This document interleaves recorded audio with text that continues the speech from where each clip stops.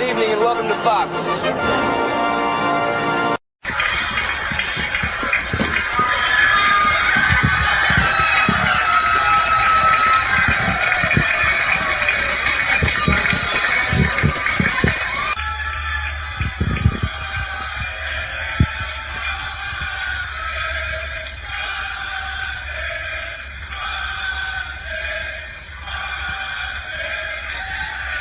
This is Hayden Panettiere from Heroes, the young, hot, blonde chick. Yes. She's on the Ellen DeGeneres show. She's doing that shtick where she can't talk about her boyfriend. Who is another guy on the show. The best of everything lies ahead. Now you can bang Hayden Panettiere. No, she's my homegirl, and she's dating my dear friend. Oh, you know her. How long do you think that's going to last? Oh, I hope forever. They're the best. If Hayden Panettiere wants a reality check, she should contact the cast of the OC, everyone except Katie Holmes, and she'll find out that, like, after Heroes is off the air, it's going to be very lonely. The OC? Yeah. All WWE. It sounds like. And then all the showgirls. Here's the following girls who will be playing. Hayden Panettiere from Heroes. Good luck. Kelly, I guess she's from the WWE also. All of them except for when you get down to finally the last two are WWE. All except the last two are WWE related. Your favorite guest star has been on the show. I know George Takei from Star Trek. Yes, wonderful. Now, George Takei, he came and did the first show, and then he didn't want to do any more. So afterwards, I did George Takei. So whenever you hear Akira the waiter, that is me. By the way, let's speculate and change topics for a second. And George, welcome and thank you for Good to being be back aboard. Thank you for being our announcer today. Your usual seatmate is not there. Yes. Yeah, that's what I was going to bring up. Vacancy? Well, I don't know. Happening? Artie called in sick this morning again. Oh, I'm sorry to hear that. Did we get a message, or did he actually reach someone? I'll bring in Baba Booey to give us a full report. You know, I do worry when Artie's not here. Anytime. Well, there's a vacancy here. I mean, you know, I need my muffin right here. We My hope your muffin breakfast. returns. It kind of screws us up, too, because we had the whole big weight loss thing today. But Gary...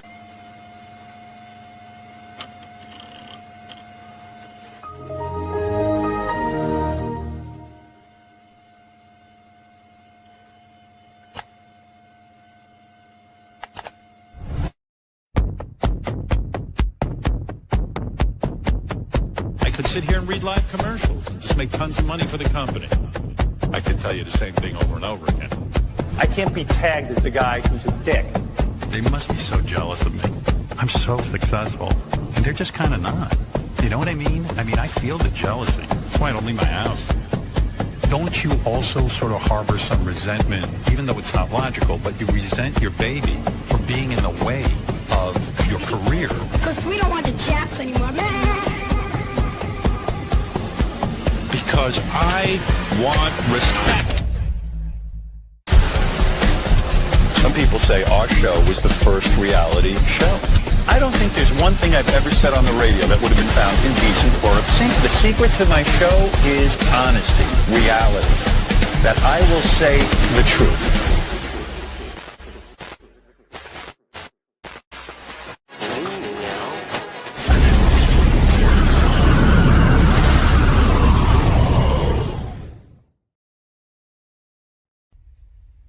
David.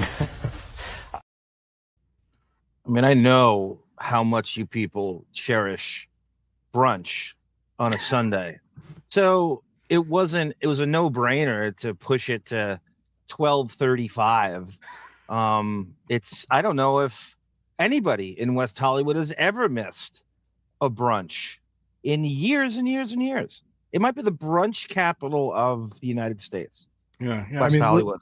Listen, just because I walk fast doesn't mean I'm going to give up the flair for the dramatics and leave you in suspense as to whether I'm going to log on. You know?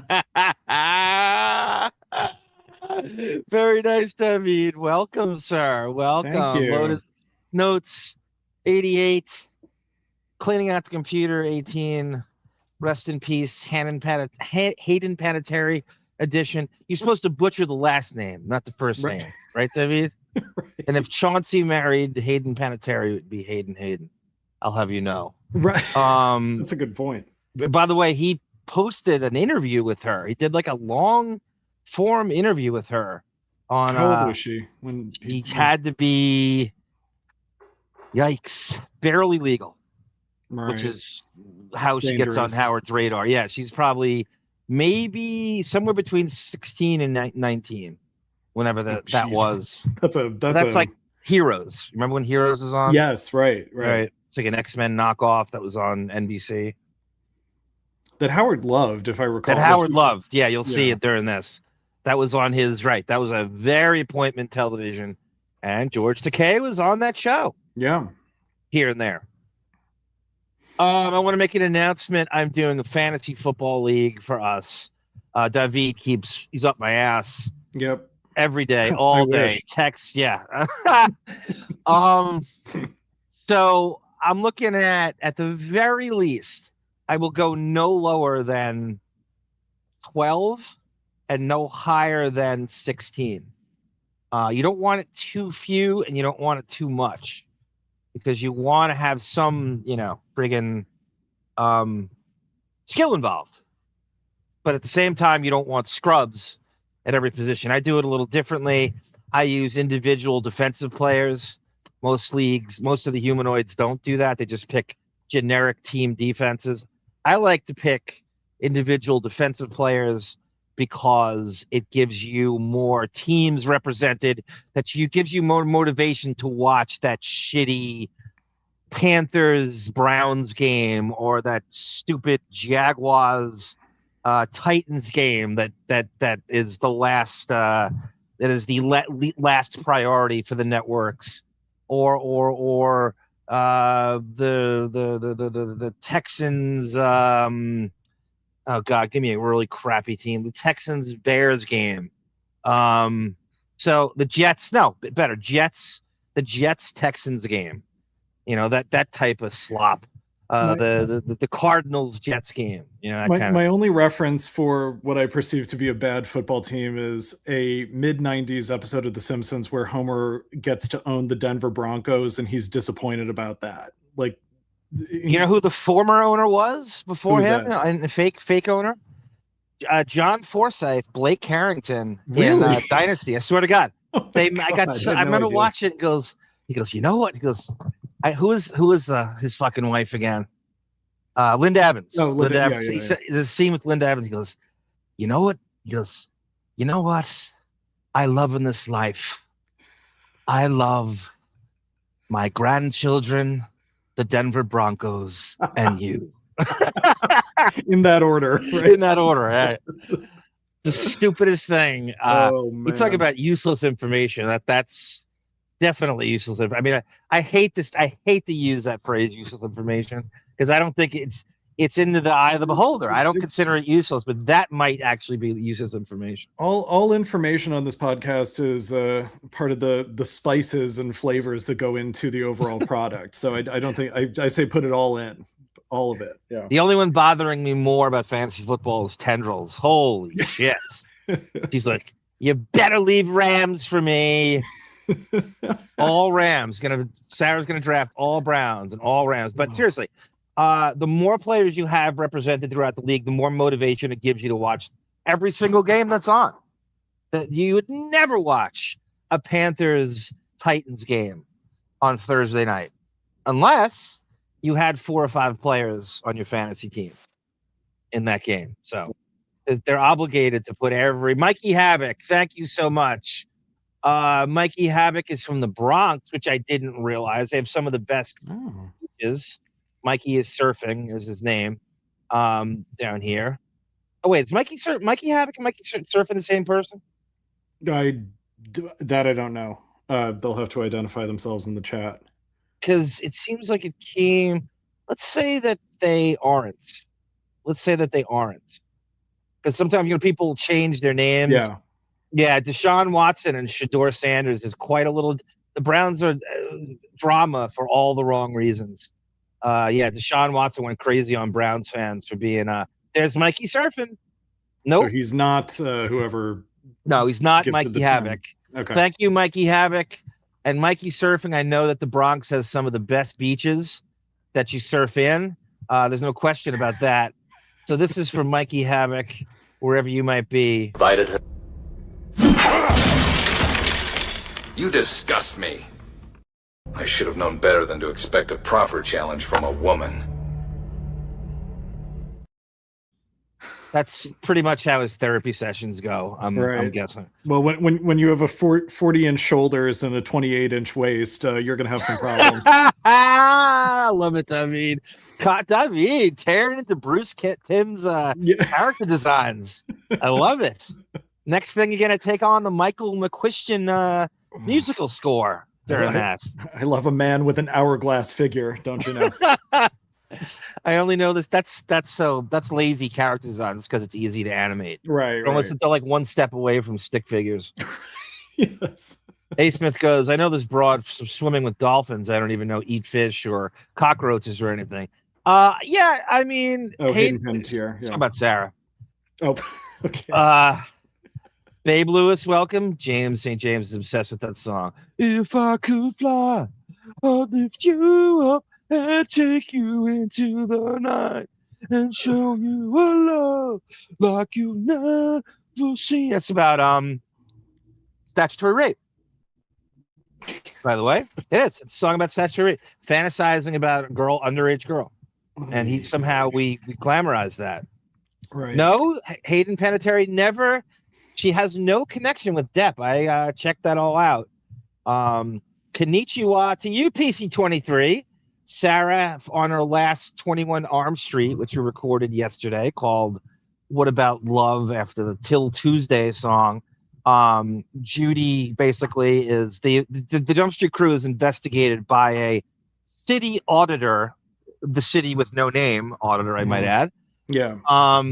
And they get intimately acquainted, and then he turns on her, and he of course he's married, and he doesn't say anything to her. She finds out because his wife calls the Jump Street Chapel, and Aoki screams to him, hey, Rainey, your wife's on the phone. And then Judy slow motion looks at the camera, and it reminds me of that Colin Quinn joke at one of the roasts where he goes, Robin's boyfriend is Mr. X. Yes, he's got a secret job with the government. Oh, really, Robin? Is that what the brothers are calling it now? I call it married with 2 kids.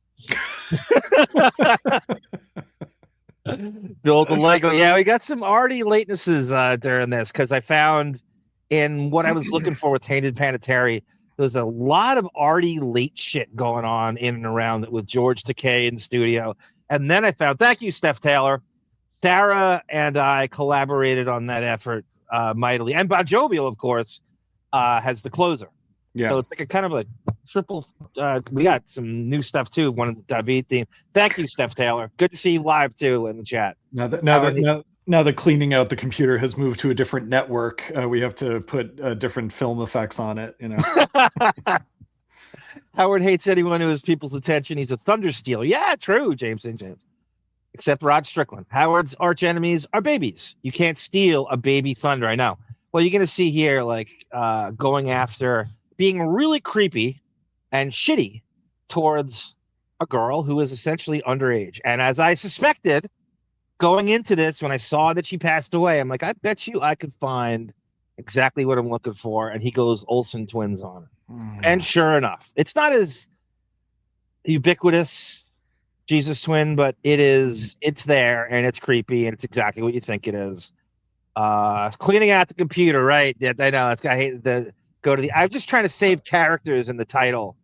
Part of his Olsen twins fixation, I think, also is that they were like billionaires by the time they were 13. You know? That was his dream, was to be money for nothing, right? He was jealous of. So he's going to be particularly heinous when talking about them. But Hayden Panettiere, I think, has always, until a certain point, just been kind of a gigging child actress until Nashville or Heroes. Did you watch Nashville? I didn't watch Nashville. Some of my people may do watch that. It's apparently pretty good. Apparently, she was nominated for stuff. Golden Globe, possibly an Emmy. I know it was Golden Globe. She's in one of my favorite Malcolm in the Middle episodes where she babysits the 3 boys, even though she's younger than the oldest one. Really? Yeah, that's really funny. That's a really funny idea. So other stuff too. Yeah, she has a lot of those one and dones. You'd know her from stuff. She was the cheerleader in Heroes. This is a strange thing. She was in a relationship with Wladimir Klitscko, who is a fucking very famous boxer, Ukrainian boxer. And he's about 15 years old, 14 years older than she is. They had a kid together who's 11, and then they broke up in 2018. And she has an 11-year-old she left on the planet. It's really sad. Really, really sad. As an advocate for mental health, as someone who is I have no problem talking about my own issues and mental illnesses. Yeah, she's spoken about it. She's talked about it. And the only thing we can glean from this positively is maybe, if you're suffering from a lot of the things she is, and I think she's probably had it for a lifetime and compiled with that kid actor thing. Yeah, right. Stuff and shitty boyfriend after shitty boyfriend. If there's anything you can glean from this, to people now more than ever are listening to your mental health cries and are taking it seriously. So please, there's billion hotlines now.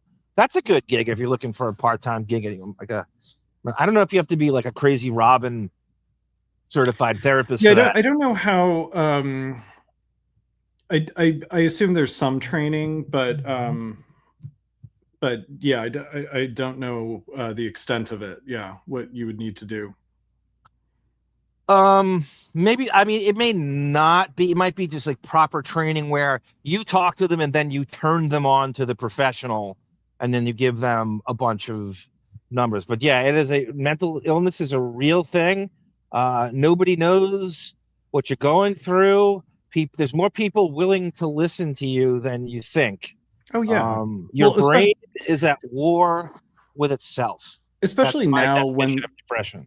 Yeah, especially now when everybody is visibly stressed out and thinks it's the end of the world and money's tight and food is contaminated and eventually there's something negative every 10 minutes to be that infiltrates your own you drop the sort of like, well, what side are you on kind of bullshit and realize like, oh, we're all carbon-based blobs just trying to do our best and maybe we can collectively fight together to feel more hope, in this life. For goodness sake. I think you were going to say drop the soap. I really did. I mean, that's a mood elevator too. Listen, Yes, big time. Mimosas, David. Mimosas. Sky Spectre, welcome. Build a Lego. Tendrils. Jump Street is already on the politically correct tour. I see JSJ. Who's JS? I see Jump Street when I see JS. I don't think about anything else. But it means something else. Tendrils and those you people in those fucking acronyms, right? we walk quick and we write short.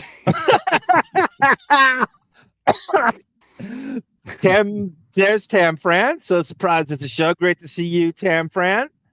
Pat Hayden. Oh God, the Rams quarterback. F. Mary Kill, David. Pat Hayden, Vince Ferragamo, or Dieter Brock. Think about it. Right. Get back to us. Okay, we'll do. Heroes was an X-Men knockoff on network TV, Steph. It was out basically like, what'd you say, David? 06 to like 09. Yeah, it was a little later than Hero. I'm sorry, a little later than Lost. But I think they were on simultaneously. Yep, and it was one of those Howard go-to world's oldest teenager shows, I believe. He's 52 when it started. Yeah, when I think of the second Bush administration, that's what I think of. Lost and Heroes. Those are the two shows I think of. No, that's good. That's a good template. Age of consent is 16 in 40 states. Megyn Kelly thinks 15 should be legal.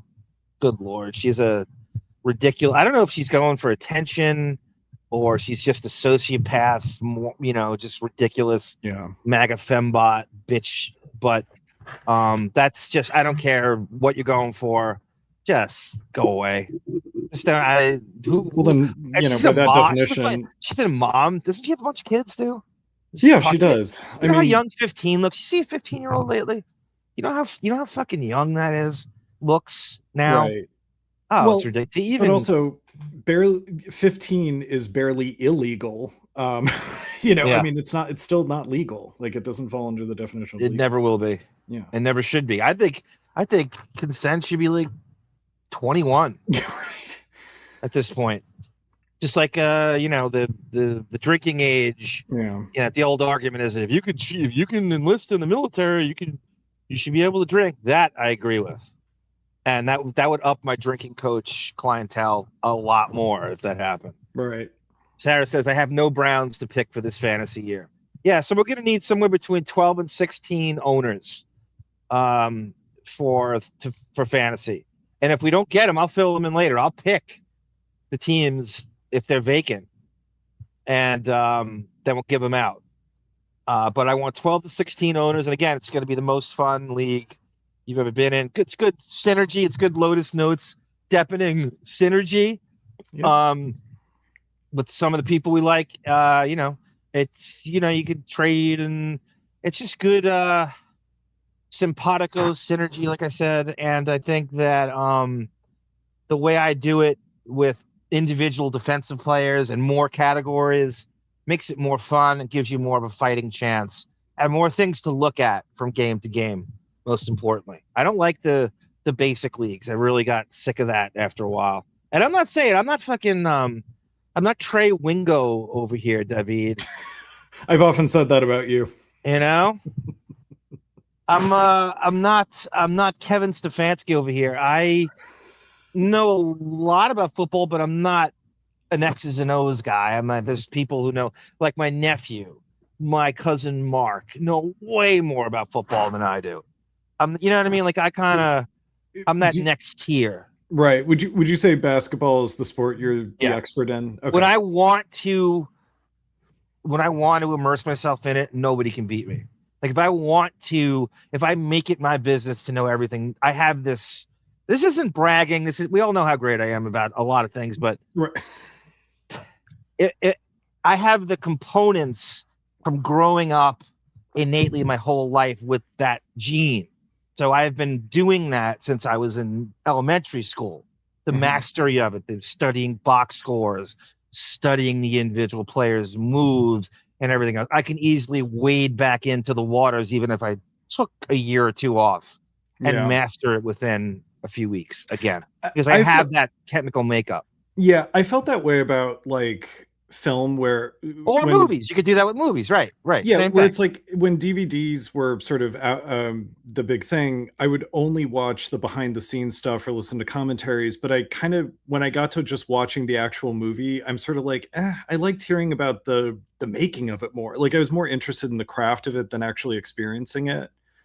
I agree. I think that is it's almost like sports, the game within the game, where you're worried about the trades and what's going on behind the scenes and the general manager stuff and the stadium and the contracts and all the drama that's not on the field. Film is the same thing. Film and celebrities and TV are the same things. Yeah, it can be more interesting. There's plenty of movies where the making of it's more interesting than the actual movie is. Yeah, and that's kind of The Rum Diary. There you go. Right. Exactly. Right? Heard, the origin of Amber Heard and death. So I understand that that mindset where it's like you get to the, I mean, what's so funny is I feel like stand-up comedy is kind of suffering from that now, where it's so talked about and there's so many autopsies done on what is good stand-up, overanalyzing it on all the podcasts. And so when you actually sit down to watch a stand-up special, you feel like I just see the scaffolding of everything that you're saying, you know. It's not effective enough to be talked about that much. When someone is crafting an hour and change stand-up special for years and years or months and months, the amount of laughs it gives you is not worth the level of conversation it gets around the internet. And it's not worth, and laughter-wise, it's not effective enough. The actual art form is not effective enough. There's much funnier things. Like I never laughed harder than growing up with my friend Pete Savante when he would ride his bike through a department store. Right. No comedian can make me laugh like that. Yeah. Or he would run into one time he opened someone's front door and threw the kid's sneakers into the house just randomly open the door through the kids and then hit the father as he was walking up through the stairs. Not even mean, but there's stupid shit like that growing up made me laugh much more than any. And I'm a fan of stand-up, and I get it, but it's too polished. It's too calculated. They're too attention-starved now. Yeah. Too grifty. Well, especially now. I mean, yeah, and I'm not watching, whatever the sort of like primordial stand-up specials that everyone points to as their favorites, whether it's Richard Pryor or George Carlin or whoever. I'm not really watching those either because, I bet I can maybe understand technically why they're funny, but they're probably dated too, Everybody says the same safe answers of their favorite. And what is a comedian? What does that mean? Is a guy who still does stand-up? What about Jim Carrey? He doesn't do stand-up anymore, but he did for years, and now he's a great film actor. So is he not a comedian anymore? Like, what does that even mean? Is the guy still touring? Like, he doesn't do it anymore? You know what I'm saying? Eventually you drop out, and can you bring up Larry David as a comedian?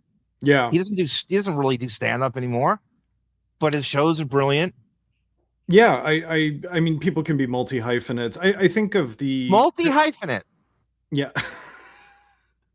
You think I'm going to even multi-hyphenate? We've got here, ladies and gentlemen, we got a multi-hyphenate at 26:15 from David. Multi-fucking hyphenates. An emphatic stroke of Byzantine whimsy. You know what, I'm going to stop you right there because this is Sarah's new tribute to you. And finally. That she made. Yeah. A multi-hyphenate is going to trigger that. So this is Sarah's great filmmaking work. She does a new homage to David, kind of tribute and intro and the whole thing with the song. I believe it's like public domain. It's almost like a great value Harry Connick Jr., Michael Bublé type. Yeah, crooner. Okay. Yes. Yeah. So here we go. By the look at Tendrils. Immediate Tendrils goes one's up. She one's up a cartoon character. Tendrils says, "I had a 28-inch waist up to 42 years old," and immediately our cartoons are upstaged. David, did you ever meet Pudge Heffinger when you were growing up? I don't think I did. I don't know the name. Well, that's classic Benjamin White. That's classic. Yeah, it's some David is 400 years old. Megan Kelly is a class A cunt. Agreed, Tendrils. 100%. Cunt might be too good for her, actually. Autobot, good to see you. What do I think of the finale? I'm on episode 7 right now in season 2. I really love the Wolverine Weapon X episode. I don't know why Maverick and Kane had to die. I don't understand what the point of that was. But that was great to see Sabretooth again. Captain America should have been in that episode because of his cameo appearance before. I don't see Steve Rogers letting Logan take that on by himself. I can't see him going, and Black Widow is with him. That's the only we need. Stop teasing me with Cap and bring him in a full-blown guest appearance. I think they're going to be doing Onslaught in season 3. It looks like they're building towards that. But I love that. I love the X-Force episode with Archangel, Cable, and who am I forgetting? Psylocke. I love Psylocke and Archangel and Cable. So I got a lot to say about that. I wish they used Cable's voice from the original one. They changed his voice. A guy named Lawrence Bain. He almost did the voice. He did the voice of Captain America too in the one Cap episode called Old Soldiers, and he had such a good Cable voice. And they moved it around. The guy doing it now is okay, but I like the original one better. It's too bad season Deshaun doesn't rely on getting happy endings from a head trainer, Patrick Rock. Oh, James St. James. But the Deshaun, I kind of forgot. I mean, Deshaun Watson's making a lot of money. It's really hard to feel sorry for him, but damn, he really set the Browns back. What seems like to the Jim Brown era. I found a connection with Hayden, says Tone Cott Panettiere. The actress who played her mom in Heroes is the real-life Pete Crow Armstrong's mom. The best player in baseball right now. Wow. Jeez. Yeah, I was looking up I was looking up Shankamp's cousin. I'm gonna have to analyze his stats. He's kind of a. I'm gonna tell Shankamp that I'm giving him the green light to steal whenever he feels like it. I don't care who the pitcher is. I don't care what the situation is. I don't care who the catcher is. He is going to make his bones by stealing every base he can. I'm going to craft his career. Hayden Panettiere was on Letterman, says Rupert, and she was mildly scolded for saying that she now was 21. She can drink legally. Why was she scolded? I don't know. Maybe because Letterman's like a teetotaler, dry drunk. Maybe, I don't know. Yeah. Wladimir Klitscko used to beat guys up in the ring. Then he started to beat up Hayden's Poonta. But apparently he wasn't. It's the other guy, this guy, Brian Hickerson, who's the abusive one. He wrote a tribute to her, Klitschko did. Really sweet, like yesterday. It's really sad death. Yeah, very, very. I'm not super up on her career. I know her. I know things she's done. Yeah, I know the circumstances. I know she struggled with mental health. Who's the pop singer, David? Who also it was just like this. She's dark hair. Yeah. Crap. She sang a tribute to Biden. British. No, she's not British. She's not British. She sang "Lovely Day" to Biden during his inauguration.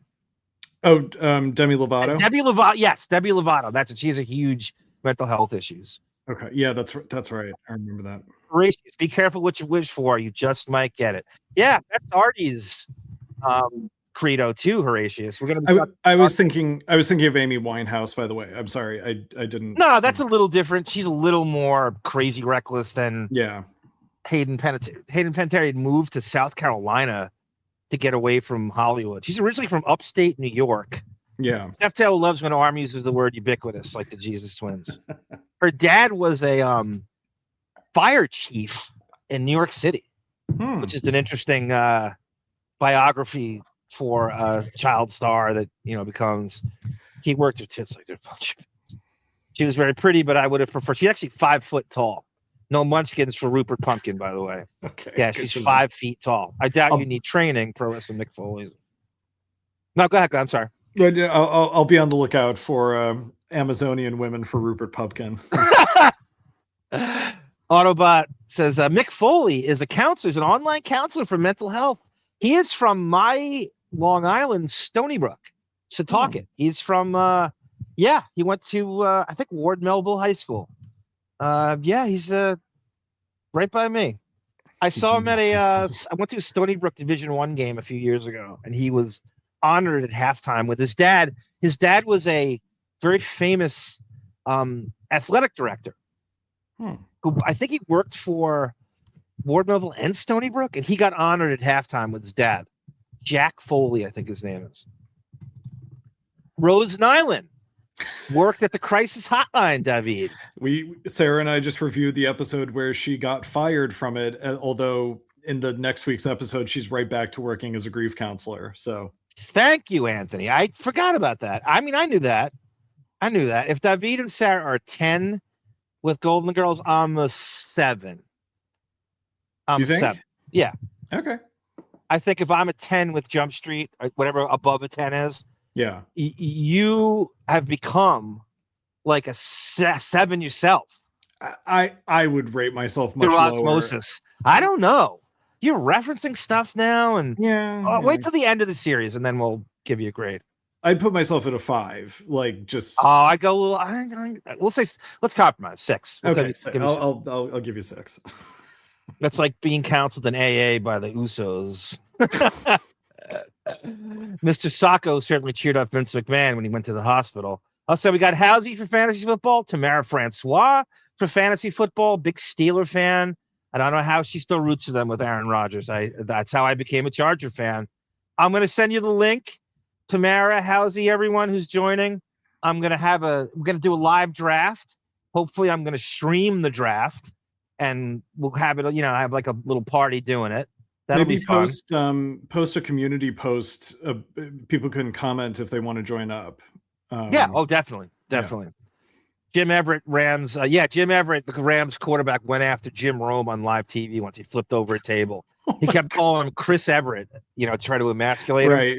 And Everett, the fifth time he did it, Everett's like, that's it. And he flipped the table over and started choking him out. Jeez. I don't even know how it was broken up. I think the cameraman broke it up. Was this at a press conference? It's like 1990. No, it was a one-on-one interview on ESPN.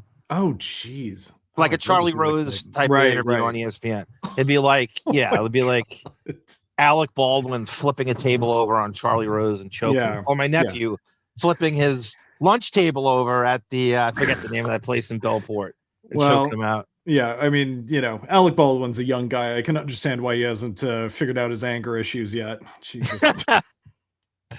Marriage advice from Chris Benoit. Oh, God, is that bad? Coached football for 20 years in the youth high school level, the offensive and defensive line. Wow. I've such respect for line, especially the offensive linemen, because, Housey football will tell you, it isn't fun. It's not. Practice is fun for the skill position players, David, but when all you do is ram into defenders and tackling dummies and hitting a sled, practice is not fun. You have nothing to look forward to. Even on game day, there's no fun plays. Nobody notices what you do. It really is a workman-like thing. It's very difficult to be an offensive lineman. It's not fun. There's nothing fun about practice. I think there's nothing fun about the game either. Maybe the game's a little more fun because of the pageantry or whatever and the excitement of it, and you opened a hole. The only one giving you credits are your coaches. Nobody notices shit. That doesn't say much about the game if the fun part is the stuff surrounding the game, like the pageantry. Yeah, wrestling, Sersky. Behind the scenes is more interesting than what's actually going on in the ring. I agree with that. Mm-hmm. Did you watch the inside stuff Saturday morning and own holy shit, Tone Cott. Right? It seemed like the Charlotte Hornets were the avatar for NBA inside stuff. The origin of the Charlotte Hornets with Ahmad Rashad and Willow Bay.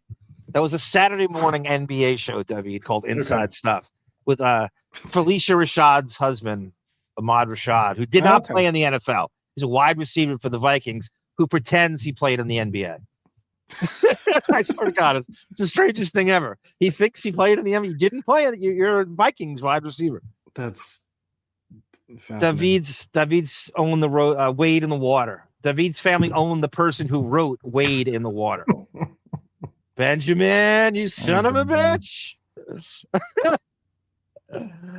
Congratulations, Autobot. Congratulations. We are all so proud of you. And for finishing X-Men Season 2, that's the biggest event in your life. Listen to Lotus Notes and expand your vocabulary. Oh, God. Hell yeah. Horatio. And I'm going to put, David, what was it you used before? Multi-hyphenate. So multi-hyphenate's going to be in the comments after this. I was going to say polyglot, but I thought better of it. Too late. You threw that in there. Nice humble brag. That's going in there too. Yeah, Ariana Grande is going down this path, Rupert. You're right, seems like. Dylan Beavers. Great name. Yes, it is. Dylan we're going to become all Dylan Beaver-philes. Bo Bichette. I'm watching a game yesterday. I'm watching a Mariners-Cubs game. 3 guys come up. One guy had a 215 batting average. Another guy had a 197 batting average. Another guy had a 176 batting average. I said to myself, I actually yelled at the TV, why even bring a bat to the batter's box? Why even have a bat on you? If you're going to 176, you might as well not even use a bat. It's one step away from just having no hits. It's a pitcher had that. Pitchers don't hit anymore, David. It's all American League rules now. If you had a 176 batting, like Dan Fielding had a better batting average on fucking Night Court with Marky Post. 176. Don't even bring a bat at that point. It's like 2 hits away from being 0. What is going on with these batting averages? I can't take it seriously. I screamed that out loud at the TV. Why even bring a bat? to the plate. Why even use a bat at that point? 176. I can do that. I'm 2 hits away from being that player. Just try to turn into, like, you know, spin as fast as possible and try to blow the ball away with the wind that you create. You just draw walks. That's what he's going for, I guess. I don't know. I don't understand this. I don't understand this generation. I don't understand this. The relief pitchers and the 2/3 and the pitchers. They act like the starting pitcher's gonna burst into flames if they throw over 5 innings now. It's crazy. What is going on? Mick Foley is related to Matt Foley, who lived in a band. Yeah, Cactus Jack is one of the biggest household names in wrestling history. Really, I mean, he's got to be in the top 5 to 10 when you bring up like The Rock and Hogan and all these guys and Steve Austin. He's a huge household name. So tendrils love the Golden Girls, David. Yeah. Grandmother would not allow anyone to watch Golden Girls or I Love Lucy. She hated both shows. Those shows are made for grandmas. I'm shocked. That, this is going to sound sacrilegious or gay, but I mean, I told Sara this during the Jump Street watch along yesterday. Yeah. Golden Girls is actually funnier than Seinfeld is, especially. No, I just mean the first 2 seasons we're watching, and I don't think it's close. Yeah, the first 2 seasons of Seinfeld. Oh, absolutely. It's not even close in terms of laughs per minute, performances. Even if you're not into that, Seinfeld is. I'm telling you guys, this is why we do Armfeld. One of the reasons it doesn't hold up the first 2 seasons, and we're on 3 now. So many of these episodes don't hold up anymore. I'm telling you. Well, trust me. And we've been, I mean, not that we've been doing it every week, obviously, but we've been doing Armfeld for like 2.5 years now. Yeah. We're just getting to like the first funny episode with the library next time we do it. You know, and part of the problem is Jerry's smug fucking face, laughing at his own jokes, and and he's impossible to root for. Just seeing the corner of Jerry's lips go up as he's delivering a line. So amused with himself. Yeah. Mick Foley celebrates Christmas year-round with a room in his house dedicated to Santa Claus and Christmas. Wow. He's one of the Christmas files, David. It's like they're Shane Disney... Black. The director, Shane Black, is obsessed with Christmas. Right. He puts Crowbar's Christmas into air. They made an Iron Man 3 movie, W, that came out in May, and he made it a Christmas movie. He directed it. May. Iron Man 3. Christmas movie. That's how insane this guy is with fucking Christmas. It's a distant cousin to the Disney adult, the Christmas year-round people. Yep. Yeah, it's very true. Ed Rush, you're in. We definitely have a spot for you, fantasy football-wise. Hayden Panettiere's mother, Leslie Vogel, was a daytime soap actress for a while until she became momager. Yes, of course, the momager to Hayden. Yeah, and I remember reading that, you know, Hayden said in an interview that as a kid she was given like happy pills to make sure that she was up and lively on the red carpet, you know. So she was. Did they say what the medication was? I don't know. I can look it up. I'm kind of. And everyone, you know, don't be afraid of medication. You know, I'm on 20 milligrams of Lexapro. I don't think it's working miracles, but I'm better than I was. And the side effects, if I had to, I'd say it's giving me weird nap periods. I think it's really fucking with my sleep. Yeah. But I can't say anything else severely with my side effects. So it's kind of innocuous, and I highly recommend it if you don't have to pay for it. So actually, Tamara will give it. Tamara Francois will give it to you for free. Yes, she's dealing in the chat. Tamara Francois is giving out free Lexapro, 20 milligrams to everybody.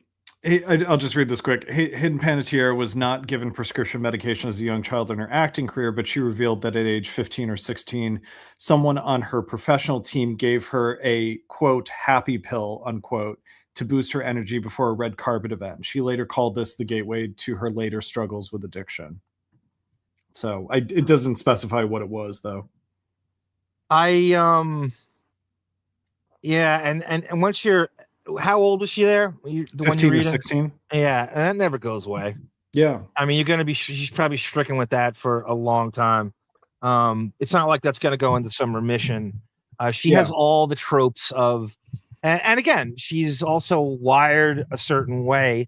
They're not all the same, but she has all the tropes of the, the kid actor who's, maybe I pursued the wrong business. Maybe how would my life have gone if I wasn't foisted by my momager into show business? And she's very cynical and circumspect about show business. Like, why do we worship celebrities? And I'm not special, and the whole thing. And no, and it's a tale as old as time in Hollywood with, like, Judy Garland was given, she was given amphetamines to stay awake, and she was given barbiturates to fall asleep. And you were there. I was, exactly. I was the Ralph Cirilla of MGM. I love the visual of you, like your physical body turning black and white to colorized at a certain point.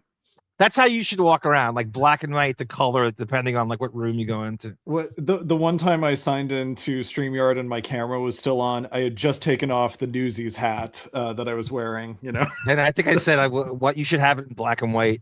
Yeah. And come in. Willow. Oh shit! This is a crazy connection. Tata Tooth. He said Willow Bay is married to the guy. The host Bob of, Iger. Bob Iger. Yeah. Holy shit! Who now? Yeah. Fuck! I knew that from the Bill Simmons podcast. I listened to an interview with him on Bill Simmons's podcast, and I knew that for the first time from that. I completely forgot about it too. He says, I absolutely loved being a lineman. The most fun thing was the ear holding someone onto a trap block. You know that, David. Yeah, of course. Practice wasn't usually very fun, though. You're right. Bird dog drills are the worst. I know. It's crazy. Willow Bay looks like a cross between Megyn Kelly and Sally Fields. Yeah, that's a good comparison. Definitely. Kind of the wide face of Sally Field. Ariana Grande is Spanish for Karen Carpenter, although Karen Carpenter could actually sing. Ariana Grande can sing. She's just like a Mariah Carey little embryo. She's also, they all are. I think she's Italian. I don't know if she's Spanish. That must have been it, Zersky. It must have been Cal Raleigh's batting average I was looking at. Tendrill's playing stupid like she doesn't know. 176 is bad. It's like she's just trying to rile you up. And then turned it into bowling. Which is actually, that's not bad. If you had an average, like I remember my father was in a bowling league. Right. And a good bowling average in that league was probably over 160 something.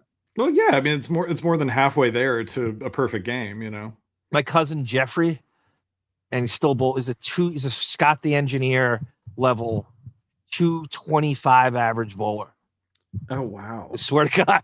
That's crazy. I don't know why. I guess it just like he didn't feel like, pursuing the Pro Bowlers Tour. Yeah. But he certainly has the goods. I don't know why, he just didn't. Bowling always seems like it should be easier to always get strikes than it actually is, like in practice. I absolutely suck. I got a 195 in Howard's basement, and that was just luck. It was like pure luck. I broke into the house and bowled 3 games. No, I suck because I'm double jointed, so my wrist twists, and I can't get a steady ball when I roll it. Interesting. Okay. I'm not in basketball too. I'm not a good jump shooter, so I had to be great in the other areas, and I am. But trust me, make no mistake, I am great in those other areas. David, can you stop bragging, you pompous bitch? I love it. No, I love the fake bragging as much as you do. No, but I'm like Ben Simmons. I have no jump shot. I really don't. So you compensate for it in other ways. Big Dumper took a dump this season. What am I? Who am I? Jay Buhner over here. Oh, that's a good reference. Tata Tuesday. They don't make Dave Magadins anymore, David. That's a great reference, James. I had a blood alcohol levels higher than Cal Riley's batting average. 0.176. Is that over the legal limit, Sarah? All right. Speaking of Sarah, we gotta play her homage to you. Oh yes, we totally. Yeah. Bon Jovi has become the snuffleupagus of Lotus Notes. It's a great reference, Brendan. Here is Sarah's brilliant video homage to David, which will be, but the Mark Harris one's not going away. It's just that this is a different one, and we'll go to this. And she spent a lot of time on this. It's only 40 seconds, and here we go. He tickles the ivories like nobody can. From the levee to the ballroom, he leads the band. Swing it, David, let that big band play. Moonlight on the melody, chasing yesterday. Dave's got the rhythm that never grows old. 120, still hot and bold. Oh, swing it high, swing it low, let the trumpets wail. David's immortal swing will never fail. Oh my God. You like that, huh? Oh, well, you sound excited. She really hit it with that. I didn't realize that it would reference my she wrote the lyrics. Okay. Yes, okay. I think she implemented the lyrics in, and then the Michael Bublé embryo took off. Yeah, it's tremendous. Tremendous. Who's the Schwarzer drummer in the middle of that? Jesus Christ. Who was that? I'd have to watch it. I was too fixated on the lyrics, on the overall effect. One more time. He tickles the ivories like nobody can. From the levee to the ballroom, he leads the band. Swing it, David, let that big band play. Moonlight on the melody, chasing yesterday. Dave's got the rhythm that never grows old. 120, still hot and bold. Oh, swing it high, swing it low, let the trumpets wail. David's immortal swing will never fail.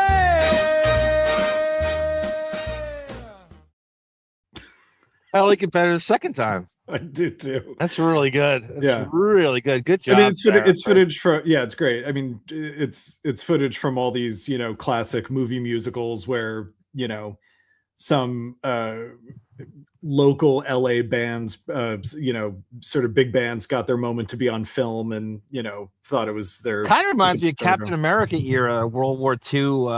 Oh yeah, I mean that's when music, a lot of those clips are from. Yeah. The Seinfeld Chronicles. That's right, Tata. Yeah, That's what they're called in the early days. The pilot. Somebody years back, Seinfeld left. Somebody years back cut to the canned laughter from Seinfeld and showed how unfunny a lot of it was.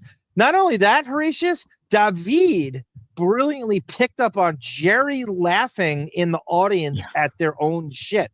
So you could hear Jerry individually laughing. Was it season 2, David? The season 3 premiere. Okay. Where right.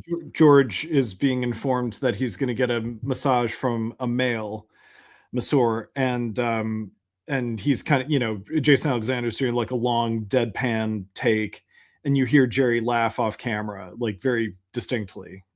I thought the drummer was like Styx from Happy Days in the beginning of that. When they had the band and Happy Days and they had a black drummer. God damn it. That was such a great observation, mate. Great job, Sarah. And by the way, Sarah has a closing she made as well that I instituted in with some of our other stuff. Cool. Made like a kind of an AI that I get slammed. And I mean, I'm just like, I get AI'd the shit out of. It's like me as Russell Crowe. I think the first one, is me as Depp in Murder on the Orient Express. He plays like a Bugsy Siegel type, right? With a hat. I believe that's what she used for that. Okay. And there's a bunch of stuff. It's really funny. Camilla's in it playing this crazy shredding guitar. Tamara goes, "I got you. Free meds for everybody." That's right. Funniest Golden Girls moment is when Rose, addicted to painkillers, Blanche tells her there's a place for people like her. Sophia says, "Please, what's she gonna be in the NBA?" That's a good line. This is my favorite line. Is that all you Italians know how to do? Scream and hit? The anti-Italian sentiment. 3 milligrams of Effexor daily for Holden, ladies and gentlemen. Yeah, I was on that briefly, and I didn't feel it did anything, and I switched twice, and now I'm on Lexapro. How do you say this? Buspirone. Get on the. What are you looking at? BUS. But buspirone or busperone? Buspirone. Yeah, maybe. Yeah, I have 4 prescriptions. I buy them from Canadian pharmacies for a better place. Oh, good for you, Rupert. Yeah. Hayden was sexually assaulted by a celebrity boat party when young people online are speculating who it might be based on the media reports at the time. And now they're bandying about a lot of gossip on her now. Now we care that we can monetize it for clicks, but now everybody's everybody's actually right. making sure people are accountable.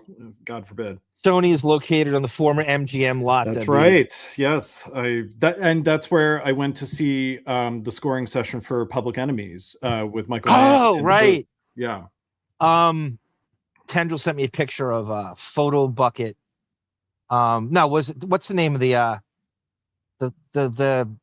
picture company again? Oh, Getty Images. The actual, I didn't know it was the company. I thought it was just some dude working in his basement, like Barney Rubble printing counterfeit bills or something. It's like an actual company. It's an actual office and shit. I didn't know that.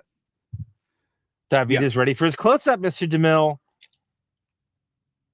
Willow Bay wanted to be a Laker cheerleader like Paula Abdul, so she demanded her husband buy the team. Oh, God, I believe that. There's Jason and LS. I average 200 plus. The balls are incredibly strong. Scott the Engineer Bold. If that's true, Jason, I do believe you. I certainly do. That is very difficult to average 200. I don't even know. I couldn't bowl a 200 on my luckiest day if I practiced every day. Some people don't got it. And because I'm double jointed and my wrist twists, I'm not capable of it. Ariana can sing. She has a very nice voice. She doesn't have any iconic hits. Like I don't, because nobody has hits now. Yeah, I think it's just so nothing has a shelf life anymore. Like everything is made. I mean, even movies and music are made to be one hit, like obsolete products. Once you see a movie, there's very few that you very expendable. Very expendable. Like that. Yep. There's so many movies that. When we did our movie show, a lot of those are movies that. Even on my 53rd viewing of them, it still feels like I'm so glad I get to crawl into this movie for 2 hours, Yep. I don't feel that way about a lot of movies now. It's so much media to consume now, and that's kind of why it's forgettable. I pick up my music now. Any new music is from shows. Like I'll hear something on a soundtrack, I'll pull out the fucking Shazam, and I go, I like that song. I might even be listening to a commercial during a sporting event, and what the hell is that they're using? And I'll pull it up and go, that's all the time. Yeah. It's the only way I get my music now. Yeah. 225 on a house shot isn't shit for becoming a pro. You're right, Jason. By the way, can you imagine having Shazam when Jump Street was on or 90210 was on and you were a fan of the songs that they music supervised in? I was telling Sarah about that. The Till Tuesday song. I thought it was Holly Robinson. No, it's not Voices Carry. It's a song called What About Love. That's the title of the episode. And I thought Holly Robinson sang it because I think I missed the opening credits because it sounds like her singing voice. So I went years and years thinking she sang that because she not sang. Amy Mann. Right. And not Amy Mann. Yeah. Right. Arm, you have a mild form of L. Yeah, that's exactly what I have. High on the hog. I was told that. And thank you for my Ehlers-Danlos. According to Eric the Midget, it's Ehlers-Danlos. I remember that. Oh, he has it too? Yeah, that's what I assumed High on the Hog was referring to. Maybe I do have like some form of, maybe it's more than, I don't know. Like I'm more damaged than I think I am. It's a group of Ehlers-Danlos Syndrome is a group of inherited connective tissue disorders that weaken the body's support structures. It typically causes overly flexible joints, stretchy skin, and fragile tissue. There are 13 recognized types, with hypermobile EDS being the most common. So I'm mutant. Professor X should be reaching out to me pretty soon. So I'm a mutant, born with mutant. Isn't that the origin of Mr. Fantastic or Plastic Man? Yeah, it sounds like all the superheroes are just like some, real human 1 in a million chance deficiencies, and you turn them into superheroes. Like I can bend my fingers all the way back to my wrists without breaking my hand. Yeah, God, that's crazy. And thumb, and I have like an inverted elbow. So like you see it, you're like, what the fuck is your arm doing? That's not why they call me arm either. No. Yeah. But God damn it. That's crazy. Did you hog. did you fake like I have a broken arm just to get out of school all the time and it wasn't really broken? No, I never did that. I should have though. I didn't break any bones. You know, I was pretty injury free. Never broke any bones. Well, it sounds like you're super flexible. So yeah, you ain't kidding. I'm not surprised. Yeah. Everybody's Dave Kingman now, Zersky. You're right. Dave Kingman was a slugger. He played for the Cubs and Mets, and he would have like 38 home runs and hit like 195. You know, he'd strike out 200 times a year. That's a great reference. Shankamp, we talked about your cousin before extensively. So you got to go back and listen because we're strongly considering. Basically, my advice for your cousin is I want him to blow off the first base coach, the third base coach, his coaches, and I want him to steal every time he gets on. I want him. I don't care what the situation. I don't care how many outs there are. I don't care who's on base. He's going to be Whitey base stealer, and he's going to steal every time he's on. That's how he's going to make his bones. There's no excuse to have 4 stolen bases and 181 at bats.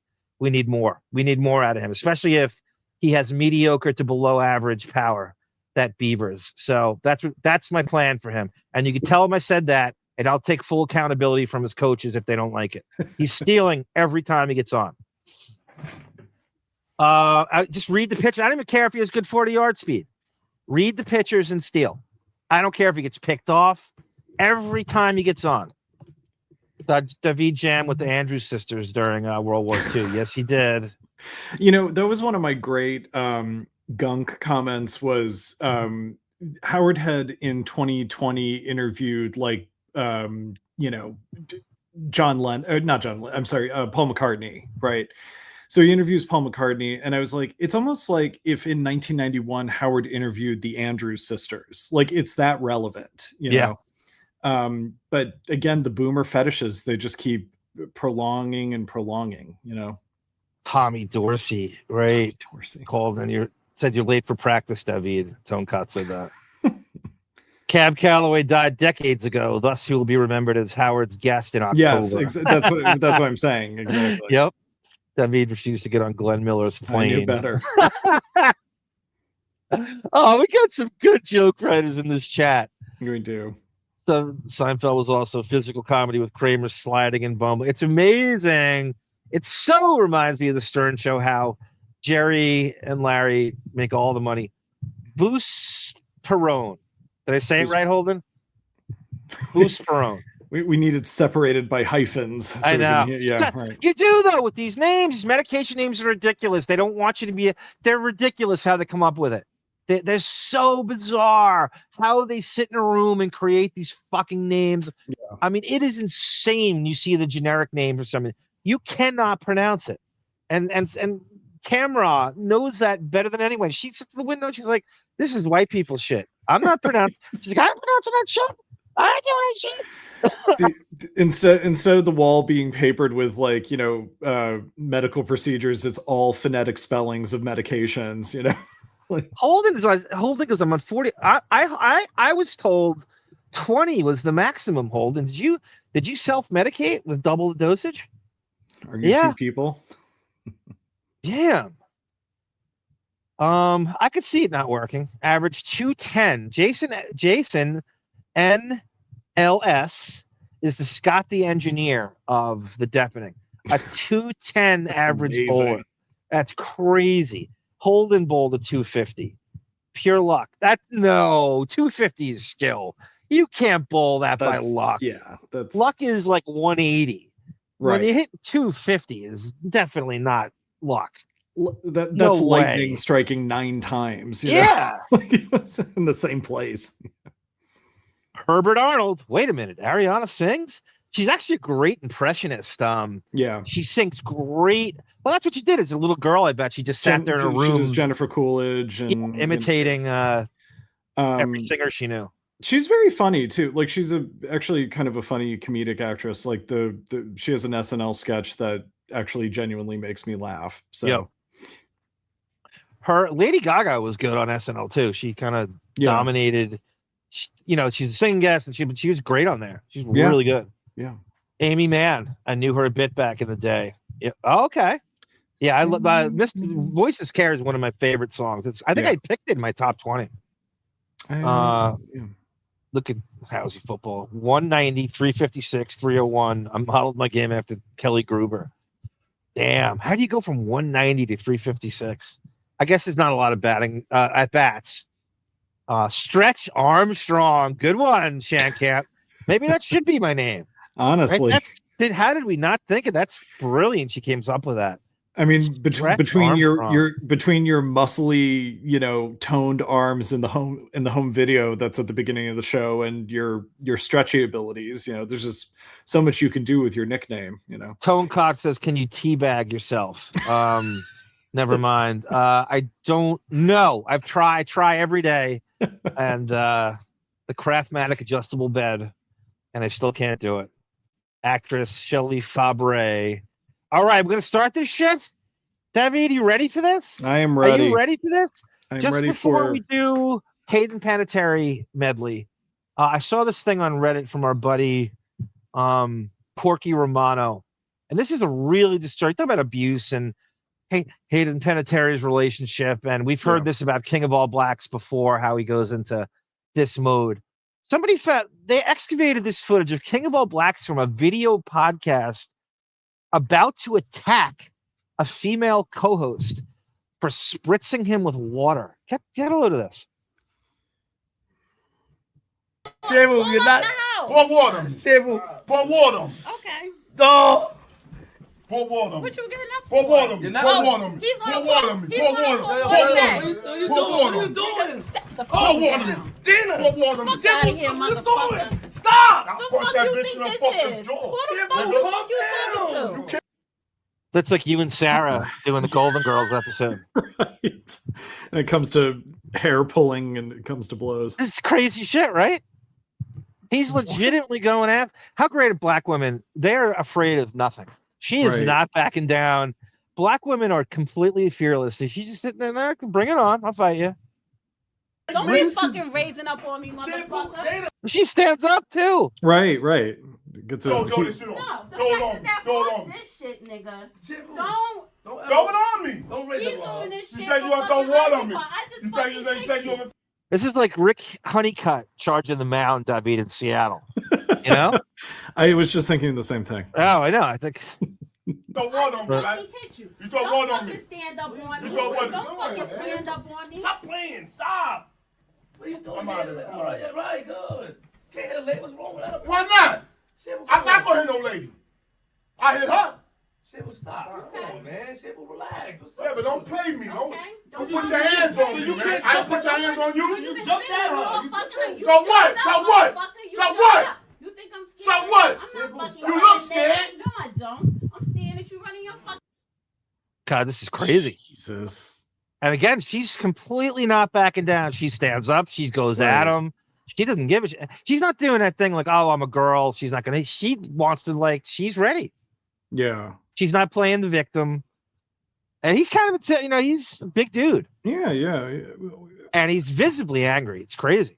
I didn't realize he was capable of this kind of violence. You knew the abuse with his wife, too, right? He was bragging about slapping his wife around. Oh, right. Okay. Yeah, I kind of remember that. Man. Doug Goodstein, high on the hog, says he was double jointed and had Ehlers-Danlos. I'm going to have to get that clip, high on the hog, because I don't remember that. I remember him saying he just had a slight version of it. I mean, definitely find it. I don't know that it's that compelling, but I remember him saying that. Okay. Yeah. No, I want to hear them. I want to hear them analyze it. Right. Because those are the days probably when the show is good. It's definitely it's definitely in one of the 12 8-hour Todd Packer compilations. Is there a Doug Goodstein compilation? Well, the Eric, I'm sure there is, but there's 12 Eric the Midget. Yeah. If you go by Eric the Midget, it'll be much harder to find So actually, if I look up good scene, it'll be easier to control F that. I don't give a fuck you from no fucking ghetto. Fuck that. Use a fucking Fuck that. Fuck you. Fuck that. Fuck you. Fuck that. Stop, man. That's the end of your shit. The end of your shit. End of your shit. All right, don't remember that. Don't call me. Don't call me. I still make money. I didn't call you in the first place. Okay, that's all I want to hear. That's all I want to hear. You call me. That's all I want to hear. That's all I want to hear. Bye. You leaving? Bye.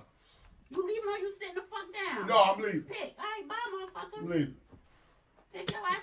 Oh, I didn't know that fucking Kids in the Hall movie was about the pharmaceutical industry. That makes sense. Brain Candy? Tone Cot? Huh. I'll check that out. I never saw it. Looked. I did not know that was Scott's last average is 180 over 27 games in 2018. Back up to the fucking suburbs. Take myself where? To the suburbs. All right, then. That's what I want to hear. That's what I want to hear. The ghetto, motherfucker. This ain't no fucking Cincinnati, Ohio. This is the Fuck is you ghetto. talking about? Yes, Queens. Where you from? Brooklyn? Where I'm from? Oh, don't try to make them like, get the fuck out of here. Newark? Bitch, leave. Newark? Leave. All right, then. Pack up your fucking bag and go. Breathe, just relax. Let's end the show. Yeah, let's end the show. No. You gonna keep No, let's end the show. Go ahead. No, leave, motherfucker. You said you was leaving. She's telling you what to do. Leave. I'm telling you what the fuck. Yeah, look at Telly Savalas. Like, imagine what he does to his wife. I know. God, this is. If this is on, and he knows this is on camera and agrees to, this is the black version of Radio Gunk, says Benjamin 71. Yo, just end the Not show. raise up on her. You can't do that. Just end the show. What are you trying to do? Hit us, bro? Just end the show. You can't do that. Go to jail. Nigga, you about to I don't know what fuck. Get your bag and go. No. Get your bag and think that you That's for think you. that bother me. Thank you. Go, motherfucker. That's for you. Go. That's for you. And that kicking your grown.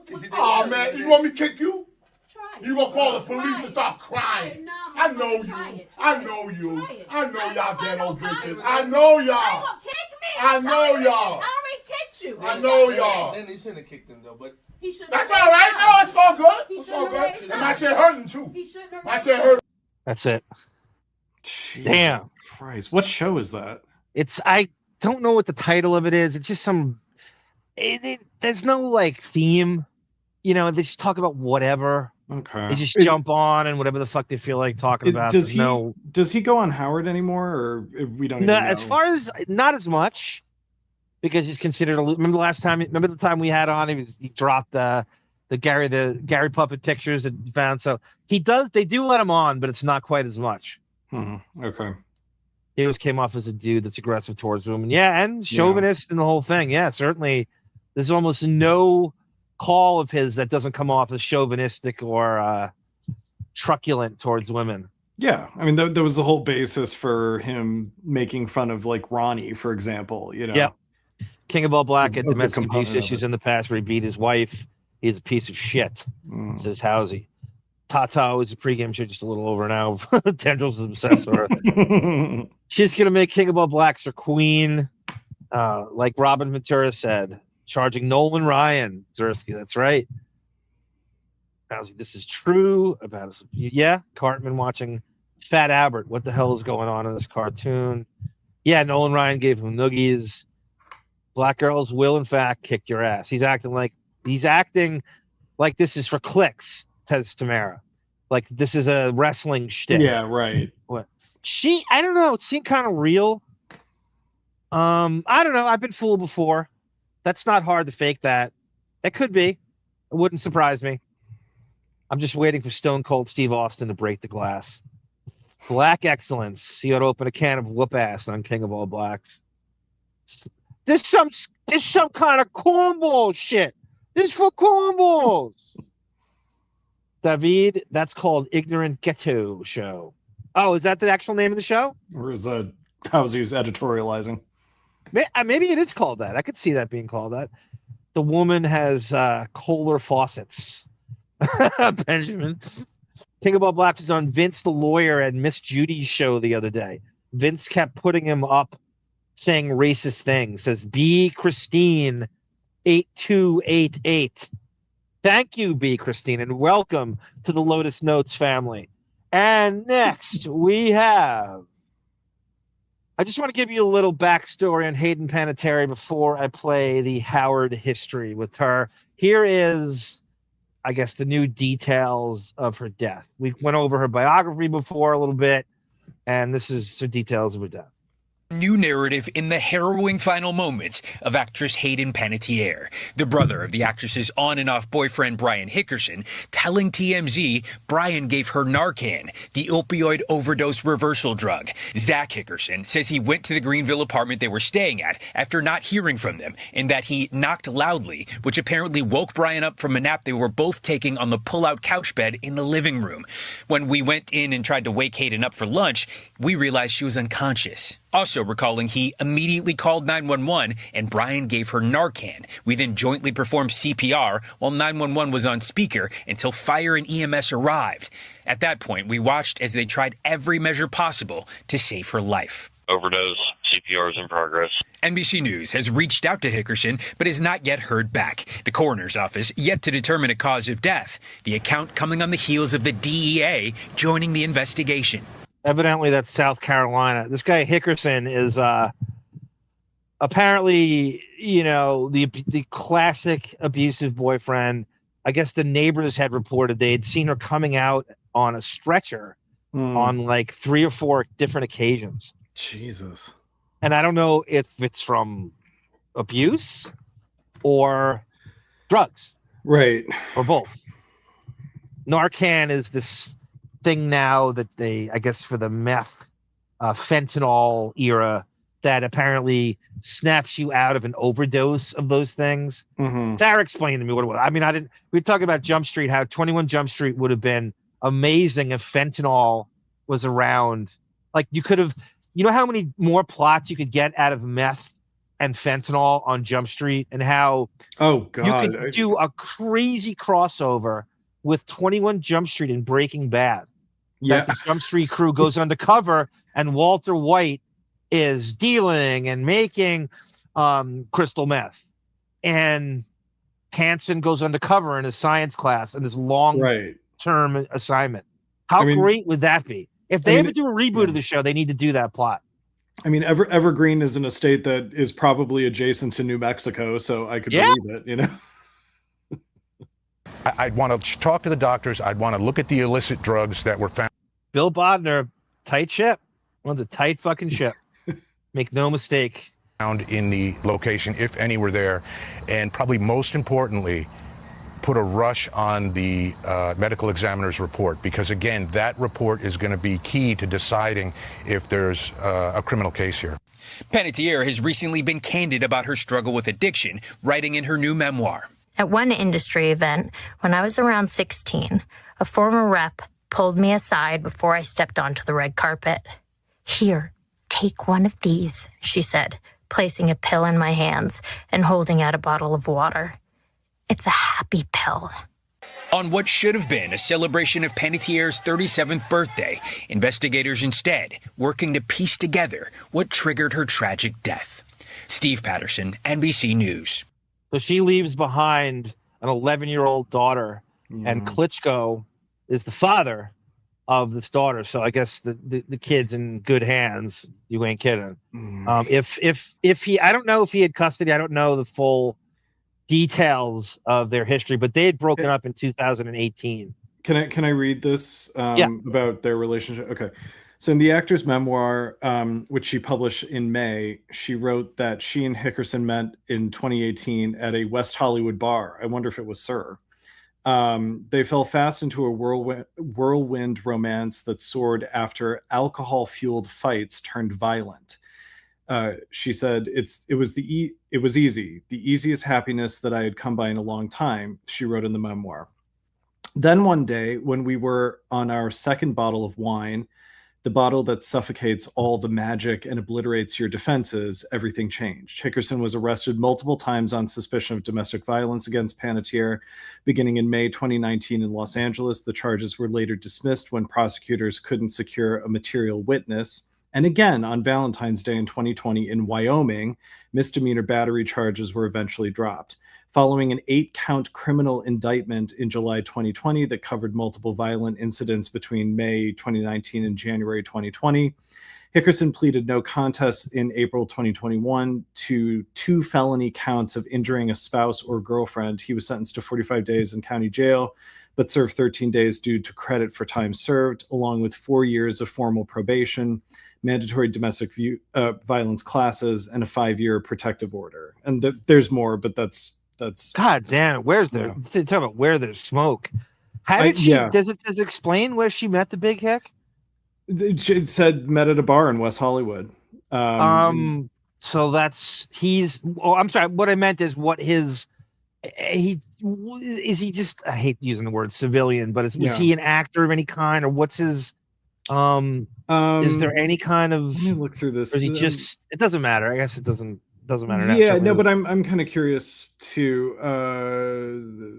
I wonder if he was just kind of a civilian. Graphically detailed the Brian turned into raging. Yeah, I mean, it just sounds like he has major rage issues. Brian Hickerson, professional. So now it becomes Zersky and Tamra that Narcon. It sounds like a fucking Justice League villain, right? Narcon. Yeah, it does. Yeah. All hands on deck. We have Narcon invading Oa. Is Narcon an addiction in itself, where you are now addicted to the thing that got you off the fentanyl? You can get Narcan is a nasal spray, is a treatment designed to rapidly reverse the effects of a life-threatening opioid emergency. And it's an over-the-counter thing. Oh, I know that voiceover is. It sounded like that hack who's on Howard show now, who does the shitty intros. Oh yeah. Tamara says, now anytime you can get an option, RX doctors want you to get Narcon as well. Damn it! So it's like a double. It's like a double dip. Yeah. It's like it comes in a package. You have to get. It's almost like the video games. Like you have to get the subscription. You have to get the storage. You can't just get the system. You have to get the other stuff with it. I helped a homeless kid hooked on fentanyl get back onto Atlanta twice. He's in actually, that wasn't a scam, Tendrils. It was actually a real thing. You know, people use that scam. Can you give me money for a bus ride back to Atlanta? I got to get off this stuff. That actually was true. It wasn't a scam. Yeah. Good for you, Tendrils. You one-upped us again. With your go ahead, David. I'm sorry to interrupt you. No. I that would be funny if our healthcare became like video games. Like, get the healthcare expansion pack. You know, downloads. Right. Yeah. Extra characters. Right. I would not put maps, four new maps on your medication. I would not put Klitscko and Brian Hickerson in the same. I know he's got to be seeking retribution. I really believe Klitscko might be saying that right now. He's just gonna track him down and pummel him mercilessly. Wonder if she drank during the pregnancy. That's true too, Zersky. Klitschko, Ukrainian, the Ukrainian Jerry Cooney. No, Narcon is one-use med. Yeah, says Telly Savalas. It saves you from an overdose. I have been Narcan before. So you have been Shancamped is actually more extreme than being Narcan. I've never heard of people getting hooked on it though. Okay. Armcan is an emergency thing. It's not like methadone. Thank you, Pink Sheep. My brat homeless kid went on for 4 months for the first time and 3 months the second time. Okay, that's a great story, Tendrils. And you successfully one-upped us again. Like no one can. Here is Hayden Panettiere's creepy history. And as you can imagine, the queen, there's nothing worse than a sad old mean queen, Howard, creepily, as she's underage, barely legal or underage, is constantly asking about her through almost in a Millie Bobby Brown kind of way. And this is she's like a couple of years older than Ashley is. Howard's in his 50s. to make this even creepier, you shouldn't even be thinking about someone this age. Right. So this is kind of a medley, not necessarily in time order, but here is George Takei comes in studio and talks about heroes. Wait a minute. No, this is a Robin news story. And Howard is oddly obsessed with Hayden Panettiere breaking up with Milo Ventimiglia from Heroes. He's in that. What was that show, Debbie, with feelings and shit that was on NBC? This Is Us. This Is Us. He was on that too. You might That's know right. this guy. That's right. He's, I think, 14 years older than she is, and they're dating on the set of Heroes. This is Hayden Panettiere from Heroes, the young hot blonde chick. Yeah. So Howard does that annoying thing where he deliberately mispronounces her name or pronounces it differently each time. It's really not that difficult. Panettiere is not difficult to say. It's Panettiere, by the way. That's the official pronunciation of it? Yeah. Panettiere, okay. Handing down. Away, trust me. What? She said to the photographer, "Don't you touch me." Remember, carrying on. 2 years ago, no one knew who she was. And she will go back into obscurity very soon. She's not going to be a big star. All right.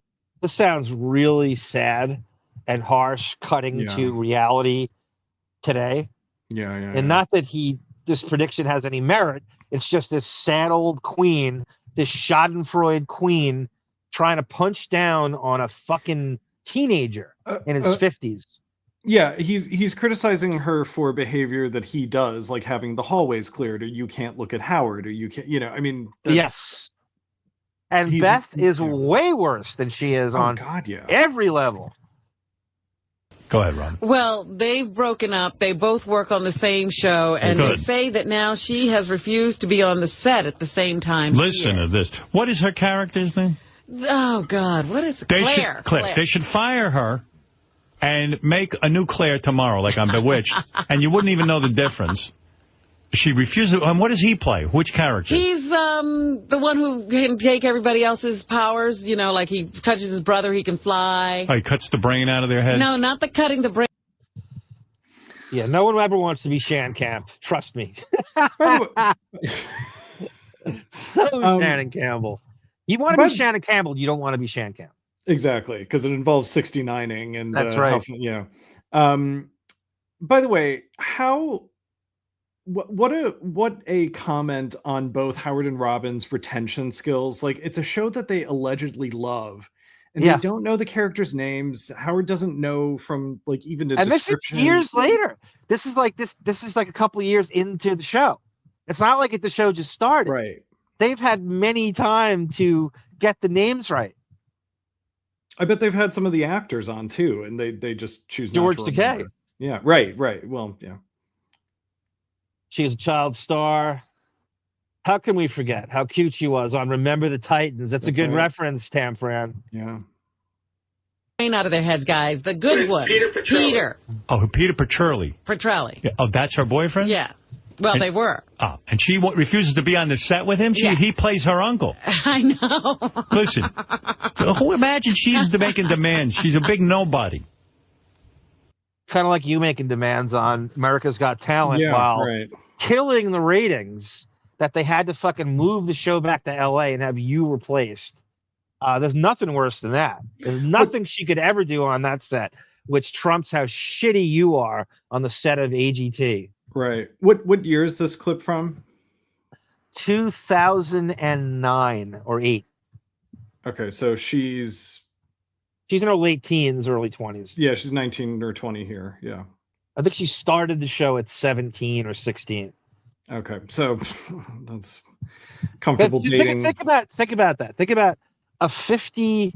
He's 55 here. Think about a 55-year-old man punching down on a 19-year-old girl, a little girl like this, and then schadenfreudenly happy she's broken up, and just how gay he sounds and petty and bitter and all. Just like, could you imagine your father at that age doing that? And this is like his real passion in life, like wishing ill on little celebrity girls. He doesn't. He's speaking He's with a utter bully. clarity. He's speaking with utter clarity and speed. He's not reading a script. He's not fumfering. He's not. He's totally engaged because there's if he has a passion in life, this is it. Punching down on teen actresses. I dare say because he wants to be that teen actress. That's my exactly theory. right. That's exactly right. Onset Alzheimer's for Statler and Waldorf. So Milo Ventimiglia was born in 1977. He's 12 years older than Hayden Panettiere. Yeah. I think the age difference, was 30 and 18 or something like that at that point. The videos, YouTube speeches as well. That's the same. They have the same. Her and Klitscko have the exact same age difference too. By the way, I think is that. The speech blacklisted Fiona Apple from the month. This video says YouTube. The speech blacklisted Fiona Apple from this month shows part of Howard's interview with the video creator, calls it humiliation. What is she talking about, Horatius? With this video on ritual YouTube disguised as an interview. That I'm from this one shows part of Wiggy's interview with her, the video creator. So not us, but some other creator calls it a humiliation ritual disguised as something. Oh yeah, I mean I remember he had 3 or 4 Fiona Apple interviews. That first one where we watched it on here. All he does was and she was like in her late teens. It's very similar. Just way too into the anorexic part, where he's more anorexic than she is. Like Fiona Apple's probably Emily's age, and so it's like taunting probably one of your daughter's exactly right. That probably is exactly Yep. She didn't want to do the show, and that's why he's attacking her. Yeah, that always goes to that. Yeah, that's also another thing. Like she could very well have turned the show down. That was a Natalie Portman rant. He went out one day that he wouldn't admit that she blew the show off or something. Right. And then she did the serious, what was it called again? The interview show. They had it's like a one-on-one interview show. Oh, they with that woman. I forget it might have been with Entertainment Weekly Radio in the Fishbowl. And she did some serious rounds that didn't do their show. And then the bitter queen started to shit on Natalie Portman out of nowhere. God, I forget, but I know I forget the name of the style of interview it is. Someone will it's a serious come in with an assist. Brand interview they had was it's like an hour and change one-on-one interview with. He'll be on the set with her, and if she won't go on the set, they should fire her and say, listen, her new power is she can change into whoever she wants, and get a goddamn guy to play her part. Who needs the work. Go to the as a family. Go to the Starbucks on Santa Monica Boulevard near Beverly and throw a rock. You'll hit a coupon to act just as good as her new power is she can turn herself into Megan Fox. Now, throw a rock, Artie, at any YouTube video, and they're better than Howard's show. Yeah. Take anything. Take anything. And it's better. Howard literally is the worst radio / podcast on the face of the earth right now. Yeah. Throw a rock at anything on YouTube, and it's better than Howard's current show. Throw a rock at anything on Sirius. On Sirius. Yeah, just go down. Walk into any cubicle. Walk into any NyQuil Cup style radio studio in the Sirius office, and they're better than his show. Whether it's sports, politics, religion, music, entertainment, whatever. I'll even give you Andy Cohen. I hate Andy Cohen. Oh, way better. Way better show. Yeah. Takes calls for his guests. Way better. Horatius says, sorry, it was hard to some. That's okay, Horatius. I got it now. I just didn't realize you were connecting it to. It's a good connection. The Fiona Apple interviews, we talked about it. It was very disturbing. The first one, yeah. Yep. The King of All Blacks is almost fighting. The King of All Blacks almost fighting was better than Howard's show. Yes, it is. Yeah, that one scary, clip. But... That's exactly right, Telly. That's all right. That's all right, Horatius. I actually might require a revisit of it because she was on 2 or 3 times. Yeah. She called Chris Rock a burnt match. Yes. During that. to be fair, and again, I would never fault her. She's 18, but her taking a stand, accepting that award wasn't the most profound. It's like young high school graduates' sense of profound. Like, I was calling out celebrities for being shallow. It's like, well, okay. That's you know what she's kind of saying a lot of what Hayden Panettiere attitude was towards celebrity culture. We have a Mike Walker story with her. Okay. Coming up. And in that, the gist of it is the fans mistook her for Lindsey Lohan. And apparently this is a true story. You know how one of them was fake? This one was true. And she said to the fans, you guys, you really need to stop worshiping celebrities so much. Right. She screams at them in this story. She's kind of a Jennifer Lawrence quality to her too. She looks exactly like Madonna at the end of. I have a in the closing, I do like a moment of silence thing, and you see her face with the ears, and she looks exactly like Madonna in that. Yeah. Sarah's closing that she made. Rock made it. Yeah, Chris Rock made it. She's right. Chris Rock made an anorexic joke about Fiona Apple, and then she hit back by calling him a burnt mash. Jesus. Watch this. I mean, you motherfucker. Someone sit her down and explain to her. I should make a short out of this. He's ridiculous. Yeah. Now I'm getting how hard it is to make a living in this business. She too is only 19 years old. How would you know? I don't care. When I was 19, I knew. I knew I And sucked she at shouldn't 19. have been dating a 30-year-old guy who works with her. He should have known better than to get involved with this girl. Now look at the mess everybody has to deal with. I hope that you should get involved with Dennis Rodman and Jim Florentine, because that'll never be fodder for the show, right? No, never. That's definitely on not on Nickelodeon. I think award show. They say that now she's been linked to Anthony Kiedis. Oh, this is ridiculous. I forgot about this. So Anthony Kiedis is currently 60. He's really a pedo. I mean, that motherfucker. Yeah. Every time this guy is, the chick is, I think the girl he's with is not even 20 yet. Right now, he is 60. I want to say he's a year older than Depp. He was born November 1st, 1962. He's 63 years old. Yeah. And he's his girlfriend is what? 19?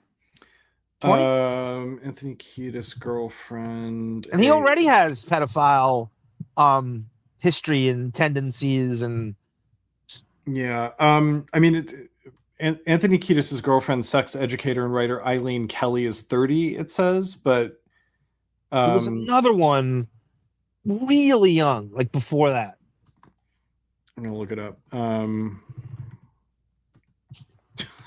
Yeah, the Google autocomplete Anthony Kiedis over the hang on, I got it.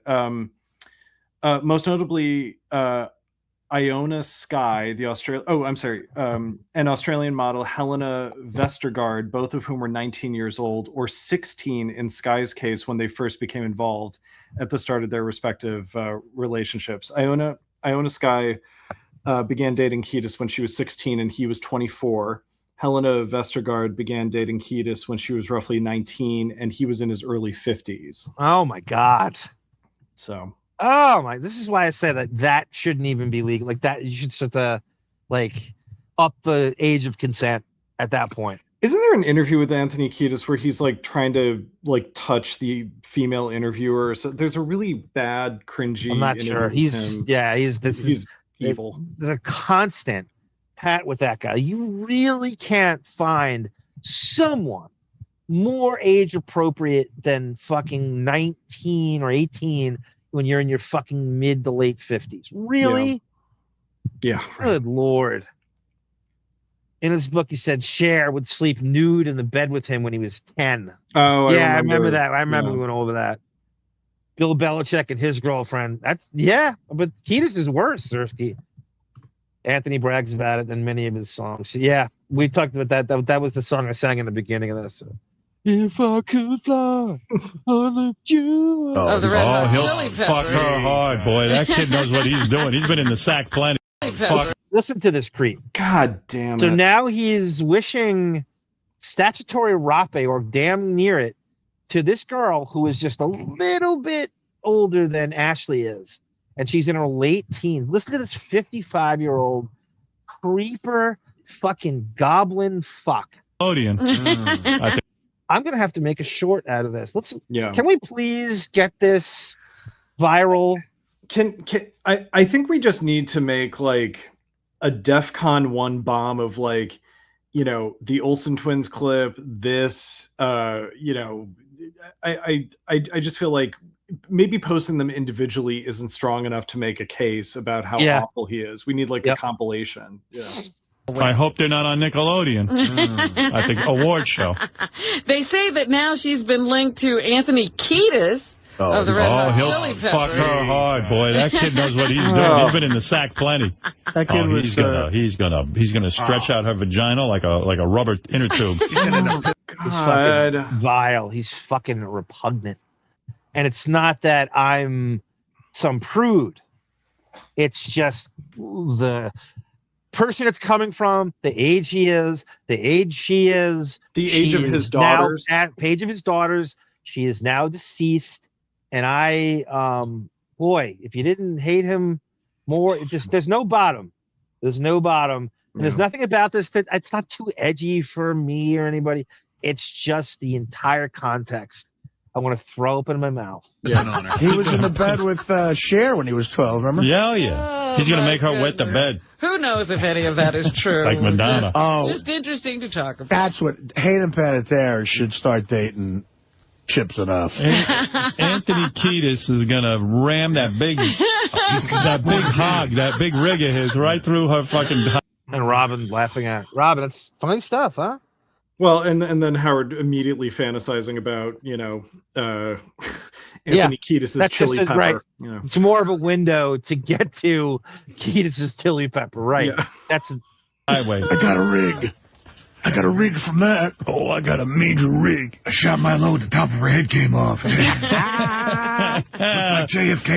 All right, Fred. Let's make those jokes. Fred is Howard with anger issues, so he just with more anger issues. Excuse me. So all right, Fred. We'll make sure we do that about your daughter Tess. We'll see how that goes. Because I know you have a great sense of humor about yourself. I know that you can take it as well as dish it out. So yeah, exactly. You're not the most uptight son of a bitch on the face of the earth, right? Who can't take the lightest of teasing. Yeah, I'm sorry. Go ahead. Okay, you go. I was, you know, Howard goes home immediately to jerk off to the Chili Peppers and their tidy whities performing. You know. Because I mean, what else is every Chili Peppers biddy? Yeah. Right, David? Right? All right, I got distracted. You're good. You're good. Boy, did I get distracted. Here we go. In Dallas, tell Richard I'd shoot a big load if he wants to see it. The sayings of Chips Enough. All right, I've had it with this. I'm going to go to the next one. Here is Ellen DeGeneres has Hayden Panettiere on, and they go to Robin's News, and Howard is so passionate about punching down on Hayden that he brings the news clip in himself. It's not generated by Robin. Howard brings it in, and identify he's really put upon that Hayden Panettiere won't go into details about her relationship with Milo on the Ellen show. So Howard makes sure that he brings this clip. He didn't make it, you know, somebody else made it for him, but he told whoever, JD, to pull it. And then here we go. Can I just, sorry, before you play it, you would think that Hayden used to date Brian Von Holt or something for Howard to hate her this much, you know, like it's getting to like an Amanda Peet level of sort of why is this girl a target, you know? Because it's every little teen Pop-Tart actress at this age, he is the bitter queen. Yeah. Whether it's Millie Bobby Brown or the Olsen twins. No, you're right. Yeah, it's a pattern with him of all of them. And Michelle Trachtenberg, who also passed away, he was obsessed with her for a while. I mean, just take your Dawson's Creek, Buffy, on and on and on, right? I mean, yeah, the pedo kind of, I mean, I don't even know what term you use for this, because he's obviously I think it's gay. projection. I think that he wants to be these girls, and totally. The fact that you just said the clip you're about to play is like he's mad that he doesn't have details about the size of Milo's member. That's right. So that's the place it's coming from. Right. So here we go. He brings this clip to the news personally. He has JD make it for him. And Hayden Panettiere on the Ellen Show. Oh, I got 2 clips I got to play, Robin, before you start your thing, because you'll like these. This is Hayden Panettiere from Heroes, the young, hot, blonde chick. Yes. She's on the Ellen DeGeneres show. She's doing that shtick where she can't talk about her boyfriend. Who is another guy on the show. Yeah, which guy is she dating from the show? The guy who, what's his name? I forget his name. Oh, my God. But he's the guy who used to be able to absorb everybody's powers, and now... Yeah, Robin, who's got nothing else to do except watch TV and keep up on this stuff, can't get his name down, and she watches the show every week. And she's been told on the show what his name Several is. times. Several times, right. He doesn't have his powers. Oh, Milo Kvetch? Milo Ventimiglia or something. She's dating him? Yeah. Boy, he looks a little too old for her. He's 30-something, and she's like 19 or something Wow. like that. Way to go. Yeah, well, anyway, she wouldn't talk about him. So annoying. One question about Heroes. If you had to pick a favorite co-star, who do you think it would be? Like, I wouldn't even know to laugh, because who even knew she was dating one of those guys? Well, yeah, you'd have to be up on the gossip. Yeah. Oh, Peter is his name on the show. Oh, she's dating that guy. He's a younger guy. No. Peter is Milo Ventimiglia. Is he? Yeah. Oh. He's the good-looking dude. I know who she's Who dating. gives a shit? I care, because I think it's funny when actresses go on and they won't admit. You know that... It's very funny what Artie said there. Instead of like, he said, oh, you're part of it, that he's going in his mind. He's like, why is my 57-year-old boss obsessed with this little team? So why is this the first thing on his mind? The relationship of these two. And he seemingly genuinely screamed out, who gives a shit? Yeah. I don't even think that was a joke. No, I think he lost himself in that moment. He forgot himself in that moment. What am I doing here?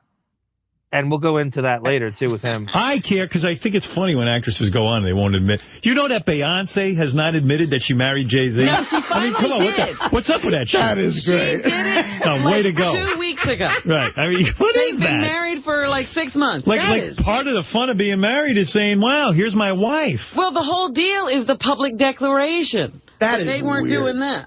One question about Heroes. If you had to pick a favorite co-star, who do you think it would be? Steve Carell. Really? Yeah. On Heroes? Yeah? I'm hoping he'll come on, maybe. Yeah, but he's not a co-star. He's not a regular. I'm thinking of someone like Milo. Or would he be your favorite? Who? Milo. He plays. He's a guy on there.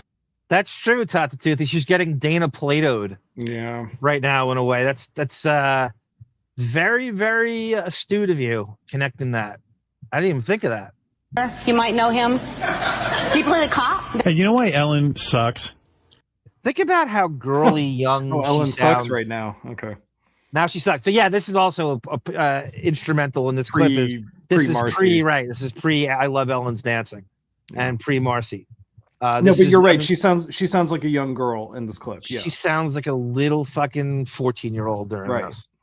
And this and by the way, fuck Ellen for this, like since Ellen's got a crush on her too. Possibly, but I think that since we've had this kind of like historical revision of Ellen being quote nice, she would do this shit all the time. There's a famous, I'm sure you know about this, but like she had Mariah Carey on, and it's Vaginefeld, David, not Ellen. That's right. Excuse me. Yes, where she's laughing off camera while Jason Alexander's delivering a bit. No, but she had Mariah Carey on, and Mariah Carey is not talking. There's rumors that she's pregnant, and she's not admitting that she is, because sometimes, like, hey, maybe I'm not far enough along in the pregnancy that I want to talk about it yet. Like that, women do that, And Ellen offered her a glass of champagne, like, well, if you're not pregnant, then you'll drink this champagne. And she, Mariah Carey didn't drink it because she was pregnant and then later miscarried. So, that whole clip is just a testimonial to how awful and evil Ellen is. So this is a lesser version of that. She's both aggressive and passive aggressive. Yes, and exactly. You can actually see it in her eyes. Yeah, you can actually see the evil and the crazy. She has that kind of feral, fake smile. Yeah. You can totally, any idiot can read that and know that it's any kind of benevolence or fake niceness is not real at all. By the way, score another advantage for Jimmy Kimmel over Howard in show business as he graciously let Rosie O'Donnell host the show for him. And she evidently did really well for most people who've heard it, and really well. She hosted shows for years, so apparently she's edgier. She doesn't give a shit as much anymore. She's sort of like bringing something she didn't bring on the, her older they're show. not afraid. They're not afraid of the Trump administration, like Brendan Carr pulling exactly. Well, and the only reason I'm saying this is because this is Kimmel allowing someone to host his show for him all summer, and he is not afraid of someone else getting complimented from him. As Howard goes 90% of the year now without allowing anyone to host a show ever on 2 fucking channels that run 24 hours a day, because he still would make all the money anyway because he is that bitter and that threatened, and he can't even program his own channels. I'm just saying Kimmel made him look bad again in that way. Agreed. Like, just ask a fucking question. Yeah, she's playing along. Yeah, like, one of your favorites? Is it Milo? Would that be the favorite? I don't even know what she's... imagine you just tune into this show. It's so mental. Like, she's afraid to ask Hayden Panettiere whether or not she's dating. Like, say, hey, I hear you're dating one of the hot guys on... Oh, Howard, you're so edgy. You want to punch down. If you had Hayden Panettiere on the show, you would ask her about her you would ask a teenager about her relationship with her fucking boyfriend. Oh, you're so edgy, punching down. The world is so grateful that you'd get to the truth of that. Yeah, exactly. Yeah, right. The world needed to know. Thank you, Tamra. Aww, just because I love you, just because I do, David, you. You know that Anita Baker song, right? Yeah. Oh, yeah. Yeah. I told my girlfriend at the time in the 90s that was Robin singing it. And she goes, really? Robin's talented. Robin can sing. Anytime Anita Baker came on. Yeah, my favorite Anita Baker song is the 365 Days a Year song. From beginning to end, 365 days of the year. Yeah, I love that. Venlafaxine, Mikey Havoc, is just a generic drug for effect. Yeah, that's the real name for Effexor. Thank you, Mikey. And he takes the generic of it. I take 20 milligrams of that shit, Mikey. We're in the same boat. Tell your therapist. You're in great company with me, and I am great company. Not good, great. Great. Rosie wanted the craft food table for herself, says Rupert Pumpkin. Money can make some people evil. Yeah, I think it's money exposes like who you really are, right? It said like golf and money, the real person comes out, and that's exposed like who Howard is. Yeah. Yes, Howard wants to be exactly Quinn. That's what David said. Howard wants to be the 19-year-old girl dating Milo. That's exactly right. That's what you were driving at. Exactly. I'm only 30 minutes in, and I take 134 milligrams and another 75 milligrams of Effexor and venlafaxine daily. That's a lot, Mikey. I used to take 20 milligrams of Lexapro, but it did nothing to me. I'm not sure if this does either, but sorry. No, Mikey, thank you very much. If I switch to meds, I will go to those exact numbers. My doctor will say, why that's so specific? I'll be like, that's Mikey Havoc. That's my Mikey recommendation. By the way, can I ask Tamra a question about medication? Sure. Really quick. Okay. Tamara, I have never really been on any kind of anxiety medication before. I got a couple Xanax for a fear of flying.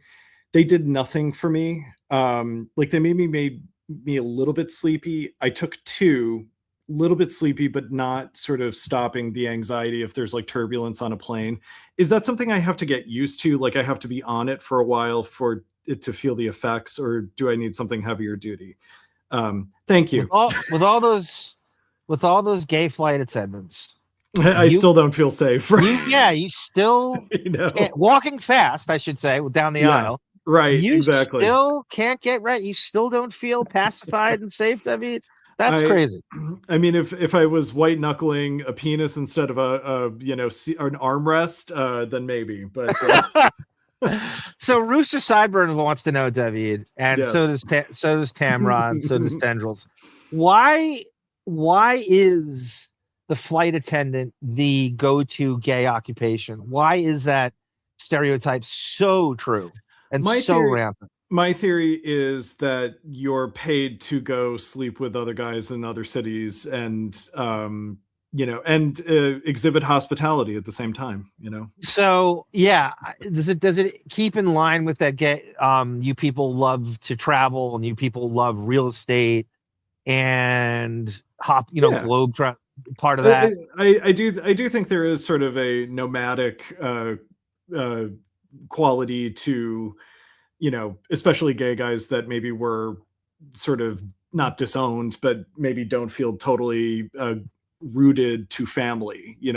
There's That's a good psychoanalysis, David. I like that. kind of a nomad. I mean, I'll put that on myself too, where it's like I adore my family, but there is sort of a I feel different and like they don't get me. So I've planned this very itinerant life for myself where I'm always Nice use of itinerant, sir. Thank you. Me and MJ is in the Effexor train, 150 milligrams a day. That's not. Thank you, MJ, for that divulging, confiding in us. This medication themed pot. Well, again, because we're talking about Hayden Panettiere, it's we're kind of hopping back on the mental health chat, and I have no problem doing so. I think it just can help anybody. Yeah. If anybody in the sound of my voice can be helped, even if it's the medication talk or just plain and simply speaking to someone on a hotline or in your benefits plan or a friend, or a mental health savvy friend like me and my drinking coach practice. If I can be the Dustin Gwen comfort, to Arm, you can find that in your own life too. Yeah, that's a Holly Robinson reference. That's right. On the set of 21 Jump Street, the nickname for Dustin Gwen, aka Harry Aoki, was Comfort, because when he was around, everybody felt comfortable, and he was a voice of reason. You could talk the Asian kind of, the Vietnamese kind of wisdom that he would instill, and a high degree black belt too, I might add. Hey, John and Sarah, it's Holly Robinson Pete. How you doing? And that's what I give to Arm, Vietnamese wisdom, Yes. I was telling Sara on the Jump Street podcast, she would make a great Asian. She has so much of the Asian, silent assassin, rigid wisdom and efficiency and sarcasm and the whole thing. And yeah, she would make a great Asian. She can count to 10 in Japanese, all those things. Yeah. So she would make a great Asian. Not good, great. Tamara, thank you for the text. I forgot we exchanged numbers. I'll text you after the show. I'll ask my question. I called us the ambiguously gay duo, by the way. The ambiguously gay duo. Speaking of which, David, has there ever been a towel snapping in the aisle of a plane from a gay flight attendant to another gay flight attendant? I mean, maybe a blue blanket snapping that they have to take out of that. Yeah, really you got the loud hot towels plastic. and Yeah, the right. blanket. So you can roll up either one and chase the other flight attendant down the aisle. And I bet you some of these chases have gone from first class into coach and back again into the cockpit. I'll be in 36D, ass up, you know.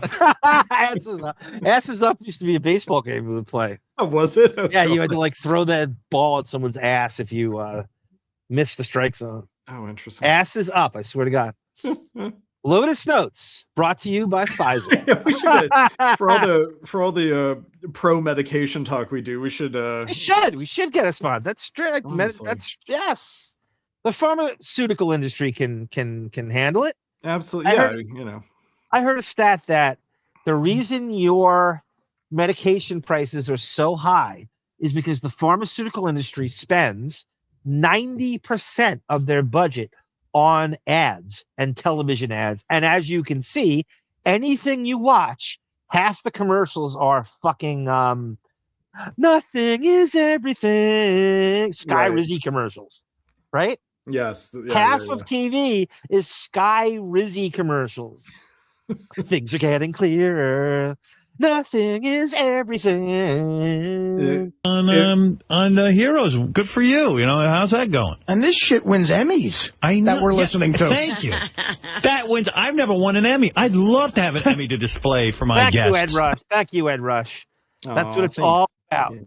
Helping Ed Rush through crappy times. I mean, we're talking Peabody Awards they give her. You know why people say I'm a great interviewer? Because I don't do bullshit. You just asked the question. I just go, so you're dating that dude from Heroes. Oh, has that been destroyed limb from limb for many years now? Your interview skills are gone, and there's no getting them back. It's not riding a bike. What's happening there? So you got a big, thick cock? Or what? No, you're on the interview. That should win something. I should win an Emmy for that. LT, how big and thick are you that these women are too tight? I mean, you got information. Listen to this fucking goblin creep. Laughing at the most unfunny punching down of a little fucking teenager, 5 foot tall. She's even younger than her age on Ellen. Right. Someone who's essentially your youngest daughter's age. Yeah. This piece of shit. If you want to hate him, this is a perfect reason. Oh, I don't hate Howard. I hate what the show has become. No, we hate Howard more than the show. Actually, because it's about him. Hayden Panettiere would have been a senior when Ashley was a freshman. Like, they would have been in high school at the same time. Yep. It's like, no doubt. But and the other thing too that's interesting to hear when it's an Artie clip is, or when Artie's present in the clip, is Howard goes off on the, how big is your cock thing, and it's like setting fire to the comedic legacy of the show, and then Artie has to come in and like try to put it out with, he has to kind of yes and Howard to make the bit better. How do you go along with this? I know. How do you if like, you're we're just Artie? about to hear Artie, I assume, try to save the bit a little bit where you just stopped. Information out of him that's so valuable. It's upstairs at Tootsie's for the black chick. Right. Who knew that? Not me. His wife doesn't even know that. No. She likes him going to Tootsie's because it's all white chicks. Meanwhile, they got a whole stash of black chicks upstairs. Oh, I haven't heard this one in a long time. Ativan. I haven't heard that reference in a really long time. That was another one I took. I've tried like 3 medications for anxiety, and none of and I think it's just because I'm not prescribed them regularly. Like, they give me 8 pills, and I just, I'd have to go see a psychiatrist to like get an official prescription. You could actually do it from a medical doctor as well. You don't have to have a psychiatrist. Okay. The medical doctor can subscribe, like a lot of the big ones. Like mine gave me the Lexapro, so he can give, it's like Lexapro and Effexor and Wellbutrin and stuff like that, and they're allowed to do that, which is, if it's easier to get an appointment with your regular physician to do that, do it. Yeah, the psychiatrist isn't going to do anything. They're not that sad. I mean, they're going to talk to you for 10 minutes does not mean they know you, and you're going to get the same prescription, and you could jump around and. No, that's a good point. That's a good point. It's a weird balance of, as someone who's taken this his whole life off and on. You what is the timetable for when you think it should be working and when you say, all right, I'm switching? You got to give it time, but at the same time, you want to see results. You need to see something in a few weeks or a month. And if you don't, oh, you're giving up on it too fast. It's like, well, I'm not seeing anything. And unfortunately, you could spend a great number of months and years experimenting with different medication and never finding the fucking right formula. That's very, very depressing to know that you wasted time getting the wrong, prescribed the wrong thing. Right. I know. Yes. So yes, Ativan, my therapist doesn't like that one because of the Suboxone, but I only take one when I'm really falling apart. As a thank you for your honesty, Mikey Havoc. As Sarah reminds me here, if able, thank you, Mikey and Tamra, by the way. If able, please donate via Cash App, upper left, Venmo, upper right, buy me a coffee address in the middle, super chats, super stickers, and memberships are available as well. You can also join us for our Patreon at patreon.com/winoforever. Jump Street, 90210, Golden Girls, Seinfeld, and anything else we can think of. Vanderpump as well. Thank you so much. We love you all. I'm going to open up my own gay airline, says Rooster Sideburns. I wonder, you know, they're like gay cruises and stuff. I wonder if they're like gay chartered flights. I'm sure there are. I'm sure that exists, you know. I promise you, Holden, I will do a mental health show and I will incorporate things from the Stern show that, but a lot of Artie. A Deppening mental health show is one thing you've talked about. Johnny too. Depp himself is a mental patient. Yeah. Lest us forget. No, he got diagnosed with a bunch of shit that's similar to me during the trial, which gets completely ignored. Right. Xanax is pretty great, I have to admit, says Rooster. Why are you running the banner, yelling people without doing it? Telling people where to do it? The banner's missing. Oh, the Q. I'm sorry. Yeah. I'm sorry, everyone. The Shara's right. My bad. The QR code and shit. I forgot to put on. I knew I forgot something. All the preparation I do, I forgot this. The wrench icon next to Sarah's name there, just I picture her in like a, you know, plumber's outfit coming out of like a bathroom, like, you've got to do this, you know. Yep. Just tinkering with the show. The networks indeed would be bankrupt without Big Pharma. If I'm watching an MS Now show, I'm telling you, half, if not more, of the commercials are nothing but pharmaceuticals. Yeah. And they're for everything. Obviously, the fucking, you know, the what is it? What's the weight loss drug again? Not not Ozempic. What is it? The shot, the peptides. All of it. It's actually all of it, not just Ozempic, and it's either that or Skyrizi or it's insane. Yeah. It's Whoopi Goldberg went from an Oscar winner to throwing to an ad for, you know, Effexor, you know, 3-5 times a show. Ativan is lorazepam generic. Oh, okay. Thank you, Tamra. Oh shit. Okay, these names, lorazepam.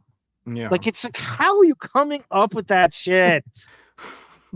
Artie's complicit in this too. The guy plays Cowboy Bob Orton, the Howard's Roddy Piper. Brendan weaving a wrestling metaphor analogy to Brendan, brilliant. Brendan, can you translate that into a Sayville High School reference, please? It's coming. Scott Coombs and Mark Beekman, and something's coming. Rest assured. Wait for it. Baby, we're upstairs. Some forbidden fruit up here. Can I taste your juice? Can I taste your juice? All right, Howard's horrible black impression. Yeah, he's the worst mimic, the least talented mimic impressionist on the face of the earth. Yeah. To the tune of $4,000 a minute. I knew Hayden was going to be a star, says Sky Spectre. Seeing her in Message in a Bottle. Holy shit, I forgot about that. With Kevin Costner, she was probably all of 5 or 6 years old. Good reference, Sky. Here we go. Here is next one.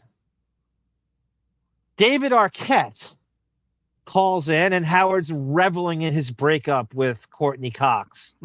And Howard throws out, to be funny, hey, why don't you date someone barely legal like Hayden Panettiere. And David Arquette's not having it. Okay. Hey, John, could you work through the chat? I'm Cheering gonna him run up. to the restroom Oh, you're quick. terrible. Say again, Debbie? I'm going to run to the restroom quick. If you wanna work through the chat. Yeah. Okay, I'll be right back. I love older, by the way. Me too. Hey, I would bang your wife hard. She's got more issues with. Paxil is I hear bad things about Paxil. I've seen people on it, and it really turns you into like an automaton zombie. I don't know if it's been adjusted over the years, but I've heard and seen bad things about Paxil Holden. I don't know. Maybe it's been adjusted over the years, but I have nothing but bad things to say about it. I took it briefly and got off it very quickly. Age than I do. Listen to me. Exactly. So here's the way we got to look at it. The best women lie ahead. That's how we got to look at it. Well, you know what? The best of everything lies ahead. Now you can bang Hayden Panettiere. No, she's my homegirl, and she's dating my... It takes David Arquette to actually be the noble one in this situation. Like, no, that's creepy. And then banging Hayden Panettiere. So Howard here is 57, and he's reveling in the breakup of Courtney Cox and David Arquette, which is also gay, schadenfreudely gay in itself as well. My dear friend. Oh, you know her. How long do you think that's going to last? Oh, I hope forever. They're the best. Wladimir Klitscko is the heavyweight champion of the Oh, wow, he brings Klitschko up during this. Dating him? Badass. Hey, Miley Cyrus. Miley Cyrus. He brings up Klitschko, and then Howard probably doesn't know who he is. And Robin's saying that she's almost like, we better keep her name out of our mouths. Miley Cyrus turns 18 in a month. And he's still creepy. Induces Miley Cyrus. He couldn't. That's another name he couldn't stop bringing up. I forgot to bring her up before. By the way, I wonder who in the back office. I wonder who in the back office is aware of the 18 countdown. They're all creeps. They're all fucking creep sex pests. Something tells me JD is the one who's sort of keeping that calendar totally up to date. Yep. There's nothing creepier than the guy keeping up with young celebrity girls and knows exactly when she turns 18. Right. GLP-1. Thank you, Telly Savalas. So I couldn't think of that. Oh, yeah. Thank you. Every other commercial on MS Now, GLP or Skyrizi or some variation of it. And like I said, supposedly I saw this in a study. Somebody was delving into the pharmaceutical industry and why everything costs so much. And it's because they spend 90% of their money on advertising. And that's 90% of what your drug costs is because they go insane with advertising. Right. Holden says, I have much to contribute on this topic. I've been dealing with this crowd. God, 88, Holden. That's similar to me. I think I started my first tryst with a psychologist was 1990, and I was a teenager. So yeah, I've been at it for a while too, on and off. I'm not saying I'm an expert, but I am an armchair psychologist, Pink Sheep. But who better than the people who've experienced it? Thank you, Pink Sheep. I love a Pink Sheep appearance. It's always fun. And a Pink Sheep pun. Yeah, as well. Absolutely. Very punny broad. And get her. Oh boy. That chick's on fire. It makes me feel like going and throwing up. Not that she's not a sweet, beautiful girl, but good for you, David. Good for you, David. Howard getting creepy and David's not having it. He's like, no, she's too young. It feels gross. Don't even bring it up. And this 58-year-old just is who wishes he was them, as we said before. Whatever the motivation, it is creepy as fuck, and there is a great reason to hate him, is this constant pattern of punching down on teen girls and sexualizing them over and over again. He wishes Billy Ray Cyrus was his dad so he could catch him in the shower. Thank you, JJ Thrash. Good to see you, Albie Wong. There was a change in the laws which allowed direct-to-consumer marketing by the drug companies. Oh, that makes sense, Albie. Dr. Sara, a.k.a. Bulea Ballbreaker. That's funny, Tendrils. I like that. I like that. Side effects may include massive sores in your genital region. I'm getting emasculated even talking about antidepressants with this Sara, right? Even here. Talk to your doctor about arms, says Albi1. It would be funny if there was a medication named after you. Pharmaceuticals are banned. Oh, there's what the fuck was it close to my name? Shit. Oh, there was something. Oh, Debbie, it'll come to me. It'll come. Like my last name could be turned into something. It could totally, yeah. Pharmaceuticals are banned from advertising in Europe. Jesus, Zersky, I didn't know that. Side effects include dying, internal bleeding, vomiting. Ask your doctor. I know every side effect imaginable is listed now. Your corpse will vomit and bleed. There's a Sable reference, W. Kevin Page, nicknamed Parm. So he took his last name and my nickname, and he turned it into Parm. So Page with P, and then he became Parm. That's a stretch. I mean, people used it. You know, he clubbed you over the head with it until you used it. Right. And people used it. He's a piece of work, too. Top 40 radio. You're going to like this, whether you like it or not. Very funny kid. One of those kids I feel lucky had grown up with. Very real character, like real pro wrestling-esque character. Very original. Who are you fantasizing about? Let's say you could have any woman now on the planet. Now that you're newly singles, you know, you're sort of separated. It's part of the agreement that you can go be with a woman. I know Robin is one of the women, but who are you fantasizing? Difference. I'm not looking to fall in love with anyone. That's why I slept with a girl that's just a girl that I slept with. Right. I'm not looking. That's great. So he diffuses the creepiness of Howard just not going along with it. And Howard looks ridiculous in doing so.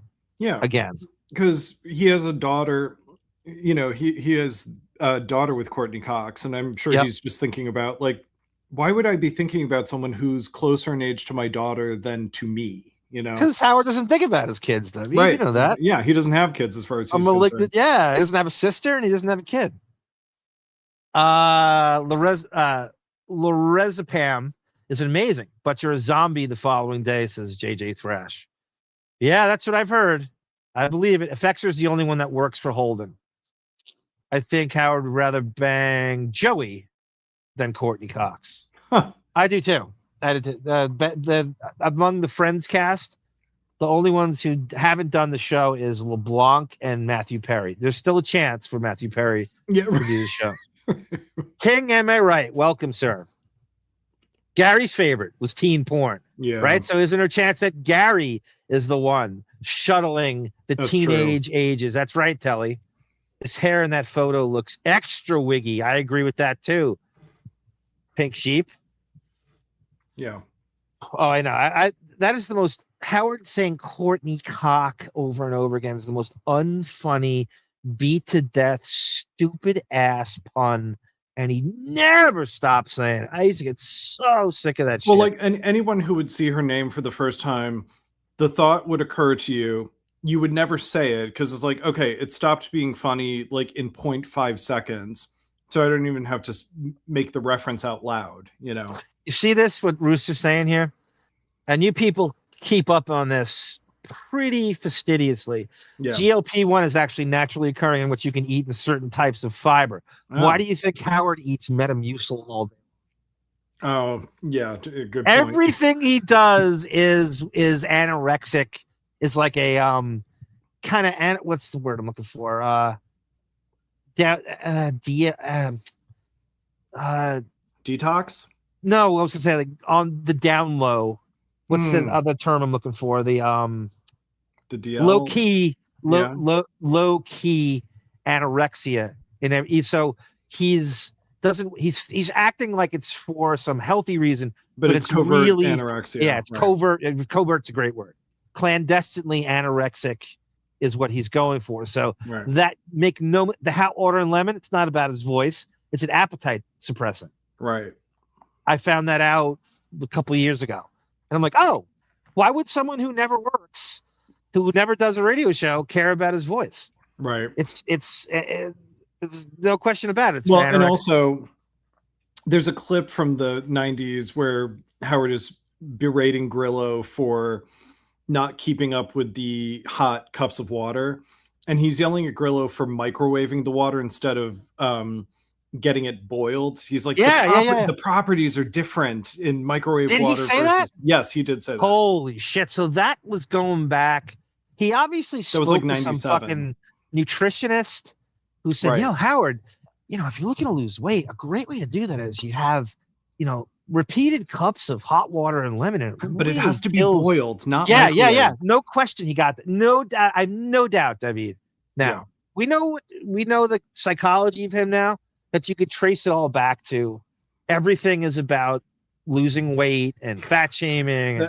That was a funny, stupid Grillo moment in that, like, the hot water wasn't hot enough, and Grillo was like, well, you want a bunch at one time, so I boil a whole bunch of them, and it's like, well, and then they cool off. Like, you can only do one at a time, So, but Howard's a diva for, like, Grillo's diva stories with him and are kind of good. Like it's so telling, and then just like the malignant narcissism might come through more in that than anything else. To think that in a town like Manhattan, that you are the only one that you're going to march into a deli in Midtown Manhattan, and you're going to tell them to clean the grill, especially for you, with 10,000 people lining up trying to get bacon, egg, and cheese sandwiches, or whatever. Yeah. That he has, pissing off everyone.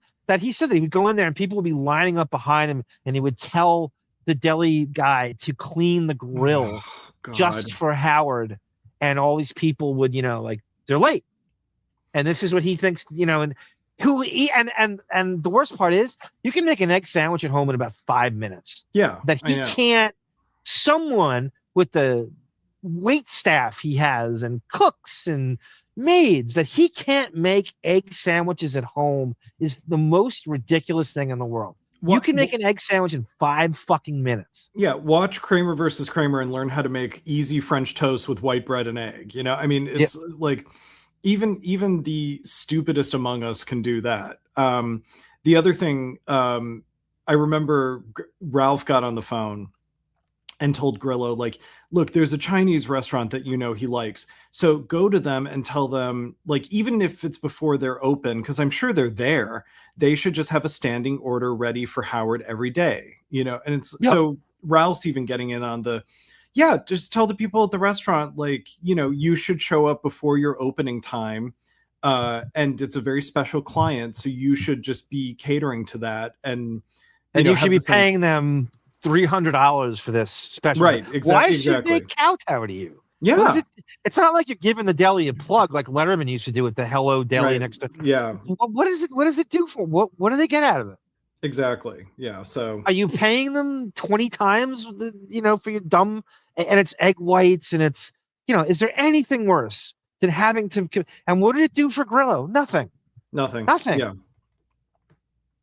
Did you ever? Oh yeah, Horatius. We did. No, you know what? We did on Radio Gunk, and we didn't do it deep enough. It was like way too short attention span theater. Yeah, David Arquette and Howard had this falling out, and it's actually, if you put the whole thing on, it's blocked. They're really scared of it. Howard's really, really scared of this clip. Interesting. I couldn't believe it was blocked. Him and David Arquette going at. I think there's a video for it too. I have it. I have every version of it you could have. No question about it. David, Freud, you were Freud's patient, according to Rooster Sideburns. Yes. Farm, just should be called, right? The name of the medication, Pink Sheep says, Farm, capital ARM, Pharmaceuticals. That's great. Yeah, it's as simple as that. Sky Rizzy is Rooster's kid's first name. Like, Sky Rizzy sounds like a fucking, like a Space Ghost villain or something. It does, yeah. Well, the USA and New Zealand permit TV ads by pharmaceutical companies, says Rupert. Side effects might include explosive diarrhea, #Olestra, only if it happens, and blame it on the lettuce. Right. Yeah, my dad, when I was a kid, my dad used to go, John, you got to eat salad. It's roughage. That's how you shit. You got to eat salad. You got to have salad. Remember Roughage? What happened to Roughage? Yeah, right. Yeah, that's who was that guy in the 70s that was all about roughage? Yul Gibbons, is that what? Oh, yeah. They referenced him on Jump Street once in an upcoming episode. Yeah, called AWOL. Funny. I didn't know who he was, and because Depp says to Peter DeLuise, they're lost in the woods, and he goes, Doug, you remember the guy on TV, Yul Gibbons, and eating berries or some shit. I've never heard the name. He's like a survivalist or something. Yeah. Sour Shoes as John T is funnier on Francesa than he ever was on. So I totally agree with that because they just let him go, or Michael K or something like that. That's right. They just fucking give him 10, 15 minutes and say, go crazy. I agree with that. John T. Here is our next clip. Here is Howard getting creepy again with Hayden Panettiere on the red. George Takei talks about Hayden on the red carpet for Heroes. I think it's either that or this is a red carpet. So the premiere of Heroes, George talks about, and Hayden's on that. We are. Yeah. Hey, by the way, that's such a great role on Heroes. The last. They're the two of them in that picture. Yep. Episode. I'm fabulous. shocked at you. I didn't realize. Do you understand what I'm saying? I mean, it's really an incredible commentary on American television audience now, you know. Yeah, a lot of that is Benji's writing style, Tata Tithi. A lot of this creepiness is Benji's MO. Yeah. If he's a writer, that's what he does. He writes really creepy shit. And we've seen it on monitors and stuff. Yeah, but also it's one creepy thought that Howard harps on, like he runs it into the ground, which is what Benji does too. He takes one premise and runs it into the ground. Exactly. And then we are to believe, we are being told, oh, Benji's a great writer. No, that is not writing. That is crap. That is dialogue. That is guiding dialogue, creeper crap that any fucking flasher could do in 1976 Times Square. It's not writing. Yeah, hire a 9th grade boy instead of the 7th grade boy that Benji is, you know. That's what Artie said about the show. About Sal and Richard and all of them. Throw Benji in the mix as well. Definitely. On primetime network television, whole scenes are being played out in Japanese with English subtitles. That was only, you know. So Rooster Sideburn says, Ozempic, apparently there's some kind of overload of fiber and it makes you feel full. Yeah, right. That's interesting. It is kind of like it is kind of an eating disorder in pill form is what I gather. Yeah. What do you think the Metamucil is leading to? It's all fiber, right? Why do you think he eats it? Right. Yeah. It's not about health. It's not about anything else except fucking anorexia. It always goes to that with him. Grillo speak. A few years ago that it was Art House Fare. Right. Will you ever get to speak English on the show? Yeah. Well, did you see last week? Yes. Yeah. Were you speaking English? HRG. Oh, right. Japanese. That's right. It was the funniest thing. But you don't speak English. He speaks Japanese with you. He speaks Japanese, and he's supposed to think in Japanese. Yes, he does. But it was all phonetically memorized. Yeah, the old joke about the Jewish wife. What did Allison make for dinner? Reservations. Or takeout. Jews and takeout. Jews and deli platters and Jews and takeout, right? John T's going crazy with Grillo speak. Jodie Foster is great because he had a special on Howard 101 in the early days, and he had Jodie Foster on for an hour. Because he was like an extra in a movie that she was in or something. We should. She doesn't do regular talk shows. She doesn't even do regular. I don't ever see her on anything. Yeah, I mean it's rare. I mean, especially in 2006 or 7, whenever he did that. But we should cover that actually. I would be Grillo and Jodie Foster. Yeah, I don't know. I mean, maybe there's nothing there, but I don't know. I go through it. I don't have it currently, but I'm sure I could find it. I'm sure he has it without question. I'm sure I could get it. Sky Rizzy sounds like the first name of the point guard of Kentucky. That's all. Could also be Kenny Skywalker. Johnny Carson used to make fun of Yul Gibbons all the time. That sounds like a Carson. It's spelled what? EWELL or let me look Yule? that up. How do you look at your baby in a crib and go, yes, I need to name her Yule? That looks like a Yule. EUELL Gibbons. EU? Yes, EUELL. What a crazy. Again, how do you look at your kid just born in the hospital and go, I think we'll name him Yule? EUELL. He just set him up for a life of constantly spelling his name and correcting pronunciations. And, good stuff. Yeah, that's what great parents. Lost in the Woods. Yeah, it was Ed Rush. Thank you. It was Pine Barrens before Pine Barrens. That's exactly right. The Jump Street episode was Pine Barrens before Pine Barrens. The premise of the episode, it's really kind of stupid. And that's how I became oriented to REM, by the way, because they're on the soundtrack. Hansen and Penhall have to accompany a AWOL soldier. Fuller served in the military with a guy who's still in the military, and he's running a boot camp, and he pushes this young soldier too hard. The young soldier escapes and goes on the lam, and he comes to Fuller, his old military buddy, to see if they can find the escaped soldier. Mm-hmm. They think he's hiding out in a high school with his old friends. So Hansen and Penhall go undercover in this high school to find him.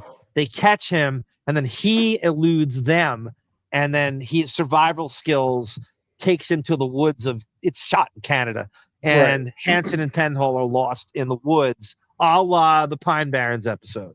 Interesting. To track him down. And it's called AWOL, and it's how I became familiar with REM and Orange Crush. That's the main song in the episode. Okay. And when he came on the set, he said, I'm the deer, there's the headlight. What? Oh, all right. Hey, you know what? Do you realize? Howard doesn't know what deer in a headlight means because he's never driven and he's never seen a deer. He has no idea. Here's Crazy Robin, everyone. Crazy Robin, who is our mental health expert. I propose this. We do a mental health show, and we have Crazy Robin on as the mental health expert she is. And she analyzes all these things. We bring in Stern clips, and we talk about mental health and everything. We bring on Crazy Robin as the expert. How about that?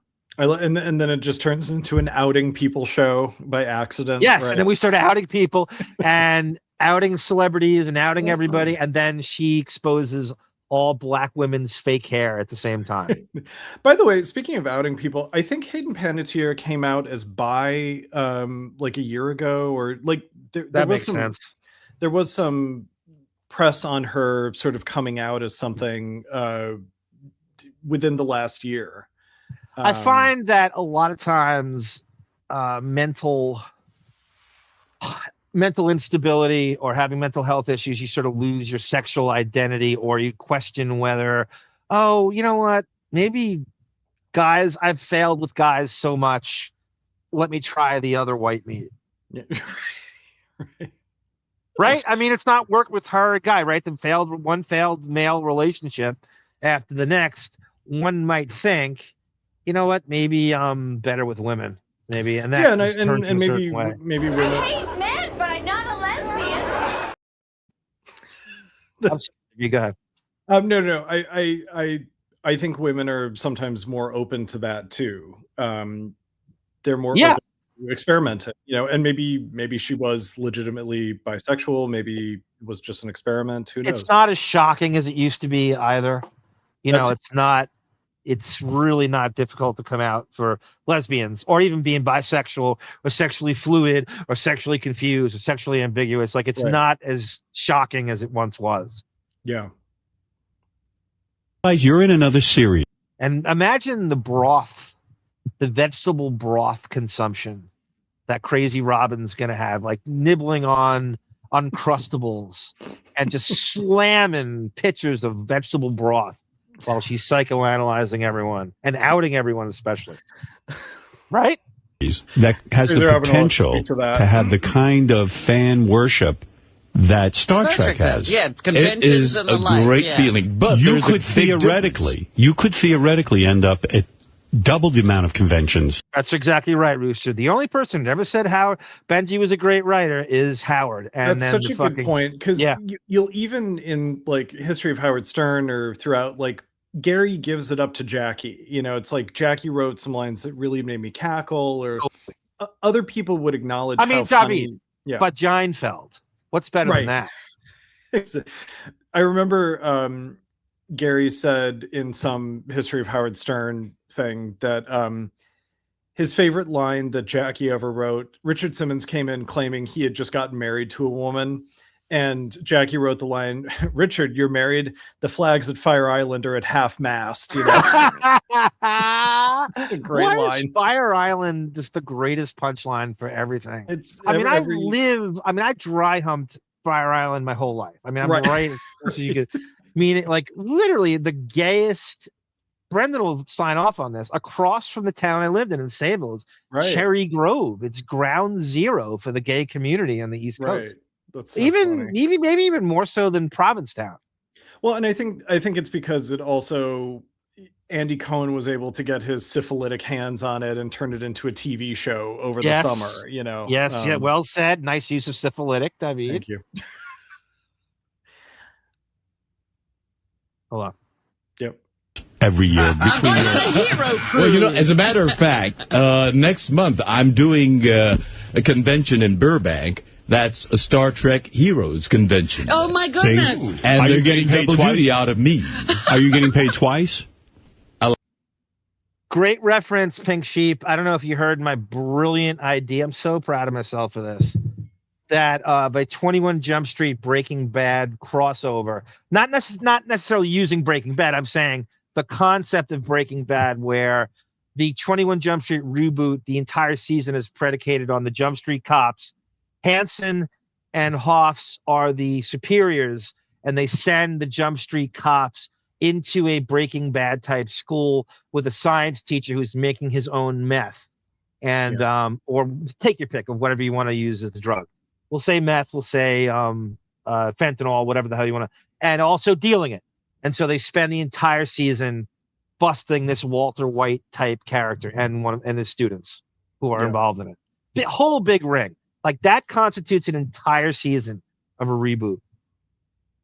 Just one. Not yet. For one convention. Who shows up from the Heroes convention? From the Heroes, Panettiere, Hayden Panettiere, the cheerleader. Right. And Isaac. Do all the geeks think they can get laid by hanging out with Hayden Panettiere? No, I think they're more noble going in person than what you do on the radio. Yeah, shadowboxing her. Yeah, shadowboxing and gay and punching down and being a fucking closeted witch bitch, fawning over in the creepiest Millie Bobby Brown Olsen twins way possible. I think what they do is more upfront and noble than what you do, which is also lying at the same time. So I don't want to hear it. Everybody wants to fuck her, right? How old is she? She's, I think, 18 or 19. Yeah, probably everyone's trying to get in her pants, huh? She's very young.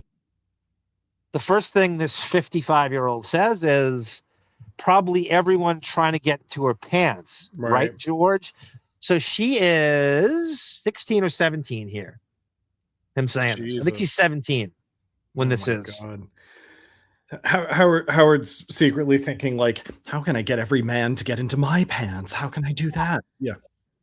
And you're so right. He cannot wait to turn this into a George and Brad wrestling match. Yeah, it's coming. It's coming. He's going to flip the script and turn it to guys. Yeah, I mean, that's how desperate it is, where it's like George Takei and his husband are not the most attractive men in the world, you know? So it's like he has to settle for fantasizing about that because they're the only ones who are in proximity, you know?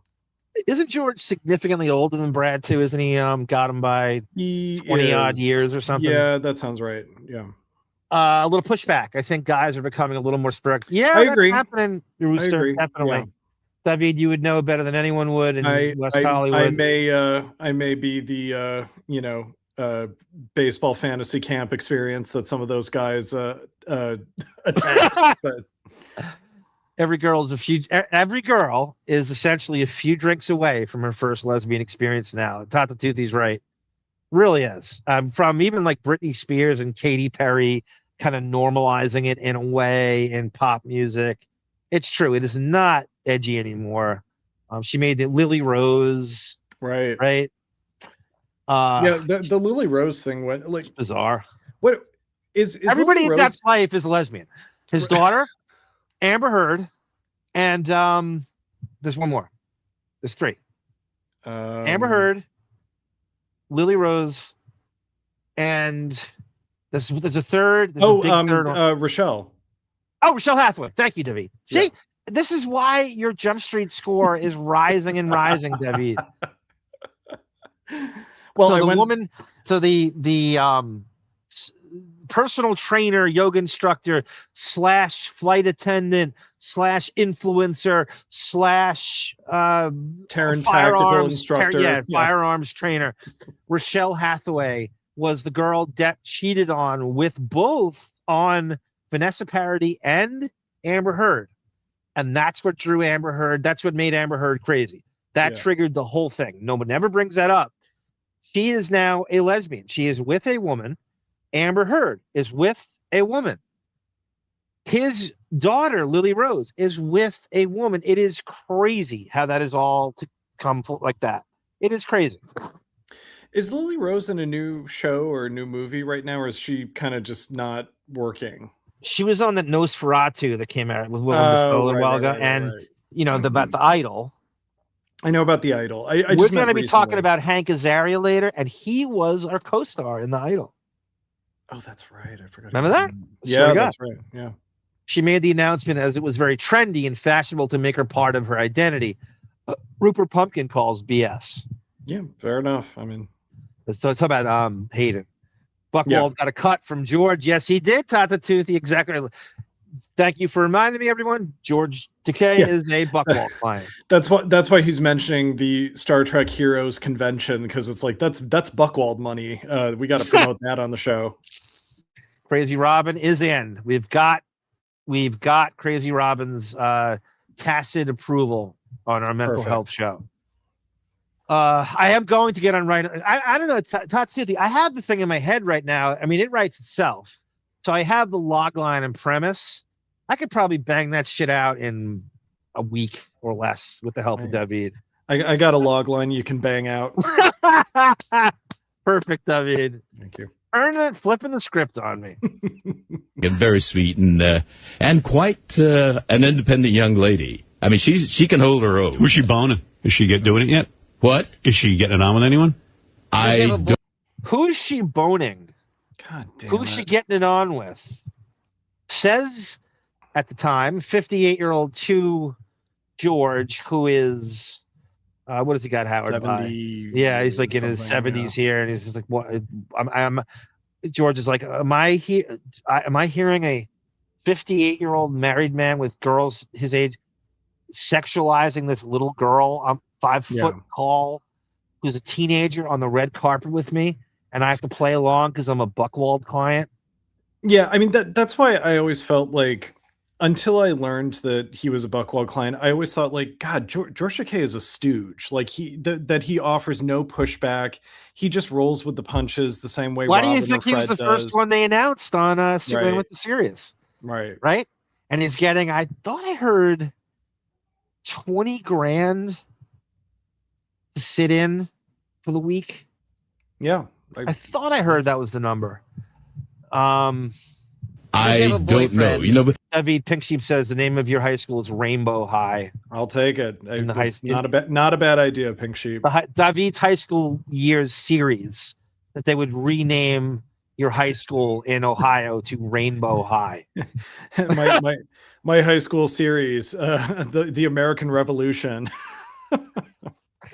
Yeah, this is Tata Tuthi. This is no better than the fucking NAMBLA guy. This talk. I agree. It's the same as, making fun of Seinfeld for Shoshana, but you still, how is this any different? Yeah, we're constantly going back to that. This isn't different. It really isn't. It really isn't. It's like Jerry should be throwing this in his face. he said in a previous clip, like, you know, that Milo guy, when Robin said like, oh, he's like 30 and he's dating her and she's 18, and Howard's like, oh, good for him. And it's like, well, I get how is that not how is it not a gradient? It's just black or white, just purely based on age, you know? Don't you think it's sick that even though she's legal, she's like the age of a daughter? Does that not disgust you? You know, I'm fixating on gradient right now. I'm sitting there. I froze when you said gradient. I kind of stopped. My brain just shut down. My point doesn't even get made. Right? You had me at gradient, or did you? Or did I? Yeah.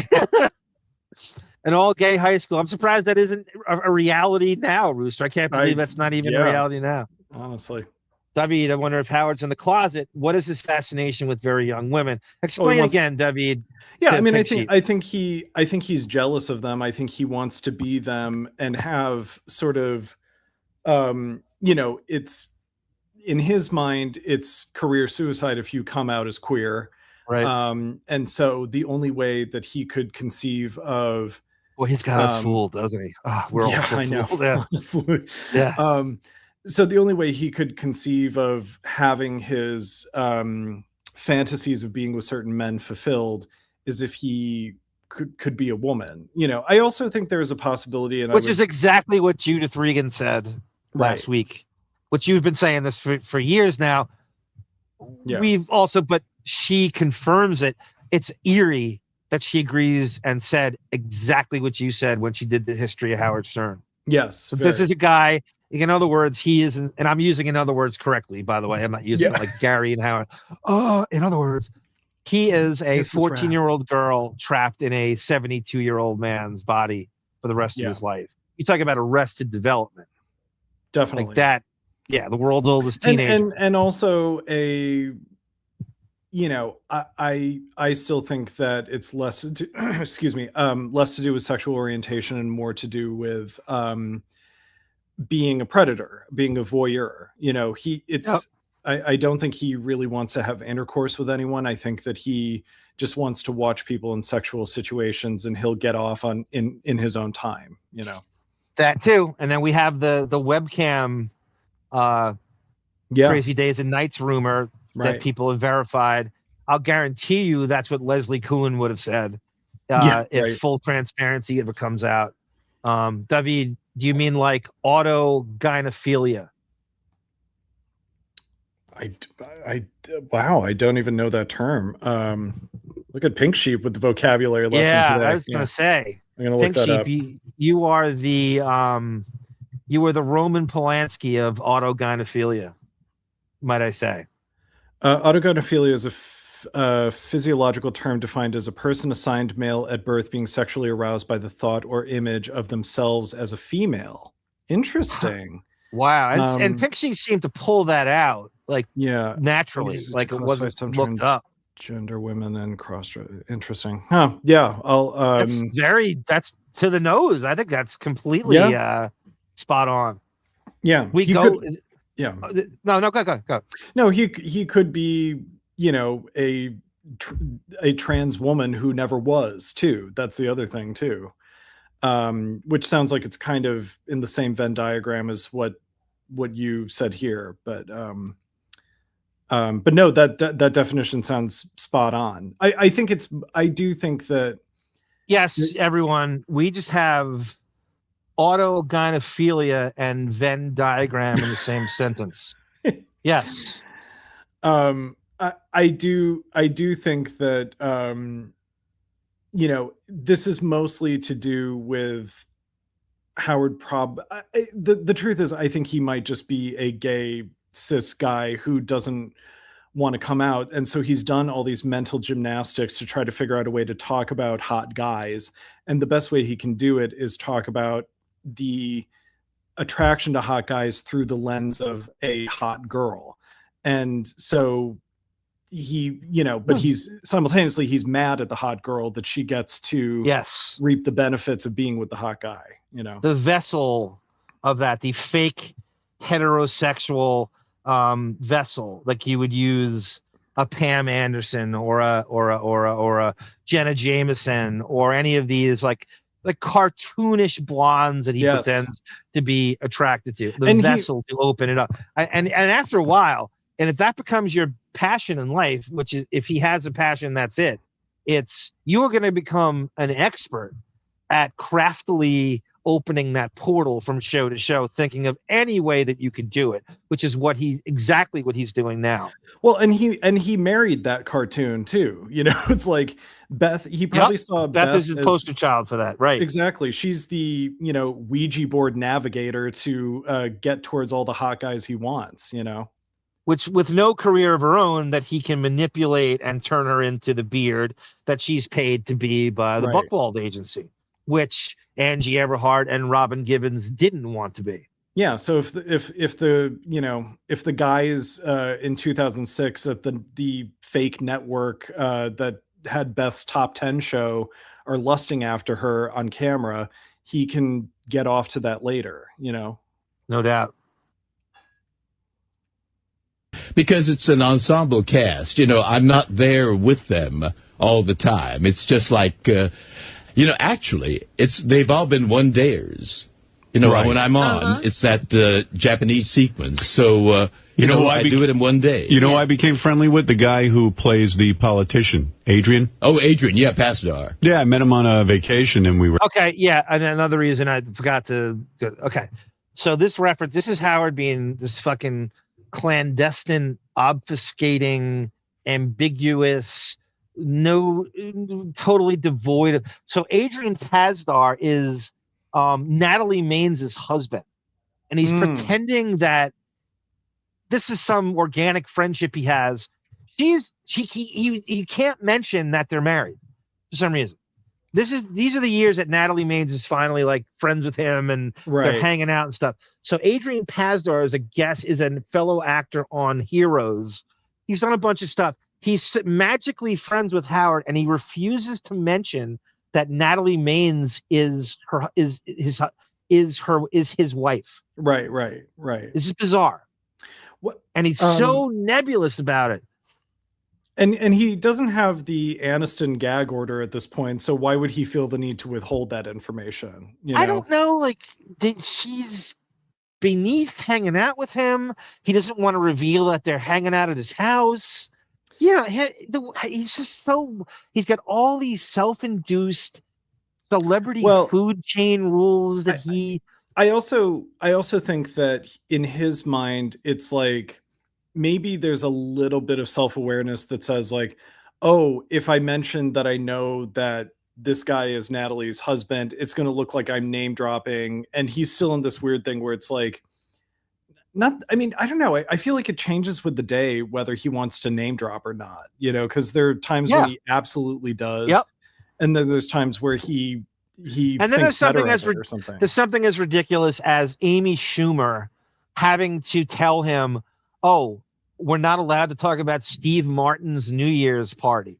Right. And then he has to call Jessica Seinfeld up to ask permission that he can talk about Jerry's 60th birthday party on the air.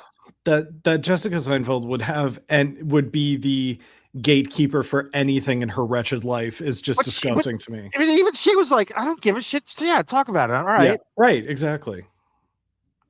But he's so terrified of being knocked off that celebrity, friend list that he thought that Jerry and Jessica were going to disown them if he brought up his party on the air.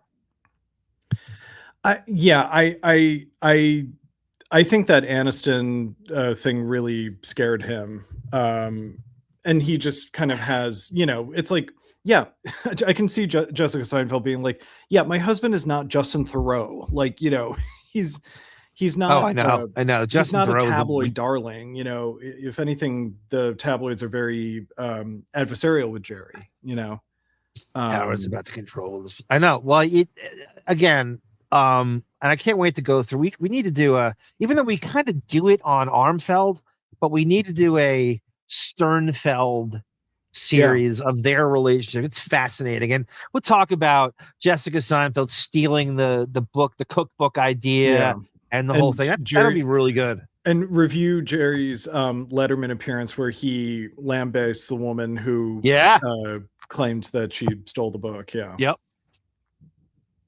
Wegovy, Crazy Robin. That commercial is on all day long.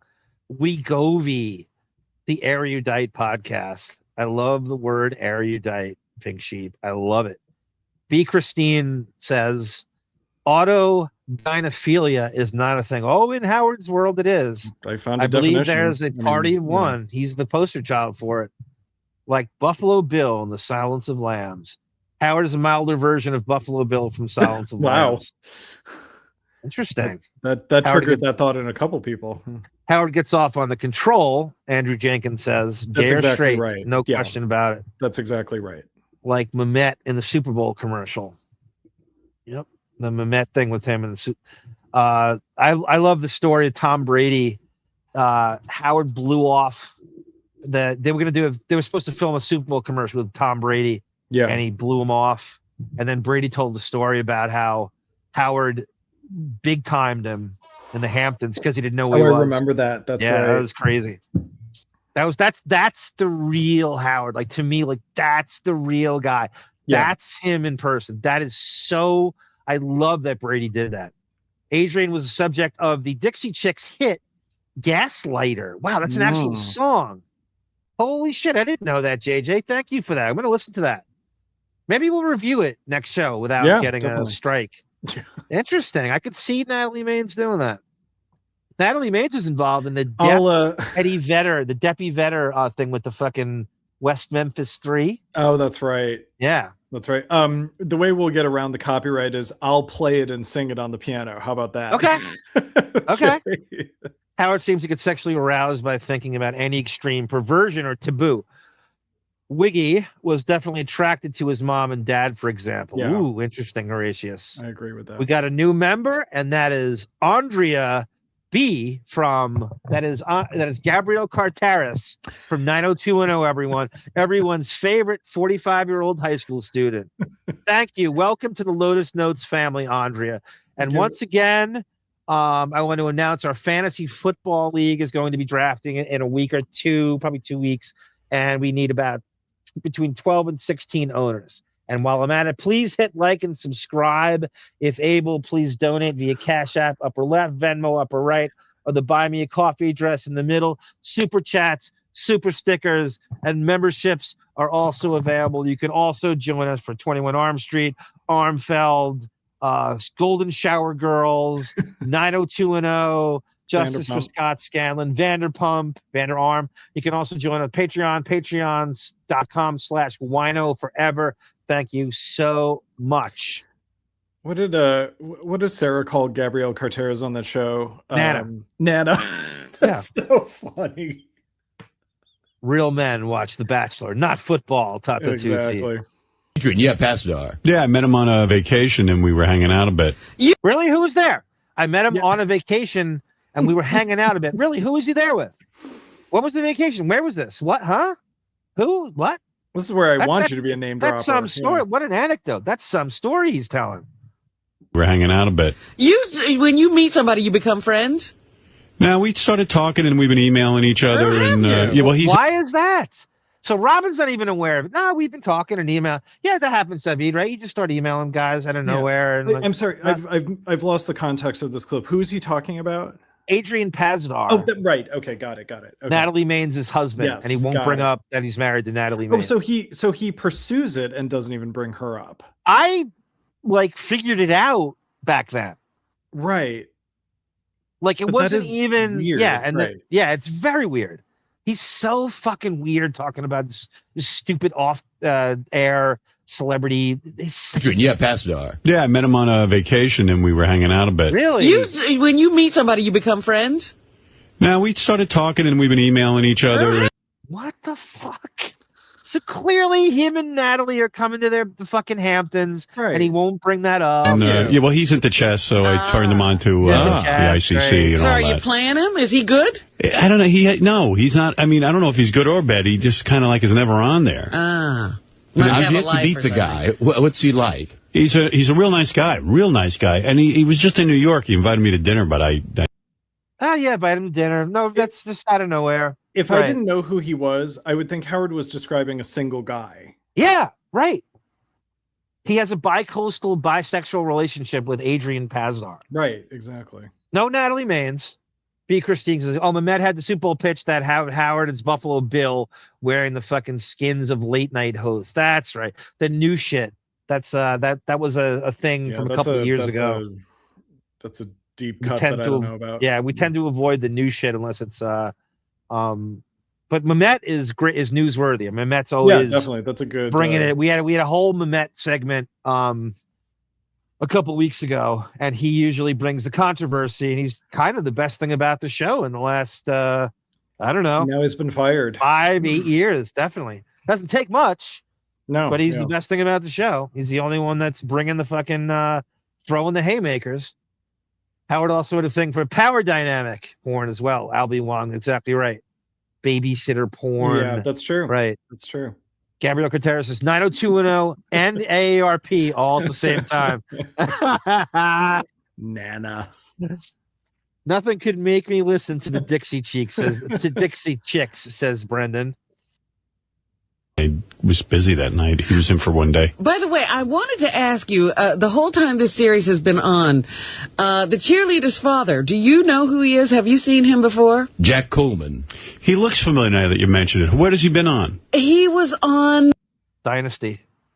So this Jack Coleman is really close with her, and when she passed away, he was blaming, she got fired from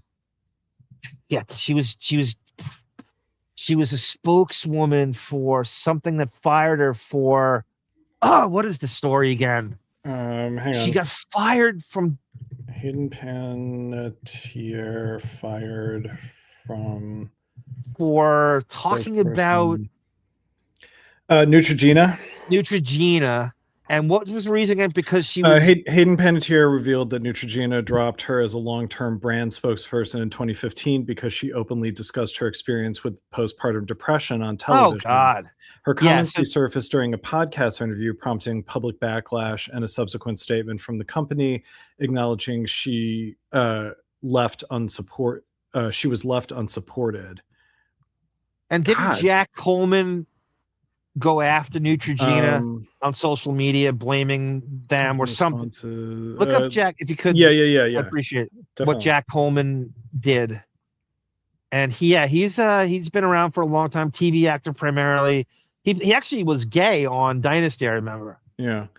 I think I found I found the Variety article. Hayden Panettiere's hero's dad calls out predatory paparazzi. That's it. Who Okay. Hunted her in the press, who asked misogynistic questions when she was a teen. Howard included.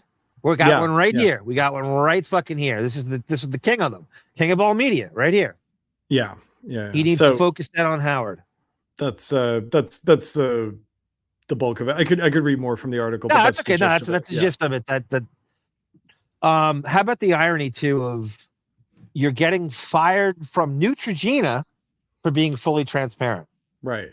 Well, how does that reflect badly on Neutrogena? Because these companies think they're everyone's beneath them, and they're all pious and perfect and all pure, and so no one we could hire to be our well, then you're not happy enough to be in our commercials playing beach volleyball while your skin is looking amazing. It's like, go get hired by Christian Dior and Sauvage, while you have your ironically 15-year-old daughter living with a 24-year-old in your own penthouses, and then you'd be the spokesman for Christian Dior. Did Dior go through the trial and all the medications? Did they get to one drug after the next? Right. Who's more exactly? Is Dior aware of Dr. Kipper? It is. You're right. I mean, that is the worst. I'm fully transparent about my mental health, so I'm gonna get fired from Neutrogena. I got to read more into that because I'm just curious. Like, what is the basis for them letting her go? You know, these companies will fire you for anything at some point. Guess, You know, they find her replaceable, like some other Pop-Tarts, like what's her name? Sabrina Carpenter is going to take her place or something. You know how fickle and I get it, brain and just bandwagony these companies are. It's flavor of the month always. Yeah. Michael Jackson went there in Halloween party, but Eric the Midget prefers Cherry over Pig Natalie. Oh, that's right. Eric the Midget and Natalie Maines tried to she got a little zesty with him when he came in studio, if I recall. Oh, that's right. That was she was part of when he came. Yes. There was I remember what he was referring to. Like he tried to co-opt the Eric the Midget stuff to get on the show more and attention. But also what the chatter was just referring to is Eric was going to the Playboy Mansion, and one of the strippers there was this woman Cherry, who said she had feelings for Eric or something, and Natalie said on Superfan Roundtable she didn't buy it, and Eric is convinced that's the reason that he wasn't allowed to go back to the mansion. Wow, okay, that's a big pull. So yeah, I used to be pretty encyclopedic about Eric the Midget, Eric stuff. Yeah, a lot of people are. Sarah is encyclopedic about Eric the Midget. I know a lot about him. I'm not saying it's my favorite thing. I mean, I used to get it was such a crutch for Howard to waste airtime and I think on him after a while. Like he was almost like the Artie chair. He's almost like pay him Artie's salary. He's on 45 minutes a day. Right. And for me, it was the 12 9-hour compilations. It was just perfect for driving to, Josh Brolin's daughter's wedding or something. He is in this. We're going to hear it from Eric the Midget. Okay. Yes, that's right. By the way. Yes. Hayden, she was in Scream 6. JJ Thrash reminds us. Whoa. No anti-Sabrina Carpenter talk, everyone. That will not be tolerated.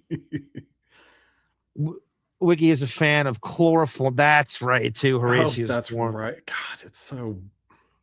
Dynasty. He was the gay character on Dynasty. Oh, yeah. He was this, like, the son. Blake's son. Boy, he got old. Yeah, he got, He's a real nice guy. I'm sure. He got old. He got old, unlike me, who, thanks to Tony Coburn, I will always look like I'm roughly 45. Howard looks every bit of his 72, if not 5 years more. Yeah. When you see that fucking Adam's apple, and then he looks hideous. Yeah. Hideous.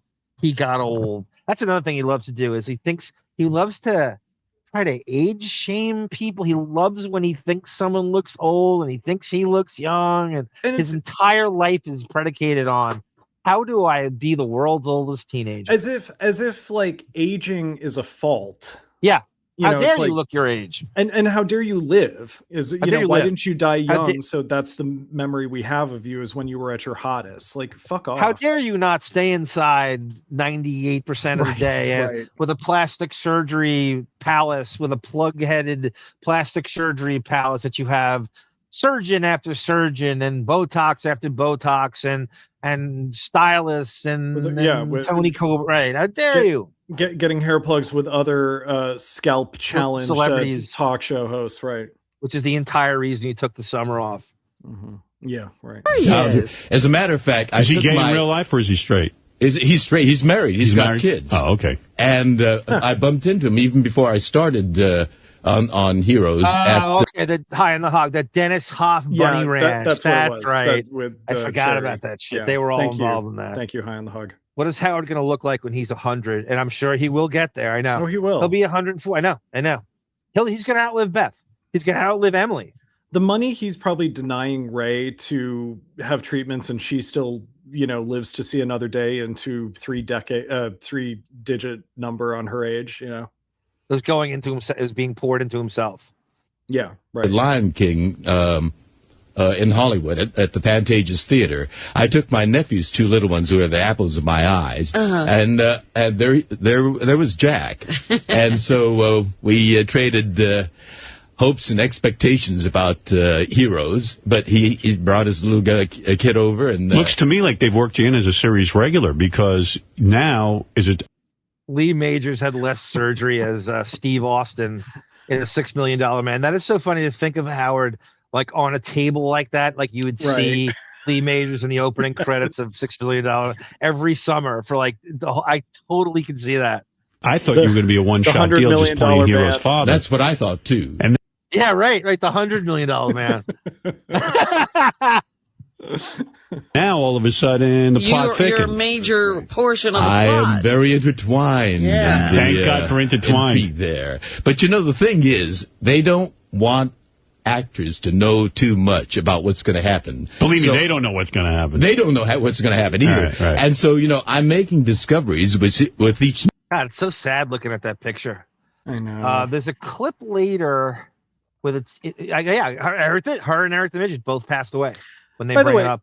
George is such a bad fit for I get that he's Buck Walden, that's why he's here, but he is such a bad fit for the show because he's too earnest, and when Howard kind of makes fun of him for being too earnest, he doesn't get offended. So you don't have the fun provocation of like Richard Simmons or Mark Harris or something. You know, they're sort of like they're missing the boat on each other on how to communicate. So there's no comedy that comes out of it. It just feels like a bad match, you know? Well, no, I mean, he was brought in, not just being a Buckwell client, but it was the open to do the gay stuff. So the gay antics are more greenlit. It gives Howard the portal we're talking about. George was brought in as an excuse to get gay whenever he wanted to for hours and hours. When he had George, how many times does he have him repeat that George and Brad wrestling story on Sunday Fun Day?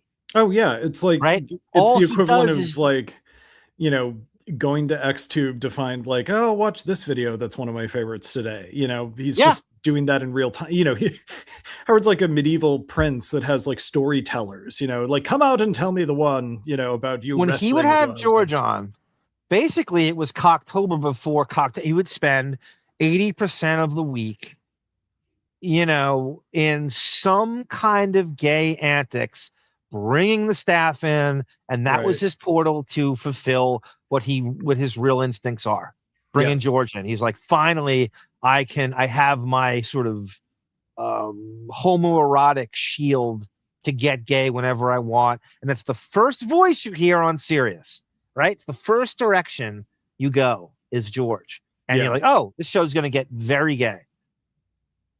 Script. I think, oh wow! How far in advance are you shooting? Like what episode are you up to? The last week was 17. Right, chapter 17. And the next one coming up for me is 19. Oh, so they shoot them pretty quick and edit them fast. It's pretty fast, yeah. Jeez, how do they do that? But that's a big and then they take long hiatuses. Yeah, well, they're going to be off for 6 weeks. And you know what? How you talk about taking days off. Howard's jealous of their days off, and Howard hears that and he goes, "All right, I gotta get that. I gotta take more days off. I gotta have my schedule down so I can have more days off." That's why he went to NBC. NBC's clearly giving out the vacation time. Yeah, this predates AGT too by a few years. That's a good thought by you. It's raining, man.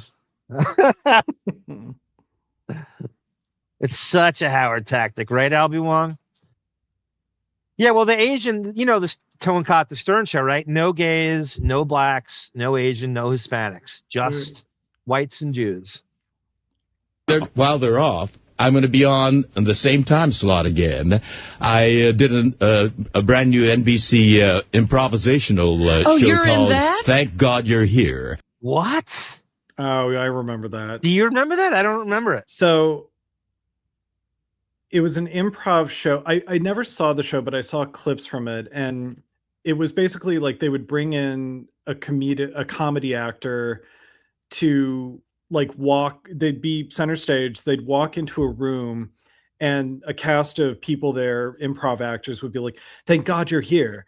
And they would have to figure out like what is their character, you know? So the rest of the cast knew what it was, but was it a knockoff of Whose Line Is It Anyway? Or I mean, it's in that collection of shows, but I remember Fran Drescher did one. Nicole Sullivan from Mad TV, the blonde lady, did one. I think did Jason Alexander do like a Star Trek one? I could see him doing that. I could totally see him. I remember that show though. Yeah, he's a huge Trekkie. I could totally see him doing it. He was always available for that shit too. Yeah, definitely. So that was Howard getting creepy with Hayden on the red carpet with George.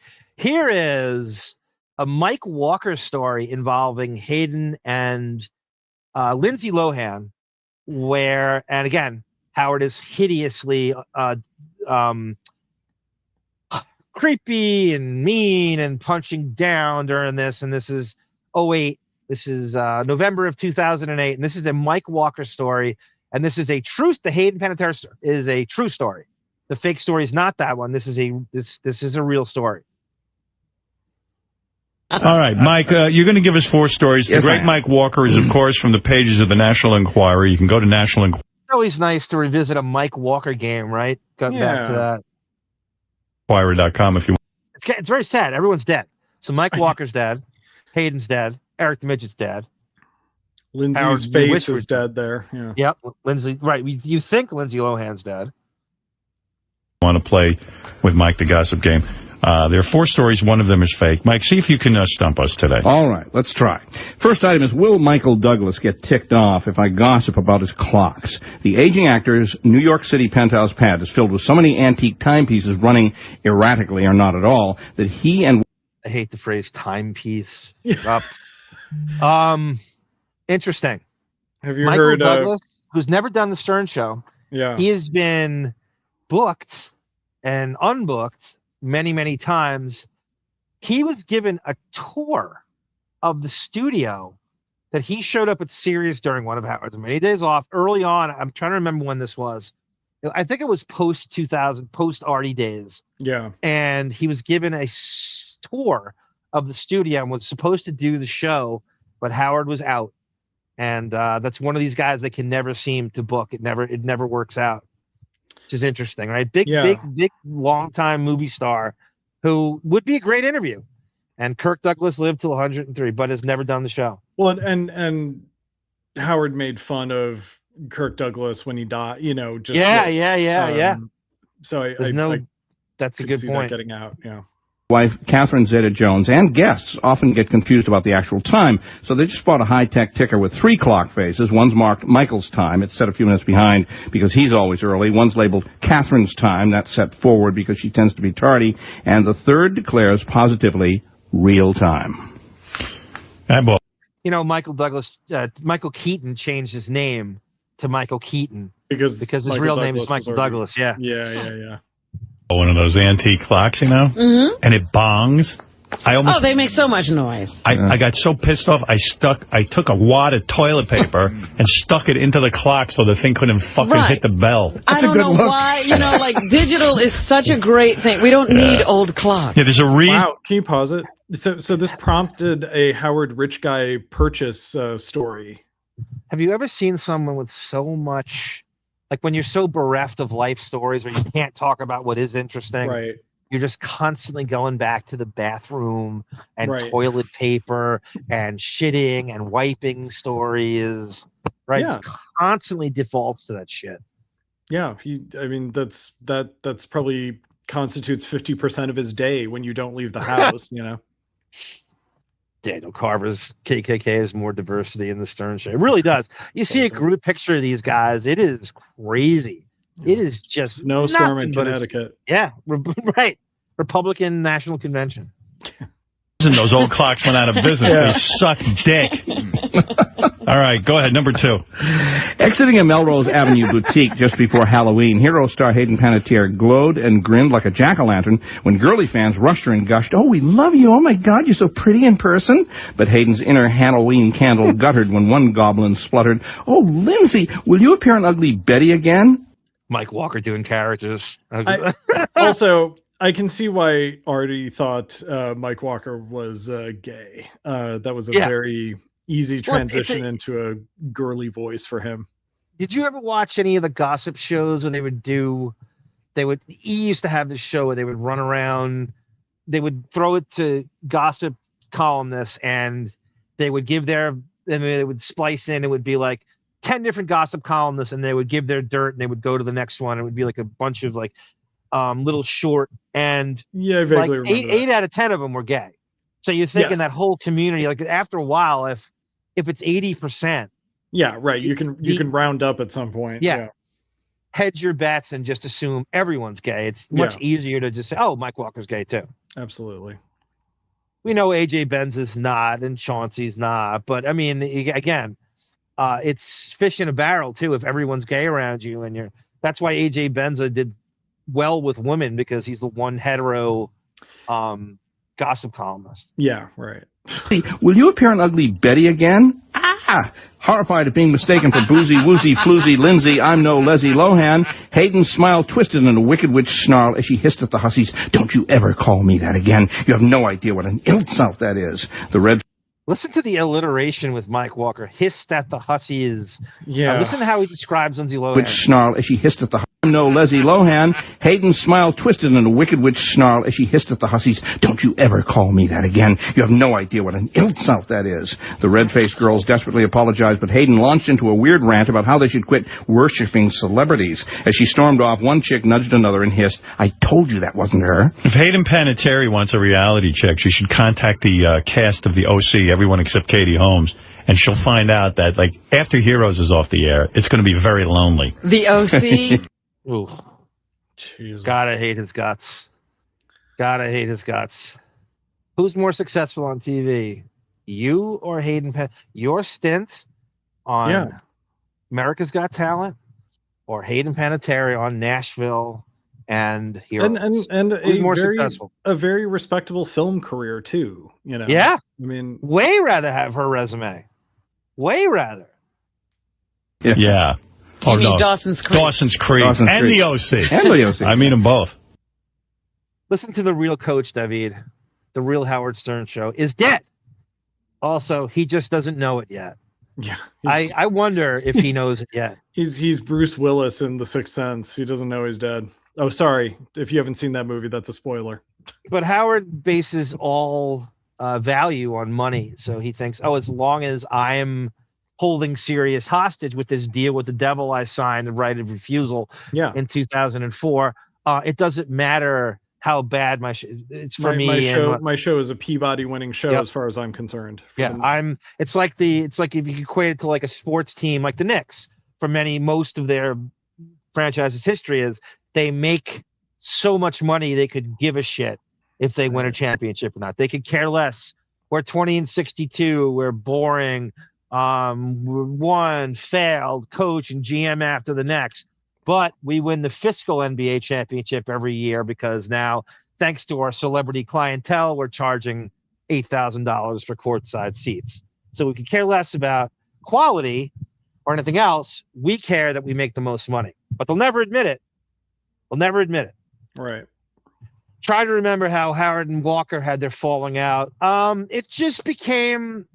There wasn't a falling out, Horatius. It was more of the show became so bad that things like the Mike Walker game became too edgy for the Marcy Turk era.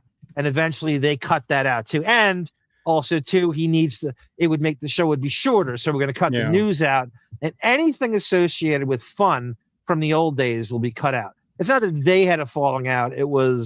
It's just too edgy for the Marcy era Howard. Yeah, Mike Walker died in February of 2018, so he was sort of like 4 years. I mean, maybe he was even gone before the Pelican Brief. I don't remember. No, the Pelican Brief came out in 2013. We revealed the Pelican Brief. Really, almost lines completely up with his death. Kind of. It might even predate it by a month or two. Yeah. The Pelican Brief might have come out 2 months before he died. Yeah, but I just feel like after Artie left, so in that window between Artie leaving and AGT, I don't remember Mike Walker coming on at a certain point. So I wonder if he was done. I'm trying to track what his last year was. It almost lines up with Artie in a way, like you just said. I don't know if he goes past 2010. I think they stop it in I got to look it up, and I'm just going on my hypothesis and very educated guess. Yeah, maybe the audio of him, farting in a studio pushed him over the edge where he didn't want to be on the show anymore. Yeah. I'm just gonna I'm just gonna go on my own top of my head and a very, very educated guess, and I'm going to say he didn't make it past the Artie years. I'm going to say 2010 they stopped doing it. Yeah. It's just like I said, very educated guess. Can I tell you my favorite Matt Dillon story real briefly? The best. I found a Matt Dillon story that it's somewhere when I was running around looking at stuff, and it was his game. And Matt Dillon was mentioned in the game, and I forget where it was. I found it. I remember I clipped it out. You found the thing. Okay. Yeah, I found it. Everyone's gay. Projection is very important. Right, Albie. That show. AJ Benza was on there a lot, Tone Cod. It was like Michael Musto and Richard Johnson, and everyone's gay. And they see all those guys. Holy shit. Thank you, Lynette, for Christ's sake, for the dono. Insane. Lynette, who is our secret admirer. Yeah. Sounds like a great, great broad. For Lynette, we know she's a black woman. We have a much bigger black audience than the Stern Show ever had in one fell swoop. So this is for Lynette. We love you, Lynette. Why don't you eat some lightning bolts, chump? Ow! Hey, man, get off my case, chump! Hey!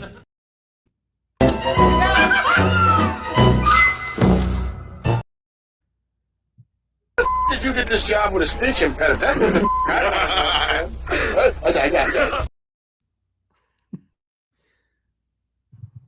Hello, man. It's the black guy. Hook me up with some coke, will you? The Falcon, that great black superhero. Falcon, the winged black superhero. Lynette sounds like a very complicated black. Thank you, Lynette. I love that second commercial because the piano sounds like a white person wrote what their idea of like R&B would be, you know. Yes. And your favorite year, of course. I think that commercial was made in like 1976. I used to get so charged up when my daughter spoke Spanish. No, I used to get so charged when those superhero action figure commercials came on when I was a kid. Holy shit, did I just jump out of my seat. And you couldn't take me to Child World or Play World or Toys R Us or KB Toys or McCrory's or whatever TSS department store fast enough to get those. I was all about action figures in those days. Still am. That is still in me to some degree. Yeah. I still stroll by the toy aisle and see what's doing. Yeah. To this day, I was all about the superhero action figures and superhero animated series. And there's a part of me that still is. I don't know. I just but those commercials you said really, I would jump out of my seat when they would come on. We didn't have a VCR yet, so could you imagine recording them? And thank God that guy did. I don't know who the fuck had a VCR in 1976, right? Who's recording that? Right. Yeah. True. But yeah, the prim white composer trying to be Quincy Jones or Isaac Hayes is really look at this. Here it is, David. Who's recording this for the VCR? Look at this. Is like 1970. This is like the late 70s or mid to late 70s. The Falcon, that great black superhero. Falcon, the winged black superhero. Yeah, 75. 75. And they ran that same commercial for years and years and years, and it was I can't. Who's recording that? Who would have VCR in 1975? I mean, unless like Marvel has a really deep cut archive of all their advertising stuff, and someone in house just kind of put it out on YouTube anonymously. I don't know. I was looking at that, and it looked like it's bad tracking, and it looks like it jumped right out of like someone's VCR tape. Right. Yeah, why is Howard so right? Why is Howard so obsessed with teen shows? Tone Cut Ass. I mean, you should invite him. Arm. It's not like the guy's obsessed with 90210 and Jump Street to this day. Oh, come on, Tone Cut.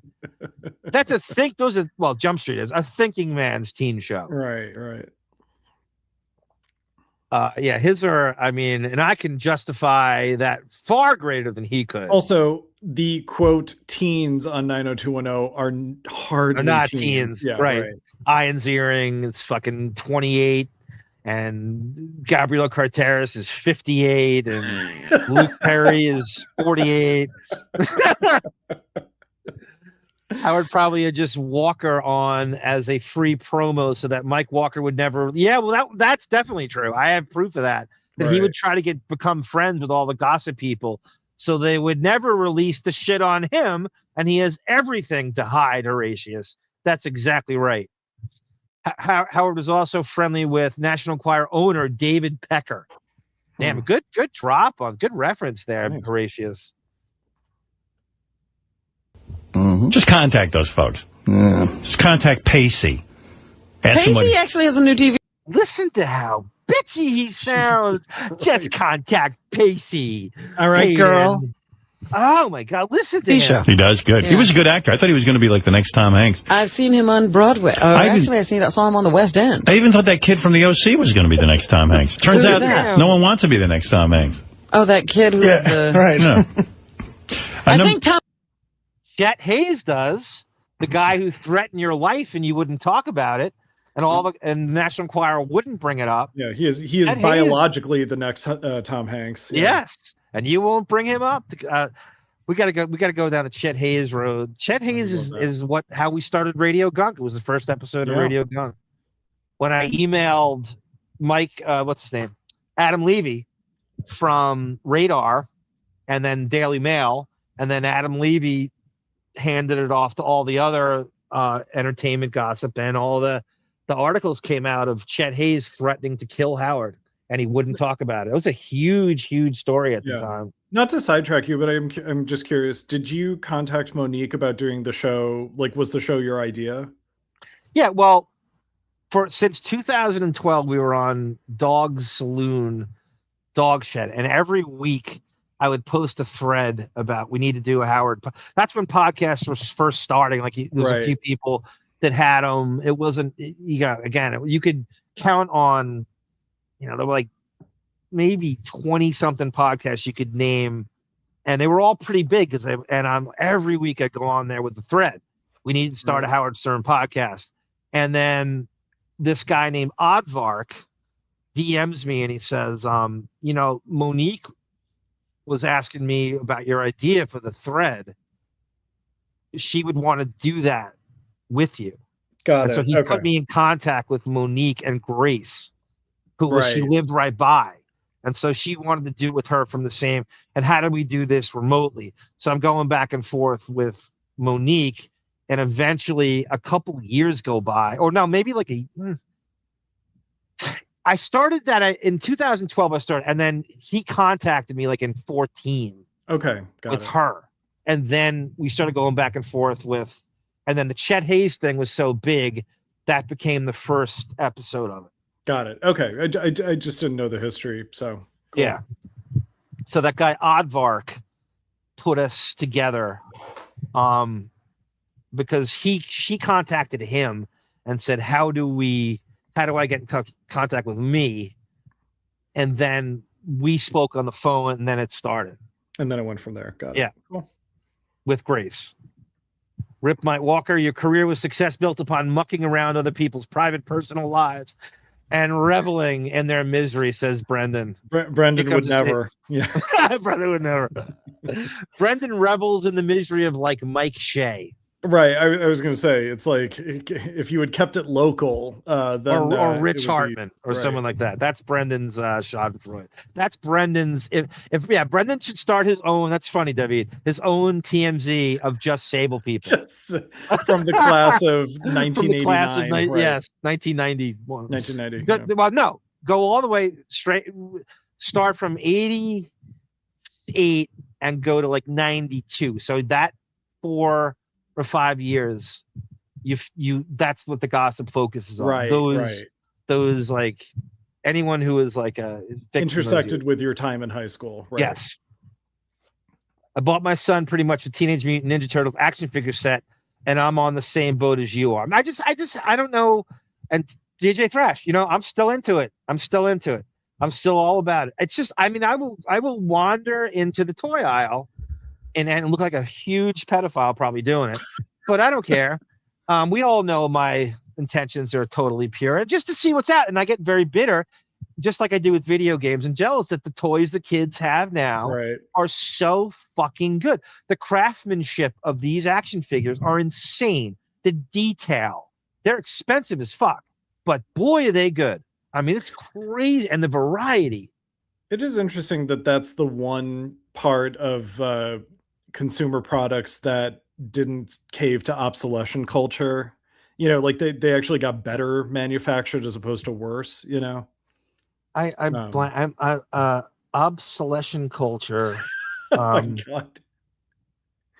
Tripped me up there, and I'm just trying to focus on what. Hold on, let me just rewind this.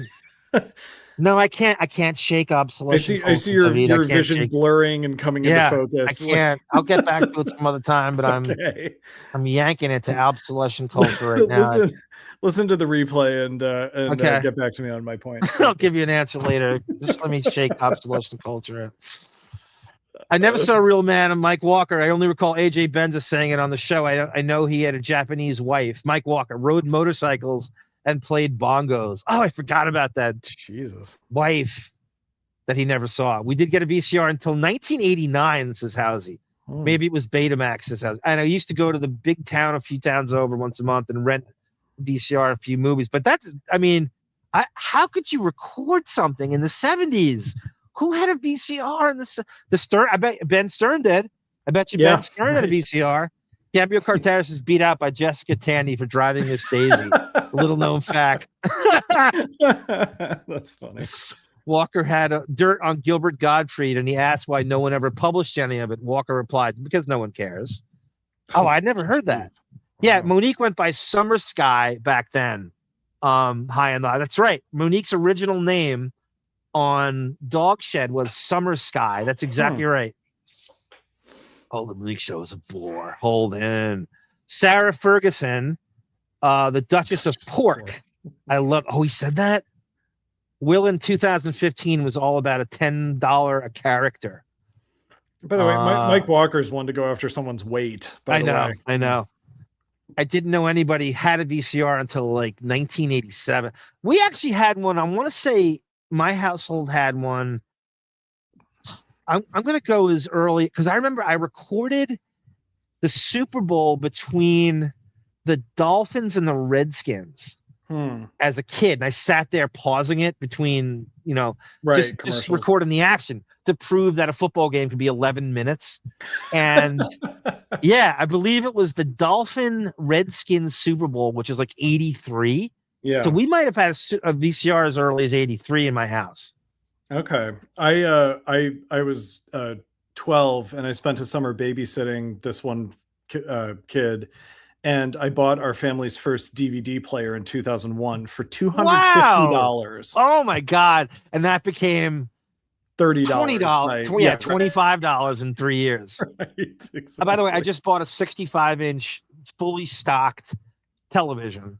Right, just like there's nothing it does. It's fantastic. It's all that's great. To the rim. $305. Oh my God, that's insane. That you could carry it under your arm, and it's fantastic, and it's got all the bells and whistles. $305. That same TV, my brother-in-law, I remember, bought that size or whatever, and I think it was I think it was Sharp or something. He bought it. It was $950 in like 2016 or some shit like that. Right. And now that same TV is 1/3 the price of what it was. TVs are so cheap now. Exactly. Just wait for everything, honestly. It could have been the Raiders, Redskins, or the Dolphins. It was Dolphins. Shit. Yeah. Dolphins, Redskins. Not the 49ers. It was Dolphins, Redskins, because the Redskins won and lost to the Raiders the following year. Yeah, it was definitely some Summer Sky. How fucking pretentious is Brendan? I knew he'd chime in. I knew it. Not all of them, but many of them. Yeah, I was going to say that. God, Todd, who am I? David Strock? Who am I? Don Strock? Who am I? Andrea Franklin over here? Who am I? Tony Nathan over here? Who am I? David Woodley over here? Speaking of Dolphins fans, how do I not play this?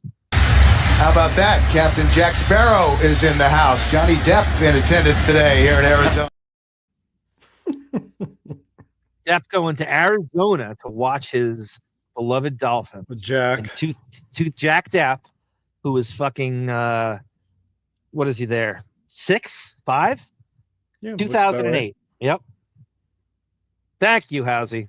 Yeah, I know. I'm my favorite Super Bowl of all time for some stupid ass reason is the Super Bowl before that. The Bengals and the 49ers in the 81-82 season. I don't know why. I love that fucking game. I have them all saved. I don't know. I guess it was because there were two teams that were just never in the Super Bowl. And it was the first time you'd see the 49ers in there and they played the Bengals. And I don't know why I love that Super Bowl. And I love the uniform contrast. That was the first year of the new Bengals uniforms with the stripes and everything there. Oh, you know that, David. You're in Ohio. Oh, yeah. Yep. I was trained to hate the Bengals. You must, right? Yeah. And Columbus is the demarcation point, right, between the two cities. It's the halfway point. You taught me that. Tom Hanks' son is going to be the next time. Good for him. Number 3. Chet Haze. All right, so there's fucking king baby bitch ass shaming, and here we go. We have Hayden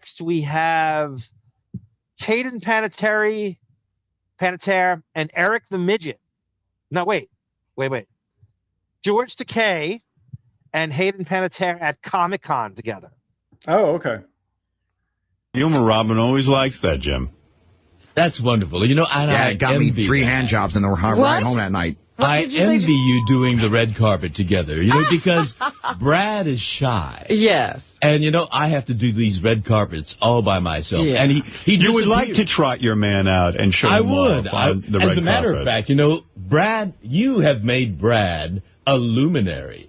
We were at a party, a heroes party. And who's at the heroes party? Is that hot little blonde there, the Hayden Panettiere? Right to that. He hears heroes, and who was there? Tell me now. I got to star fuck vicariously. And so pedo, Arrested Development, 14-year-old girl goes right to Hayden Panettiere. Who's there? That hot blonde? Oh yeah, everybody was there. How's she look in person? She looks fantastic. Well, you know, she's what? She's a girl, 18. yeah. Once that baby fat comes off. You hear what George said? Oh, she's 7. She's what, 17? And so Howard goes right to fat shame. Once that baby fat comes off. He's talking about. But also, George is trying to diffuse it, but he didn't finish the word 17, so he jumped to 18 to make sure that, like, you know, this conversation is above board. Who's at the heroes party? Is that hot little blonde there, the Hayden Panettiere? Oh yeah, everybody was there. How's she look in person? She looks fantastic. Well, you know, she's what? She's a girl, 18. yeah. Once that baby fat comes off her, I think she's going to be a looker. She's going to be hot, but she'll still be. Who fucking says that at 55? Oh my God. Could you imagine your father at this age talking about a 17-year-old like that? This is so. How is he not raked over the coals? This is as bad as the Seinfeld shit. You're right, David. Yeah. It's so ubiquitous. Pink Sheep. It's so ubiquitous. Constantly, whether it's Miley Cyrus or Millie Bobby Brown or the Olsen twins, there's so much, and the psychoanalysis. Yeah, Miss Howard Stern, Andrea. Yep. Yeah. Back it up a little, because I'm sorry, Robin was about to say something. If you want to back it up a little bit, but sorry, go ahead. Ken Anderson, right, Tomcat, the Bengals quarterback, was great. He was really good. Very underrated, legendary NFL quarterback. I became a Dolphin fan. We smoked out Chief Phony Feathers with that Dolphin comment. I became a Dolphins fan that game. Who am I? David, and he says David Woodley. Yeah, David Woodley is before the Dan Marino era, David. A lot of people don't know that. Okay, I knew that. Brent, here's wise ass Brendan. Here's a guy who brings up, like, you know, Rob Van Exel references in our chat, and he has the audacity to shame me for bringing up Super Bowl stories. Rob Schindler references by Brendan, right? Ray Carmen references by Brendan. And he has the audacity to make a wise ass comment about me bringing up Super Bowls. He goes, please, Arm, tell us your second, third, and fourth favorite Super Bowls while you're at it. Oh, yeah. Once that baby fat comes off her, I think she's going to be a looker. She's going to be hot, but she'll still be short. Delightful with the... Women have their collarbone protruded, says Tata Toothy. Oh, God. She is fucking sick. She never had baby fat. She was a normal, healthy weight. Like, I know. With those pictures of her all be shown, that's her right there. How is that baby fat? Anorexic. God, is he hideous? That's her. That is what that picture is her. That's what he's describing. Yeah, I mean, I'm sorry we can't all have like soup bowl sized shoulder concavement like Beth does, but God, you can't shit on him enough. This is why we shit on him like we do. This delectable with baby fat. Hey now, I like Ali Lauder a lot. She's wonderful. She's fantastic. Was she at the party? Sweet. She was there. She's sweet and friendly. What'd she wear at the party? Listen, the creepo. She had this. Ali Lauder's barely older than Hayden Panettiere is either. The white gown on. Yeah, big titties. Oh, jeez. What? George is not the guy to No, have George. this No, conversation. George. Now he sounds like he's doing an impression of a heterosexual. And now that sounds even fake. And he's going to like, oh, if I say big titties, that means I'm not gay, right? That means George is gay.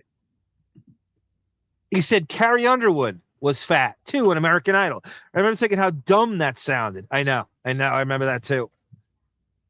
Ralph with the laser pointer. She could stand to lose 10 to 15 pounds. Yeah, Marcus Allen during that Redskin Raider game, right?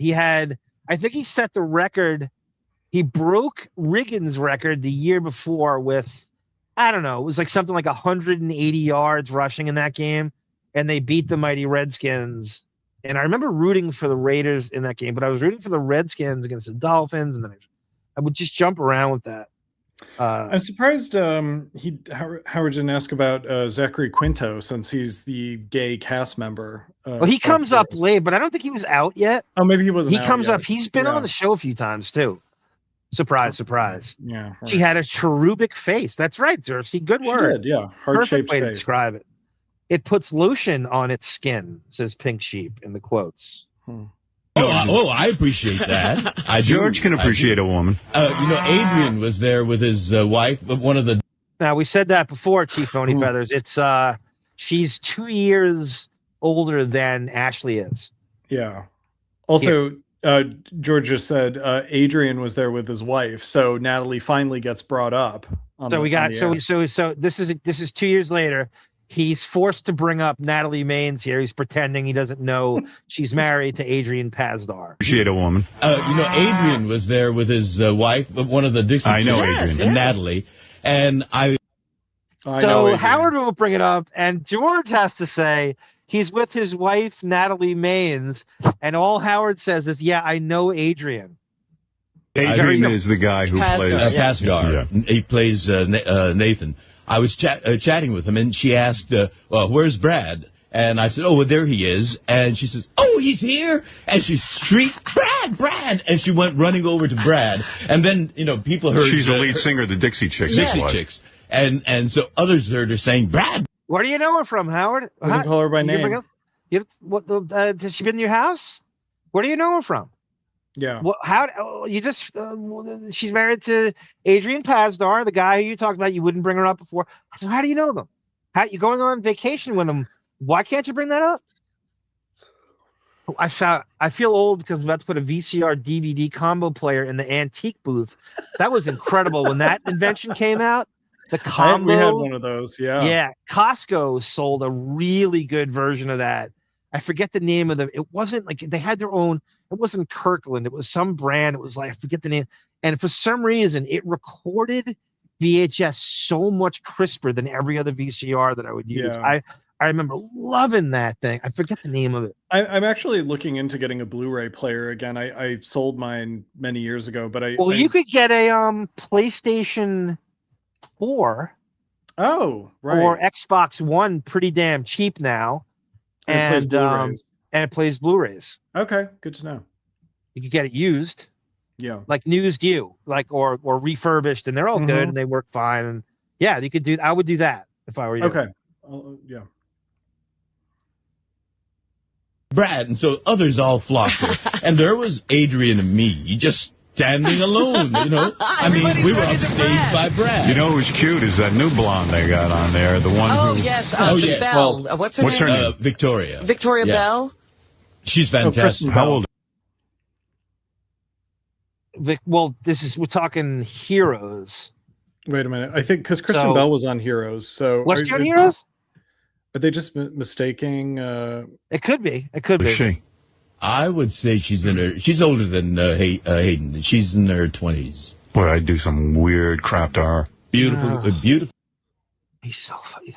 God, what a fucking creep ass goblin. God damn it. I remember being creeped out by it then, but listening to it now and with her passed away, it brings a whole new light on what a pedo motherfucker, just to the highest degree. And this is why I went after these, particular clips. And it is Kristen Bell, by the way. Robin misidentified her. So Kristen Bell is married to Dak Shepard, who is also a very regular guest at 17 Squabble Lane. Yeah. Oddly enough. Kristen Bell's never done the show, as far as I know. Right? I have never heard on the show, but clearly she's friends with them. Right. And Dak Shepard, they've been to their house with Kimmel, in fact. I started feeling old and people stopped giving a damn about laser discs and Betamax, says Drink Savant. Maybe he's obsessed with women's weight. Well, we've gone over this, Pink Sheep. He is an anorexic 14-year-old girl who loves to be a mean girl and loves to bully other teenage girls he thinks he's on the level with. He thinks like them. His IQ is on the level of any middle school girl, and that's how Beth acts. And that's the only thing, that's how Ralph acts. Ever been to Nobu with Natalie and Adrian? That's certainly going to come up without question. Howard talks about big titties in one sentence, and then the next sentence talks about how he doesn't care about big titties. And as a vagina man, now looking back, it was a very clear indicator he is in fact gay, like Judith Regan said. Yeah, even as a gay guy, I know this, being a vagina man is not a thing. It's not a thing, right? That's kind of implied, Yes. I'm a vag man. Well, what? Oh, you're heterosexual. Right, exactly. Wow, that's a very special fetish you have. You're a vag man. Oh, because I'm just trying to picture myself saying to a group of gay guys, I'm really into penis, and it's just well, yeah, we assume you're gay, it just sounds ridiculous when you flip it like that. Guy Spector is so right. Howard is so fucking hates that Dax Shepard's one-on-one interview podcast. He actually had Brad Pitt on, so he's getting guests that Howard can't get on, or just and probably. I mean, Dax Shepard is a bit of a butterface, but is kind of toned to some extent, and I think probably is jealous of his looks. Oh no, you don't think Howard was jerking off to him in his pool in the Hamptons? Totally, without question. And I'm sure he is like Jeffrey Epstein, has cameras everywhere, and he looks at the fucking footage when everyone leaves. I'll guarantee that. Yeah. Remember when Howard claimed to not know what Beth's number 2 hole looks like? Yes, I do remember that. Albie Wong. Yes, I do. All right, last Hayden Panettiere, then we're going to move to the last thing we do, and that's George and Hank Azaria. Here is, very quickly, Hayden Panettiere at the Comic-Con with Wolfie. But she's not there. They're asking Comic-Con goers about trying to pronounce her name and ha. Oh, by the way, too, Jackie is at the same Comic-Con that she's at. Oh, no, wait, before we got to do Eric the Midget. Eric the Midget is writing a movie script, and he wants Hayden Panettiere to star in it. About the dog or something? I forget what the premise is. Let's see if he explains it here. Well, that's you, Al, isn't it? Yeah. Oh, I'm talking to you. Go ahead. Howard, real quick, this guy, Christina, the guy I called before me, stole my Eric the Midget stuff because he's boring the shit out of me lately. Eric's boring you? Well, yeah, I love when Artie gets them all worked up. That's great. But this talking about these scripts, come on, that's not going anywhere. he's no actor. Eric, Al says you're boring. I am? Al. Hey, Halsey, I don't know what's creepier. Him pretending to be a hetero and talking about teen girls, or being gay and wishing he was them. I don't know what's creepier. I really don't. I can't decide. I'm caught in the middle. It's inappropriate either way. It's the Isaac Mizrahi thing we always bring up, where it's just because he's gay doesn't mean that you can sexually assault Scarlett Johansson just because you are sexually attracted to her, you know. Oh my God, Scarlett, you look so fetching in that dress. Yeah. Their boobies are popping out. They're over spilling. Oh my God, look at you in that. Can I touch your boobs? Right. Honk, honk. Oh my God. Same with Clay Aiken and Kelly Ripa. Clay Aiken was a co-host on the morning show. He was a guest or something. I think he was a co-host. And he touched Kelly Ripa in some inappropriate way where she brought it up on the next show. Wow. And how pissed she was. We have to find that clip. That's a good one. Right. Yeah. Howard and Kelly Ripa too. That whole that falling out is weird with Consuelos. Al says you're boring, Eric. I think it started with Howard was going on about how easy her show is and how easy her life is and how there's nothing to it, and she's like, oh really? Boy, I mean, you talk about a show about nothing. Howard's show now, he doesn't work at all. He hasn't worked. There's nothing about his show that is work, and it hasn't been that way. At least when he would go into the studio, he'd be like, okay, well, that's, I guess, feels like work. You're going to a place to work. You're facing now, the elements to do the show, right? Of course, he's not driving, and it's 10 blocks away. And here, let me see if I can find Eric. That was the other Eric. Eric. Hello? Yeah. I know. You'd think Eric would have been a Buckwald client by this point. I know. That's right, Tata Toothy. Eric is a Johnny Fratto client, says High on the Hog, of course. You know, I'm sorry. I'm actually surprised they didn't make Beetlejuice a client. Big time. You could probably his TikTok numbers and shit, right? Bigger than Howard. Massive. Way bigger than Howard. It's not even close. All of them combined. And you could throw Artie in there, too. Yeah, definitely. So fucking what? I don't give a shit. Eric, come on, really man. Doesn't You're so fucking care. unappreciative. Get the fuck off the phone, you dumb fuck. Kiss my ass, you short. I get such a kick out of when Eric would yell at Richard and call him a hick. Yeah.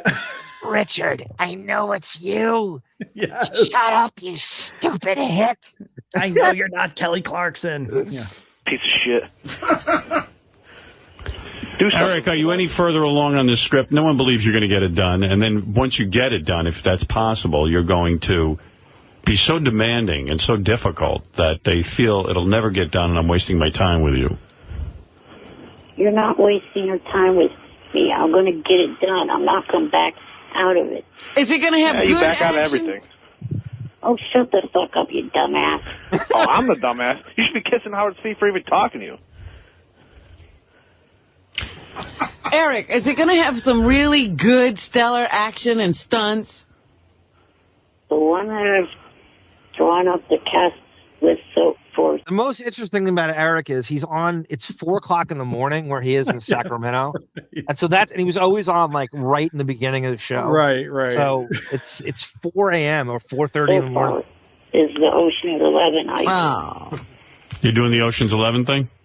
All right, who's in the cast? I mean, you realize it's going to be difficult to get name actors, but who's your dream cast? I'd like to do both the Ocean's 11 idea and the Bond idea that you guys came up with. Oh, you're going to write both scripts? Focus on one, Eric. Just write one script. That way I'm doing one of your ideas and one of my own. All right. You have to focus on one. Right. He's going to write both. And you know Eric doesn't have 11 prolific. friends. Yeah, you don't even have 11 friends. Well, that's what I say. It's Ocean's 2. Right. Well, him and Johnny Fratto. Here's his cast, though. Let me see. Danny Ocean, played by Eric. Oh. Says here, me, Eric. There's 4 holes that I need to fill. Rusty Ryan is played by John Cena, the wrestler. Good luck. All right, let's see. Better than Howard's ideas. So this is before John That never Cena got made. Yeah, this is before John Cena was famous, too. Like, I mean, he was famous, but he wasn't like a super movie star. He was like in a couple things, and he was like in a huge wrestler. But you he's a never huge would have star predicted now. that he would have like taken off from where he was at this point. Yeah, I could probably get him. Virgil Malloy is played by Paul London or Matt Hardy from the WWE. Oh, gee, they're all wrestlers? And Turk Malloy will be played by Brian Kendrick or Jeff Hardy of the WWE. I could probably get these guys. Oh, my goodness. That's not impossible. It's an all-wrestling cast. You could get them, but it's the shittiest movie ever. Yeah, nobody wants to see it. They listen to the show, and a lot of them already know who I am. Terry Benedict should be played by... That's why they're not going to do it. Horatius, I don't know who's to thank more. I think Eric did them a favor at a certain point. He was filling an hour a day. He was like any go-to thing. They would use him. At a certain point, I think it flipped that they owed Eric.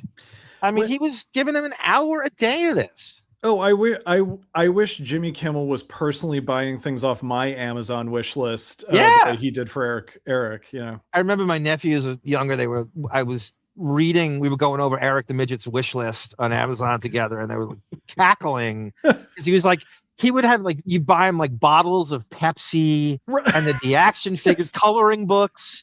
That the action was bizarre. It was the craziest psychoanalysis you could do. It's just his, it's like my wish list is my standing grocery order for the week. Yeah, like that's like going to Walmart, right? Any given Walmart appearance. That is, Joe Theismann's second worst moment after Lawrence Taylor. Bet you would. You know, Joe Theismann did Artie's DirecTV show a couple times, and so did Warren Moon. And I'm like, Artie's getting better guests than Howard. I remember thinking that week that Artie gets better guests than Howard does. All right. Johnny Fratto or John Stamos. I could probably get Stamos. You can't get Johnny Fratto? I think Johnny would leave the country before being this. You skipped over one. Yeah, who is Milo Ventimiglia? Oh. Milo Ventimiglia. He's in Heroes. Peter. Oh, Peter. Eric knows the pronunciation. Right. Howard watches the show religiously every week. He TiVos it. Yeah. George is on it, and he can't get the actor's name right. And that's a name you just don't forget. It's this crazy name. You see it in the opening credits. And this fucking 69 IQ can't get the actor. It's just the worst. Sure, okay. I met him on the set of American Dreams. So you can just call him up. No, I don't know if I can get. What a mover and shaker that Eric Midget is, right? What a player. Got to be on American Dreams with Daphne Zuniga. And, I remember I saw Politically Incorrect, Bill Maher's show on when it was on Comedy Central. Okay. I went to the city to see it. And Daphne Zuniga was probably the most famous person on the panel in this particular taping. And she, at one point during the taping, she goes, "That's why no one votes. This bureaucracy. And that's why no one votes." And the whole place went, "Yeah, Daphne." And she got like a standing ovation. Oh my God. I'm so put this like epiphany. Like, right. And it was a good line. She's like, "That's why no one votes." I'm still laughing at the thing I texted you about Andy Kindler's agent calling him like, "Hey, Andy, we need you on Politically Incorrect. Mother Love dropped out."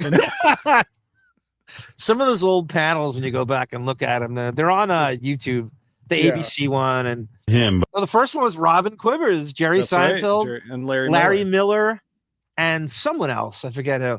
Yeah, Sarah, one more story after this, Marcy. We got Hank Azaria versus George Takei, and that's it. But all right, Eric seems to have a connection. I'll let Eric handle that bit of casting. Tess Ocean will be played by Diana DeGarmo. Of course. No. Is that the only woman on Earth? Right now, yes. Let's see. Basher Tarr will be played by the WWE's Bob Lashley. Lashley. Then there's another part for Jimmy Wang Yang from the WWE. It's an all WWE. It sounds like. And then all the showgirls. Here's the following girls who will be playing. Hayden Panettiere from Heroes. Good luck. Kelly, I guess she's from the WWE also. All of them except for when you get down to finally the last two are WWE. All except the last two are WWE related people. Yeah, I see Brooke Hogan. You want as one of the girls? Britney, not Britney Spears. I'm surprised it's not an all-American Idol cast. Yeah. So that's Eric the Midget's obsession with Hayden. I had to get that in. That makes me want to start those compilations over again. Yeah, I do have a soft spot for Eric. as he said, he's polarizing, but I would say more people like him than don't. But it was such a crutch for Howard to waste airtime on him. A little bit goes a long way too when you start listening to those compilations, but it does. Yeah, I haven't. And the punching down. Yeah. So this is, I mean, that's just one last thing I want you to look up. Remember George Takei got Me Too'd a few years ago? Right. Can you look up that story and see where that went? Because somebody had a good point. And by the way, I have this theory I'd like to go out about the current show. Yeah. Somebody on Reddit had this thing that they said that might have been a comment section that I read that they think that the Stern staff might be trying too hard to look fired, that they're coming on social media too aggressively. Going, that it's actually a bit, that they're actually not fired, that they're trying too hard. This is like the Andy Cohen's taken over the show prank part 2. That they're too aggressively looking for work on social media, that it looks me doth protest too much, Steve. Yeah. That this is a bit. Which wouldn't surprise me. Yeah, it's not a bad theory. In November 2017, during the height of the Me Too movement, actor and activist George Takei was accused of sexual assault by former model Scott R. Brunton. Brunton alleged that Takei had groped him in 1981 after he passed out at Takei's Los Angeles condo. Takei strongly denied the allegation, stating that he did not remember Brunton and that the events described never occurred. Aftermath. Well, that's awfully specific. 1981, there's a lot of info there. The accusation spread widespread media coverage, contrasting with Takei's prominent role as a progressive voice and LGBT advocate. Critics pointed to an awkward 2017 interview on the Howard Stern show where Takei and Stern joked about physical advances. Takei later apologized for playing along with a naughty gay grandpa caricature, clarifying that he never engaged in non-consensual behavior. The situation remained an unproven, conflicting account from decades prior, and no criminal charges or legal proceedings were brought forward. And so from that point, Howard avoided him for years after that. So he wouldn't even bring him up. And I don't think he'd been on the show. They literally stopped having him on right then and there, and even talking about him. So before that, we get this from Hank Azaria on the set of The Simpsons. Right here is Hank Azaria, and this story breaks. Me Young, played by a very... You like this collage I put together here, W? Yeah. So that's an actual story from when this is 2007, December 2nd, 2007. That's from the New York Post. And then I put George and Azaria together on that. Fine, young-looking, in fact, indeed a young actor. Hey, I gotta tell you this. I read this article. This is dated December 2nd, 2007, recently, right? Yes. Now, remember, George is a Buckwall client. December 2nd, yesterday, New York Post. Did you read it? Why Sulu got beamed off? Did you read this one? Oh, I read that, and I don't know where. I mean, Hank Azarias is quoted. But listen to this. Let me. Before you comment on it, let me read it so everyone knows what we're talking about. You got to hear this, Robin. All right.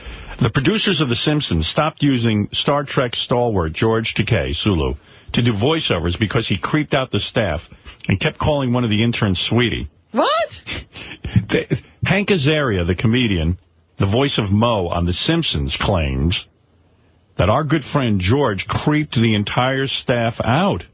That's crazy. You know, I don't know anything about that because, first of all, that's crazy. Sweetie is not in my vocabulary. I've never heard you call me or Benji Sweetie or Artie. No.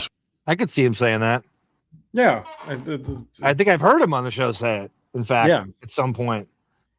Maybe Darling, but, Hank Azarias is doing a show here. Farnsworth Invention. Yes. Written by... George is so tapped into the theater. He loves fucking Broadway, right? God damn it. I think the only reason he agreed to do this show was to be able to just go to every Broadway show on the worse than Robin did. Remember, Robin never stopped. My brother-in-law and sister sat behind Robin at something. I got to ask him what it was. Well, she said in a previous clip we listened to today that some actor that Howard brought up, it's like, oh, yeah, Robin was like, I saw him on the West End, which is London's theater district. So that's where she lives. Yeah, right. Yeah. Oh, the West End Theater. She lived on West End Avenue. Oh, no. So Drive. she's talking about a theater district in London. Okay. Yeah. You people know all the theater districts. Of course. But also that, like, when is Robin going to London? Like, we just know nothing about her life, you know? I don't know. Rupert says, I heard the audio of this comment and Azaria was joking. I don't know, Rupert, because I have that here as well. I don't know if you throw that out there and just expect everyone to think that's something you can't really take back. I don't know how you joke around about that in that way. It's also 2007, so I don't think everyone's got their antenna up for Me Too clause. Right, exactly. But again, that's not something you take. I mean, that's, the way there's a certain population that's going to believe that. And I don't know. I certainly don't know if it was ever retracted. Yeah. I mean, he didn't do anything illegal, No.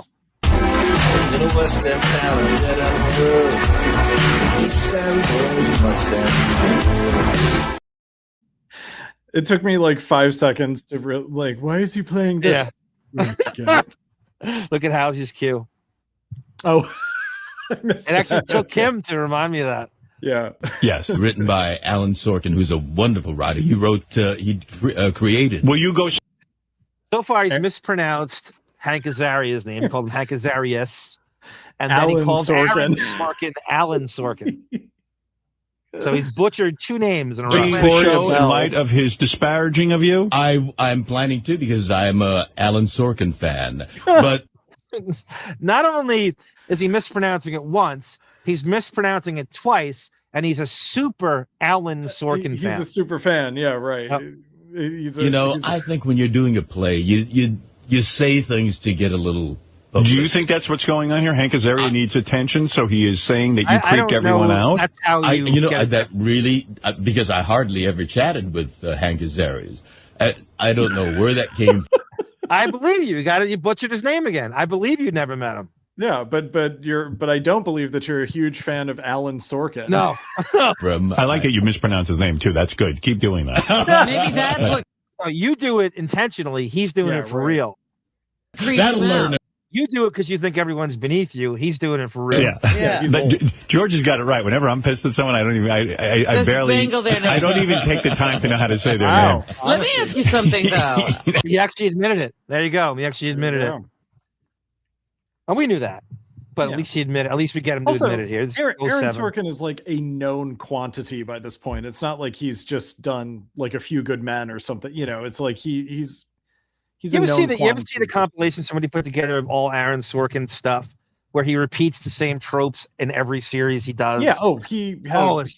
My cousin turned me on to that. It was crazy. The style supersedes anything. Dialogue and style, like just over and over again. Like the same clip on West Wing is the same clip on Sports Night. Is the same scene on the Newsroom, right? Yes. Yeah. A friend of mine said to me once, like, we're at the point where like Aaron Sorkin is basically the star of his own shows, and he's not even in it, but his style, it just looms so large that, he's not even trying to be reinventive or innovative. It's just like, no, I'm going to be the star of my own show through style, Oh, I think I got it here, David. It's like everywhere. Hold on a second. Yep. Tell me if you see this. Benefits. Benefits? Benefits. Benefits? Benefits. Yeah, benefits. With the credit one. You can't get out of Shaquille O'Neal. You can't escape him on the Deppening. You talk about Kevin Hart level of overexposure. Yeah. I can't even escape Shaquille O'Neal on the Deppening. There he is. Does he not have enough money at this point? I don't know. It's insane how much you're so right. It is insane how greedy one person can. You talk about have and have-nots in this world. And he was born on third base anyway, just being that size as an NBA player. It's I was thinking about the little that I know about LeBron James and how I read somewhere that his two goals in life were to have sort of the ethics of a Muhammad Ali, but to also be the richest athlete in the world. And I was like, it's hard to do both. You know, it's hard to. And now he's like a humanitarian, and like, you know, and you really can't have both. You really can't have it both ways. Here is Aaron Sorkinisms. I'll just play a little bit of it. I'm not going to play the whole thing.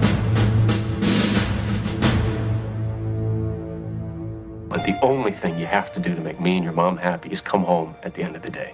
The only thing you ever had to do to make me happy was come home at the end of the day. I'm not gonna like you, am I? Don't be ridiculous. Everybody likes me.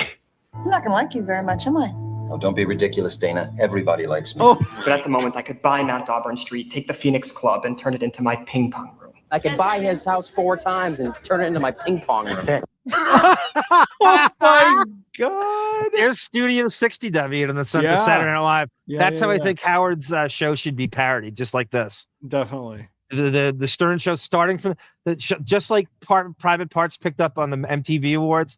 You pick up right at the Pelican Brief. You know, this tells me that Aaron Sorkin has no respect for his audience. Like, they won't remember. They won't remember. It's too witty and above their heads. This is ridiculous. When my cousin showed me this, I was like agape for like 2 weeks straight. Like, I couldn't believe that he didn't change ping pong room to like rec room or something. Like, just change it to rec room. Right. Answer them. Don't answer them. It's entirely up to you. Tell the press. Don't tell the press. It's entirely up to you. This is going to get worse before it's going to get better. This will get worse before it gets better. A writer once wrote, as if it matters how a man falls down.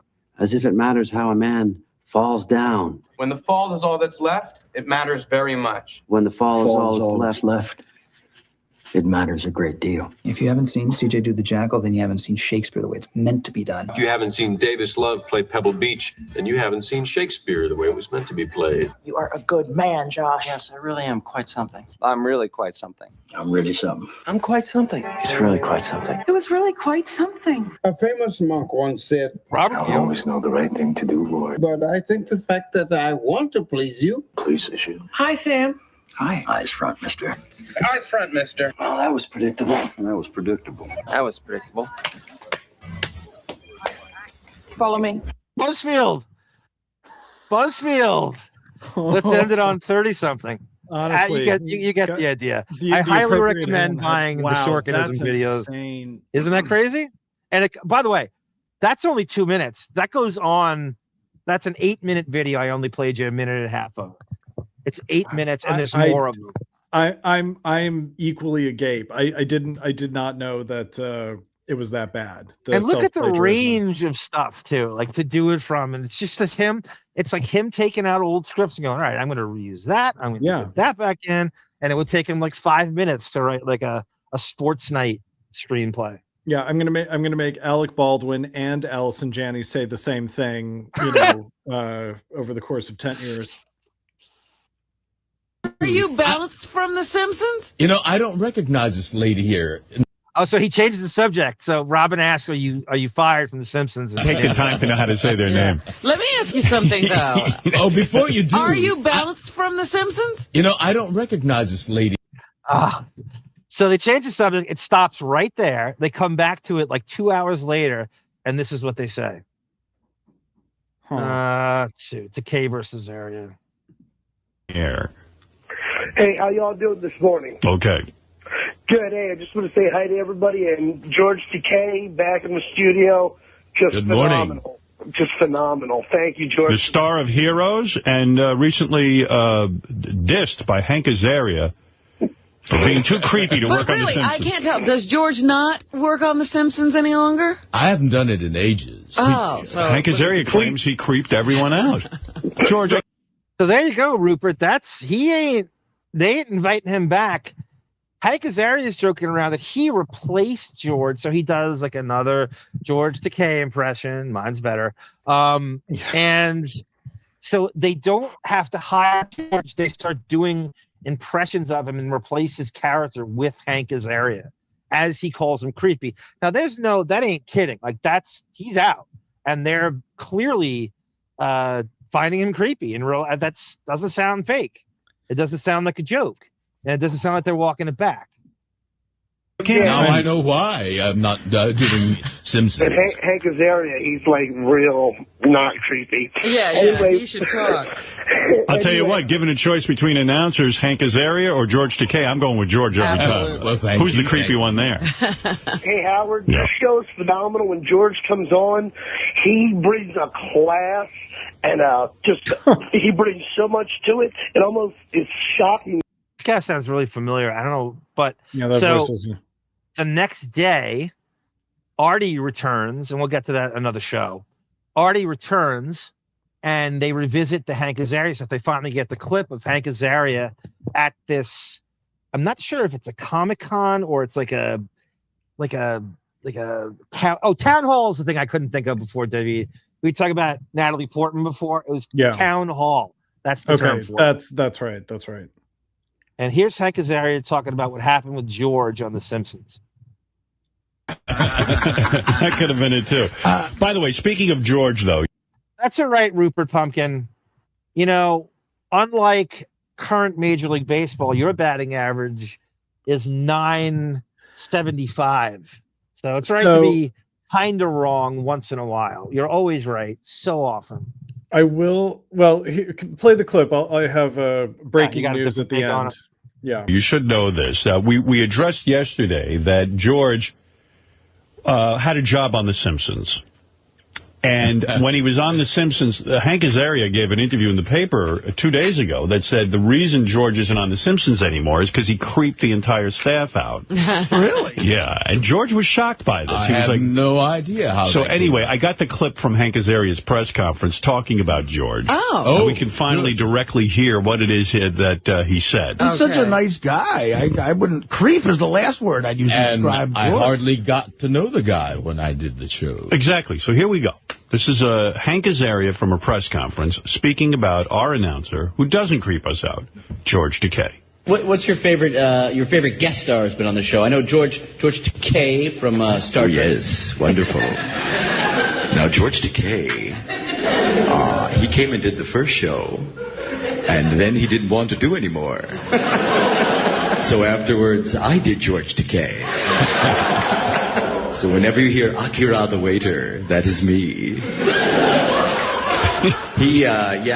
He was, he creeped out a lot of the staff.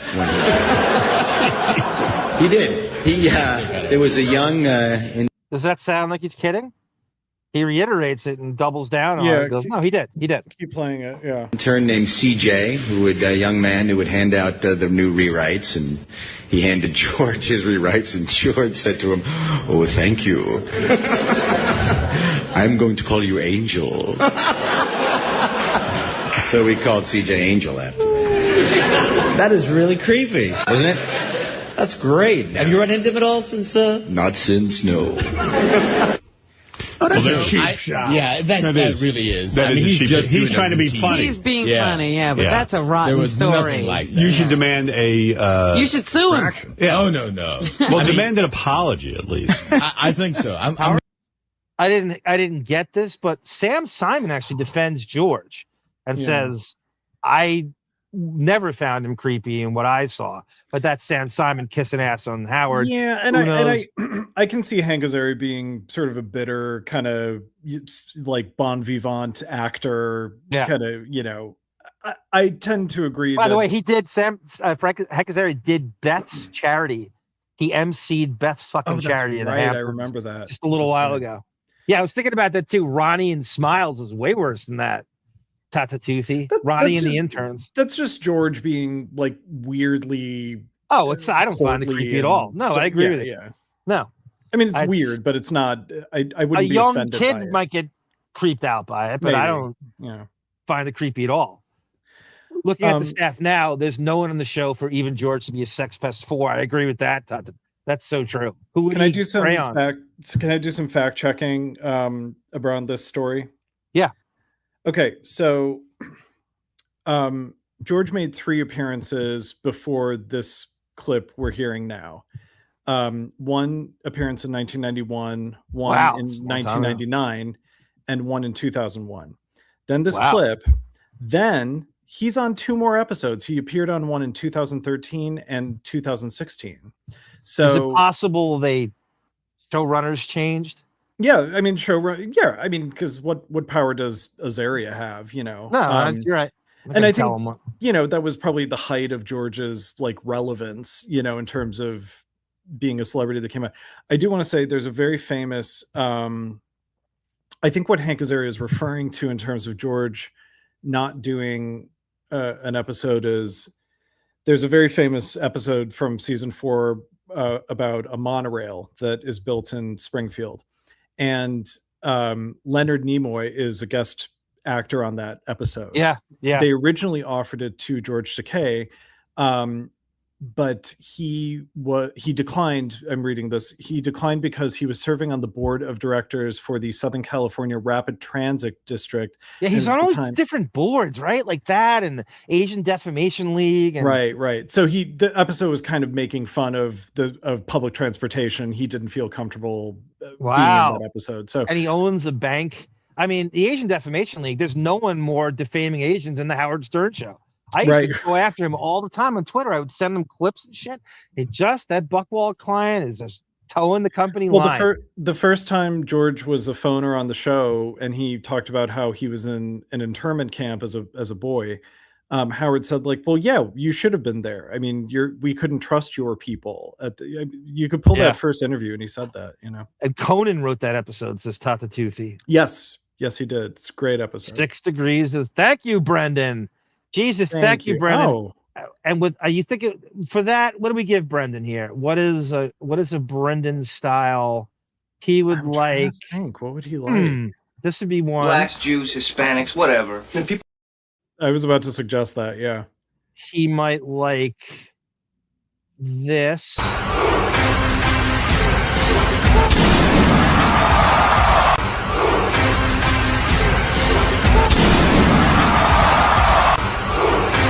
You got slapped the yarmulke. I did.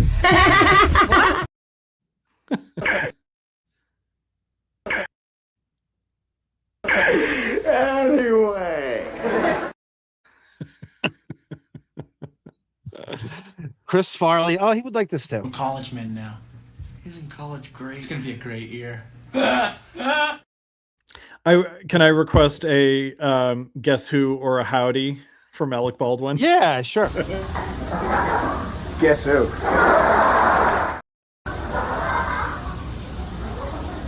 Howdy. The premise of that sketch was that he's so charming that he could do anything, and Victoria Jackson just runs out and goes, "Alec, you gotta stop being so charming." And he was just doing it was a montage of that. It was so fucking funny. That's great. Thank you, Brendan. Thank you, Brendan. I go see the play and I'll go backstage, but people all do that sort of thing. A lot of none of the other Star Trek people have ever done the show since, so it's just we'll find. Is there a falling out between Star Trek and The Simpsons? I don't think so. I believe so. I guess Fred is a real Star Trek fan. George ever deal directly with Hank? I'm just kind of curious. No, I don't think I ever did. That's even shittier. That's even a shittier thing. He made that story He's up. going on something that's pure hearsay. Yeah, he's working the room. Because you could tell from that, just from that comment, he never met George. He's trying to come up with a tag to the story. Look at Fred coming to life. Yeah. Hadn't said a word all week and going nuts over this. Yeah, well, he probably relates to George in this moment because Howard, I'm sure, has done that to Fred, where, he's made up stories that aren't true and tells them, Good point, David. He's an asshole. No, I wouldn't say that. No, he's an asshole. You can quote me. Freddie. If Fred says it, you better not argue. He's an asshole. I'll quote Fred. And you can yell that when you go see his play. Hey, asshole. George Takei here. It is like, when you're in that position. This is like Carol Alt level angle out of nowhere. Yeah. Right? Fred's stupid causes. Like in front of a press conference or whatever. There is pressure to be funny or witty, and he was going with it. He saw some laughs. Then George gets a reputation that he's a creep. It's all at George's expense, and that could deter you from getting work. Absolutely. All right, everyone. Good show, David. Yeah. Thank you. Sarah's got a great ending credits video she made. Closing credits, which has got a ton of very clever and AI in 40-something seconds. Fred's Asperger's kicks in, right? How's he? I'm just trying to be funny or witty. Am I vindicated? I know. That sounds legitimate. There's no walking that back. There's no walking that shit back. We had to replace your mutilated outro. It's not mutilated. There was one that was overly modulated, and I had to reduce it. I know exactly what you're talking about, but they're both great. And let's see here. We got the Jump Street coming up Wednesday. I'm not sure what I'm going to do for Members Zone. I'm going to put something up. I'm not sure I'm doing it live yet. I got to figure out what's going on with that. The next show, David, you still on Sunday? Let me see. We could hammer it out some other time. Yeah. Thank you, Sky Spectre. Thank you, Ed Rush. So rest in peace, Hayden Panettiere. You'll see a little homage to her at the end of this too, after Sarah's closing. Anything else here? Oh yeah, fantasy football. I'm gonna need between 12 and 16 owners. That should be fun for all. I love you all. Thank you for donating. Thank you for commenting. This is ARM for David, Sara, and Hayden Panettiere. Rest in peace. And for George Takei saying, Sara,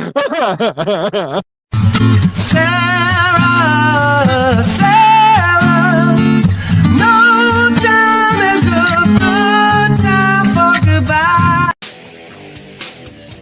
Welcome back to the Artie Lang Show. Arm in Long Island, real quick. David. Terrific night. Terrific Great night of bowling, by the way. Yeah, we went out to a bowling alley. Yeah. And bowled. We had a fun time.